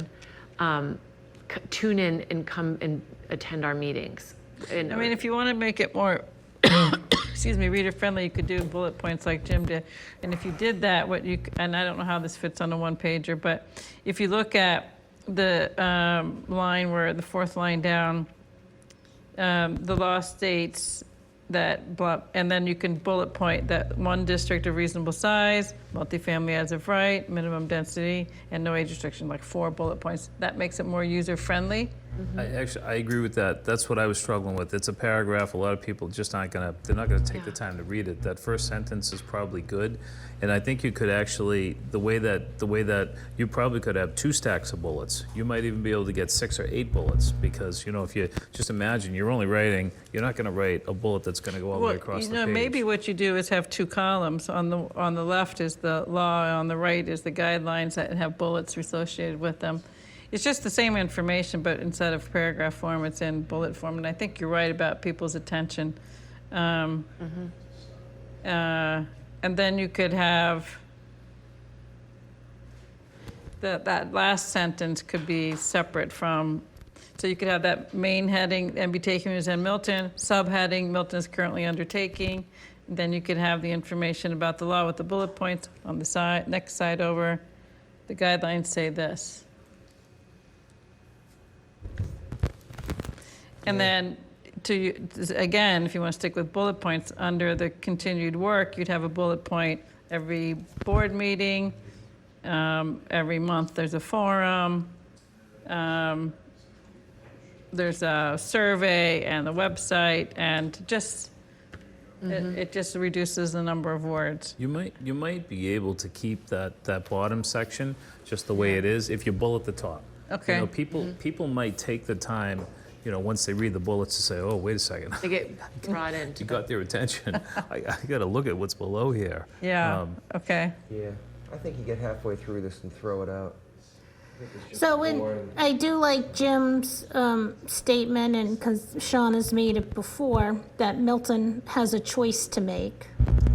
That's where I know, vary I with know. you, and I think we have to be careful about what we send in a mailer like that. When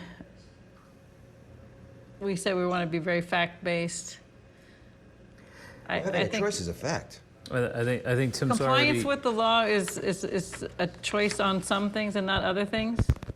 One is compliance with the law when we're told that that's the law, and that the way the highest legal official in the state says that failure to comply has consequences beyond the financial that you've described in prior meetings.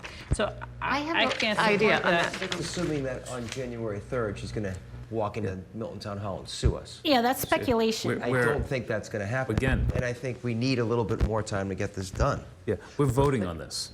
Town meeting is voting on it. That's what I was going to suggest we say. you Town know, meeting will be Tim's already voting said on it. this. Tim has already said it. He sent his letter to all the town meeting members to alert them that you're going to have to vote on this. If you're going to have to vote on it, the town has a choice. I don't know why that is such a debatable point. If we didn't have a choice, we wouldn't be voting at town meeting. You might not like the idea that we have a choice. You might prefer that we didn't have a choice. The only way that zoning gets passed is a vote of town meeting. So, I mean, I get it. It's So the that means mechanism. that means we have a choice. So the state decides they're going to take that away at some point. And until that point, then that's not the case right now. I do, so I agree that I think we need to be fact-based on this. And I think that I really like not having an appearance of having any bias. I know I love what you've written, but there's certain things that I want to be able to come back later and say, these are the numbers, these are the costs, and give facts behind it before we don't want to appear to be making assumptions, I guess. But what we could say is, instead of phrasing it like we have a choice, like making it divisive, or some people are for it, some people are going to vote for it, or some people are going to vote against it. But we can say, which is a fact, a vote on this zoning will be coming to town meeting. There will be a vote at town meeting on this zoning. To accept, to what? There will be to a vote. accept, to see if we accept it. Yes. Yeah. Well, That's a way to say there's a choice That's without too sounding. wordy. That's too wordy. I'm being wordy enough, but how think, could we shorten it? I think Meredith is going down a path that I would support. It does require a vote of town meeting. Whether you think that means that you can have an option of complying with the law or not, it doesn't matter. It's a vote of town meeting. It's a fact. And so what you could say is, This requires a vote of town meeting. yeah, I'm just trying to figure out where that goes, and which is anticipated in December, which is required, it already said of this year, right, in December, where is that? Where's that in Jim's? It's not in this one. In this one it is? No, I'm sorry, I'm looking at the one with the, I'm sorry, I'm actually looking at a different one than it's on the screen, sorry. Yeah, can you jump back to, Josh, back to the departments? Yeah, I don't see it says the date here, am I missing it? Doesn't mention it, no. So I do think adding the date and saying that this requires a vote of town meeting or, you know, something like that, I think, Unless by the time people read this, if we have gotten a extension, is that confusing to people? okay, well, we could. That's why I was avoiding the date. Okay, so then until- fine. I think you could just say about a vote of town meeting then, which is Yeah. your point about there is a process still besides, at the end of this, it still has that step. You want them to know it's a special town meeting in December to create urgency. Yeah, I think. We could, and The way things are going, are we even gonna vote on going for an extension? I mean, is that even on the agenda? You know? it's not, yeah, it was not on tonight's agenda, but I think we need probably to next, but yeah. discuss it, yeah, to see where we are after this public forum and, Yeah. I mean, my intent was to really shock people, to get them to pay attention. yeah. I think this gets that done. I don't think it's biased, I don't think it's leading anyone. And I think it would get a lot more response. If we could take mine and put the train on it, I think it would be ideal.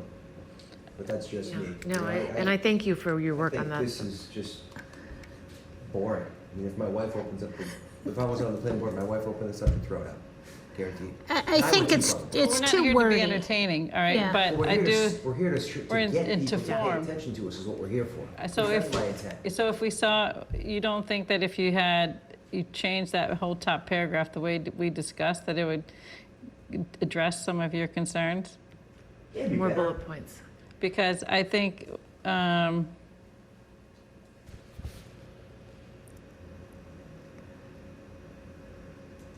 you know, It's more it's simpler to read.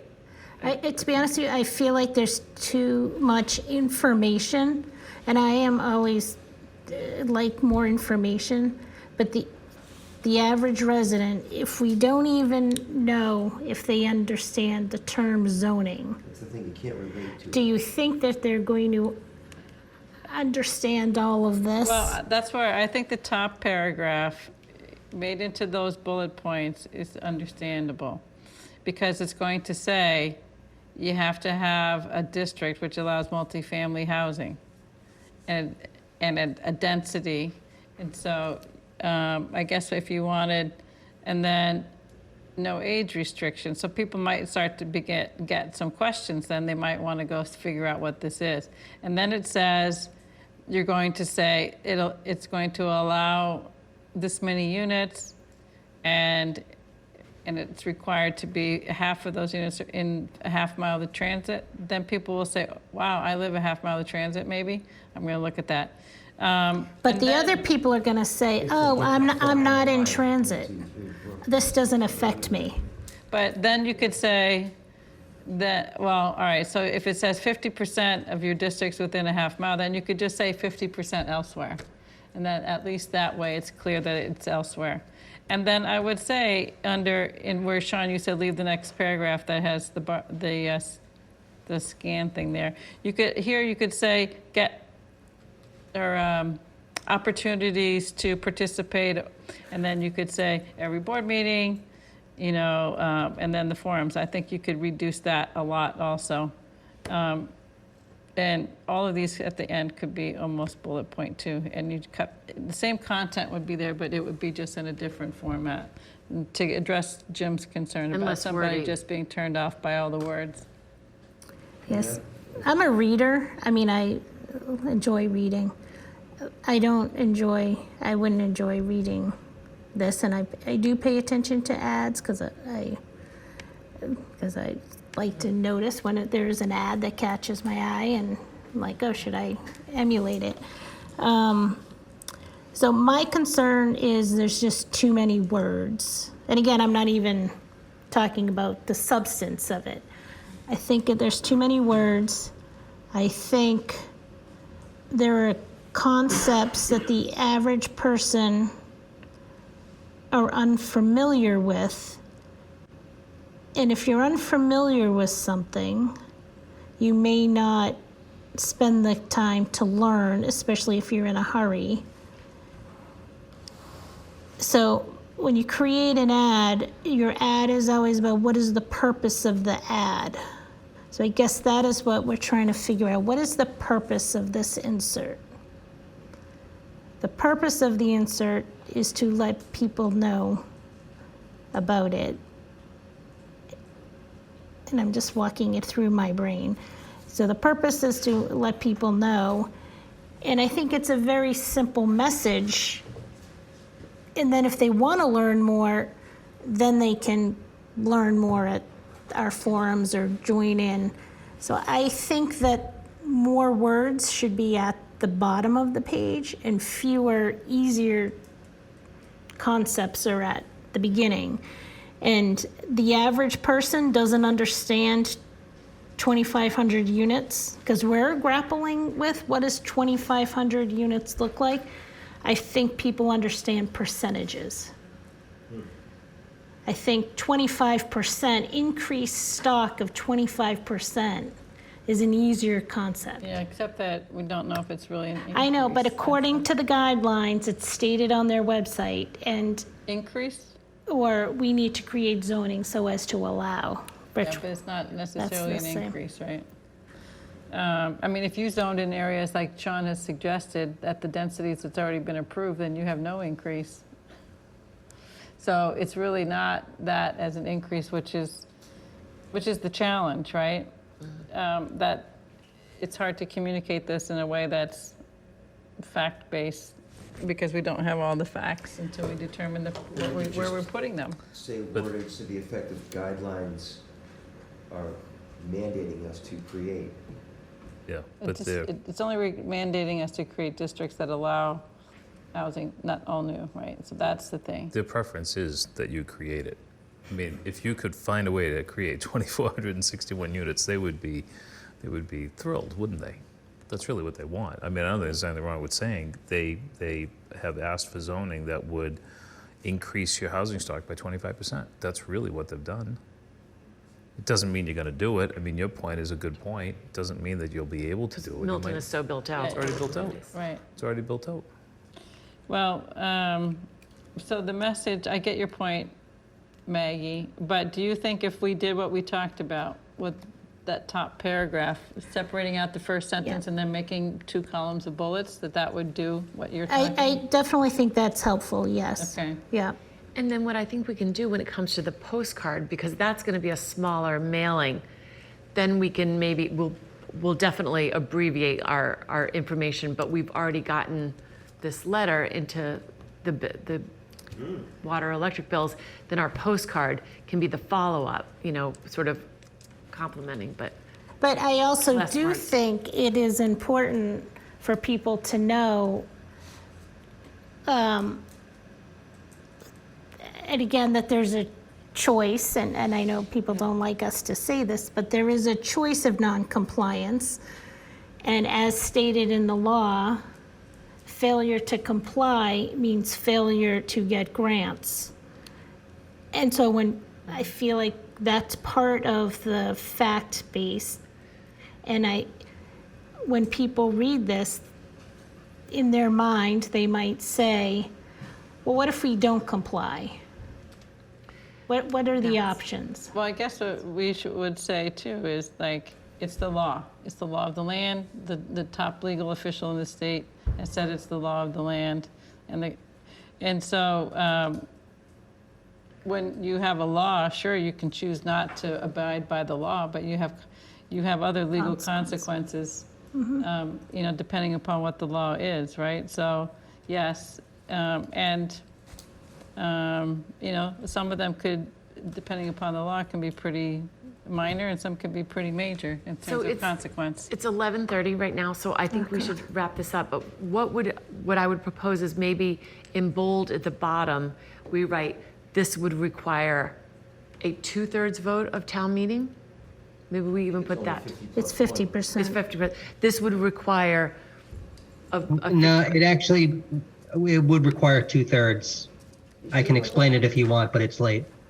I thought the state mandated that it's only 50 plus 1. So the housing choice legislation allows you to have a 50% vote on multifamily by right in what they call eligible locations. Eligible locations are kind of broadly defined as adjacent to transit or in areas of concentrated development, which kind of means like amenity-rich areas. So you can make the argument very persuasively that, anything we do in the transit area is going to be in an eligible location. If we were to do East Milton, that would be an eligible location. It's much more difficult to justify Granite Ave or Brush Hill Road or Randolph Ave being eligible locations because they are so remote from transit and amenities. And, if you're... differ with Randolph when they approved 240Bs there on the justification that they're close to amenities and public transit. I mean, those 40Bs got approved because they're 40Bs, not because of the, the silly arguments that developers make. For qualification, though. So just again, Going with that, because I'm not following it. If the transit areas, I'm sorry, Is considered an eligible location. outside of the half mile, or it doesn't matter, within the half mile or outside the half mile, then it's a 2/3 vote? Yes, it's not spelled out exactly that explicitly, but that's basically the idea. And if we're going to be voting on all of these sub-districts together, if any sub-district is not in an eligible location, then the vote on all of the sub-districts has to be 2/3. Okay, got it, thank you. And so that is like fact. And who would know that fact? Because this would probably be a Diane D'Agostino point of order. Well, so the other thing, Maggie, that's the other thing that's relevant to this is the mechanism by which that law is basically invoked, where you basically say, because the default is 2/3 vote, and the law says for these certain circumstances, you can do a 50% vote. The way that is operationalized is the planning board, in its recommendation to town meeting, makes an assertion. We believe, based on housing choice legislation and how these sort of parameters are defined, that this only requires a 50% vote at town meeting. And so it ultimately is up to you to say, we think this is 50% or 2/3. We would obviously want to consult with town council about that if there was a question, but that's kind of how it works. And so, the point of order, becomes irrelevant as long as you sort of follow those steps. Do you know if the select board could supersede us if we say it's 2/3 and they say, no, we really think it's 50 plus 1? Jim, I really can't hear you. I don't know if your mic is on or if you're leaning away from it or... Could the select board override us on that one? If we say... I'm sorry, go ahead. It would be No, they can't. But what the select board can do, and this isn't necessarily an oppositional thing, but if there's a question about whether a location is an eligible location, there's also a relatively formal process for kind of getting a determination on that. And so, for instance, I can't, get HLC on the blower and say, hey, is Brush Hill Road an eligible location? That request has to come from either the planning board or the select board. So either one of those boards can formally request a sort of an opinion on whether a sub-district is eligible or not. But ultimately, the planning board, in its recommendation to town meeting, needs to say, this is what we believe the quantum of vote for this article is. Okay. So since we're still compiling our districts, I think we should then just say, this requires a vote at town meeting and not specify a percentage at this point. Does that sound reasonable? Yeah. And we would put that in bold at the bottom of the flyer. And maybe colorful. And italicized and underlined. And I think that first, I mean, there could be some color to that first sentence. Milton is currently undertaking our largest, And just, you shouldn't just have the in, you should start a new sentence on the next line. Yeah, that's gonna, I think, I mean, the boxes, I mean, you could put boxes in for those bullets, or you could just do the bullets. I mean, graphic design wise, if you wanted to make it pop a little more. Do we, do we need to say that in January 2021, the Mass legislature passed a new law? Again, I'm just trying to reduce the words and get out unnecessary. You could just say Section 3 of the Zoning Act, commonly called the MBTA Communities Law, states that cities and towns served by the MBTA, everybody knows what the MBTA stands for, shall have at least one zoning district of reasonable size. I think those terms are now part of the law, so it should keep those. But, and then bullet point the other requirements there. Can I just point out one obvious fact that's missing? Could you just come in and just introduce yourself and your name? Sorry, thanks. Sorry. My name's Mark Christo, Waldo Road. And just to review and looking at the graphics up there, there's one obvious fact that I think maybe should be included, just that the fact that when you talk about it's 25% of 2461, it's Milton-based basis as a rapid transit community. Can you put that in there as well? Because there are very few communities, only 12 that qualify as being one of those. So I think that's a fact that should be included as well. So you could say under the compliance guidelines, Milton is required to zone for as a rapid transit community to accommodate blah, blah. I think that's reasonable. I think that's, It's a little more specific that way. Yeah. So if there's any questions, then it leads one to ask a question related to that itself. Because obviously with the reclassification question, which is what I came to speak to, and I don't know if I'll have time to do it today because I know you're gonna get this done. That it's something that, you gotta work on this thing. You've been working on it since last time. So Thank you. Yeah, we do. I don't have wanna to halt stop. it, but I think that's something that Good. should be included in the Yep, flyer. I think that's very reasonable. you. So Okay, thank you yep. for that. And I think this could also be something, not only a flyer, but we could, my background is marketing, but you want to show this, and be consistent. This could also be an ad for the Milton Times, a colored ad that we could place in. I support putting it in the ad. So we could maybe talk about, maybe it's a half-page ad too, or, it's a big quarter-page ad in color that we could pay for and put this in and repeat that. So Josh and Tim, did you feel like you got the gist of all of this? We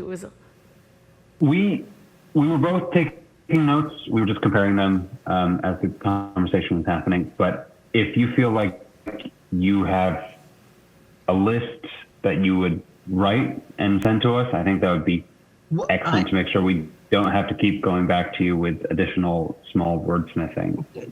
Josh, I actually think what maybe might be, and this is up to the board. So, between the three of us, I think we've got it.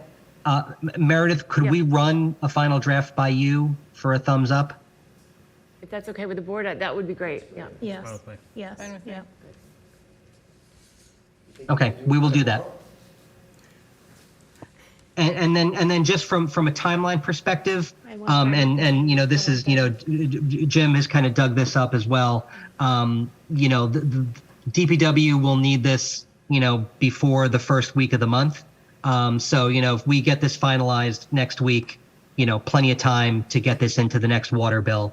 And then, I think we can, talk at a later date about, an additional kind of standalone mailing or whatever else you all want to do.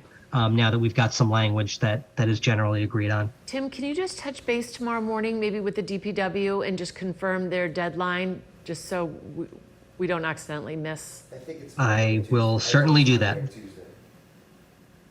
So this really has to be done in their hands by Monday or Tuesday, Tim.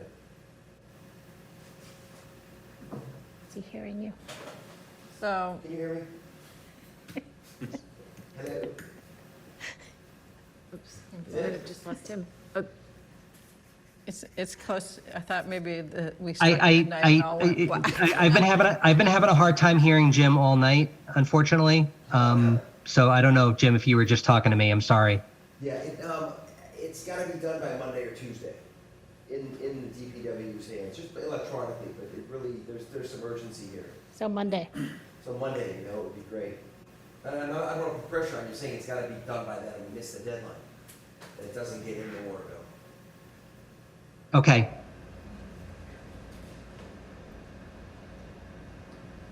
Is that for if it's going to a printer, can they turn it around that soon? Yeah, that's the deadline. So if we get them an electronic file, they give it to the printer Monday Oh, or got Tuesday. it. Then it goes to their printer. We don't have to print it ourselves. That's Okay. the beauty of it. They Okay. take control of it. We Okay. pay them $1,300. Okay. Done. All right, that's good. And it So goes- do we need to vote on that expenditure? Probably, right? I would entertain a motion to expend the 1,300 I'll make a motion and to change. spend it, approximately 1,300, a little more, a little less, to get a mailer in everyone's water bill. Could I have a I second it. Any discussion? Okay, all in favor? Aye. And then the other motion is to, do we need to make a motion to give you permission to work on this with Go Tim? ahead and get this done with Tim. If you'd like to make a motion on that. I don't know if we I need don't it, but think- We don't need to. I don't think it's necessary. Okay, I think the that's good. expenditure was Oh, necessary. okay. Yep. But I think we all had agreement on what Okay. they were going to do on this one. So it's more a matter of reformatting the information, right? Yeah. Rather than the language of it? Right, Yeah, yeah. okay. all right, so, and I would defer the other agenda items until our next meeting. And with that, I would entertain a motion to adjourn. So moved. Yes. Can I throw in one more thing? Mark, sorry. just a quick one as well, Yes. sorry. This is nothing what I came to talk about tonight, but I was thinking, maybe we could do an open forum. I know Tim's gonna do another Zoom one, and those are good, but they're very limited. Are you thinking about having an open forum like at the high school auditorium, once people get the mailing, so that there's more people there that can at least speak and be heard amongst them, amongst Definitely. others, et cetera, where people feel comfortable? The small, Definitely. little meets in the library basement are okay, but I think if you get this word out like that, you're gonna have a larger space to accommodate the volume of people that could be there and should be there, frankly, this is important. I actually think for a meeting like that, it would be good to kind of have what we think are the districts and what we think the parameters are, because I think it's hard for people to go back and forth like we're doing and we've been doing for a while. Just, I think it'll be more interesting for people because they can give direct feedback to a particular set of information. Plus, it's exhausting as well, too. I mean, there's a lot of work that goes into this, so you want to try to, reach the Right. maximum number of people if you can, too. So. Right. Yeah, so no, that's a good point, and maybe it would be sometime September. As soon as we after. have it. As soon as we have it, yeah. Okay, a second to adjourn. Second. All in favor? Aye. Aye, Good evening, everyone. Thank you. thank you. You made the motion to adjourn in a second. I made the motion. I said so moved, yeah.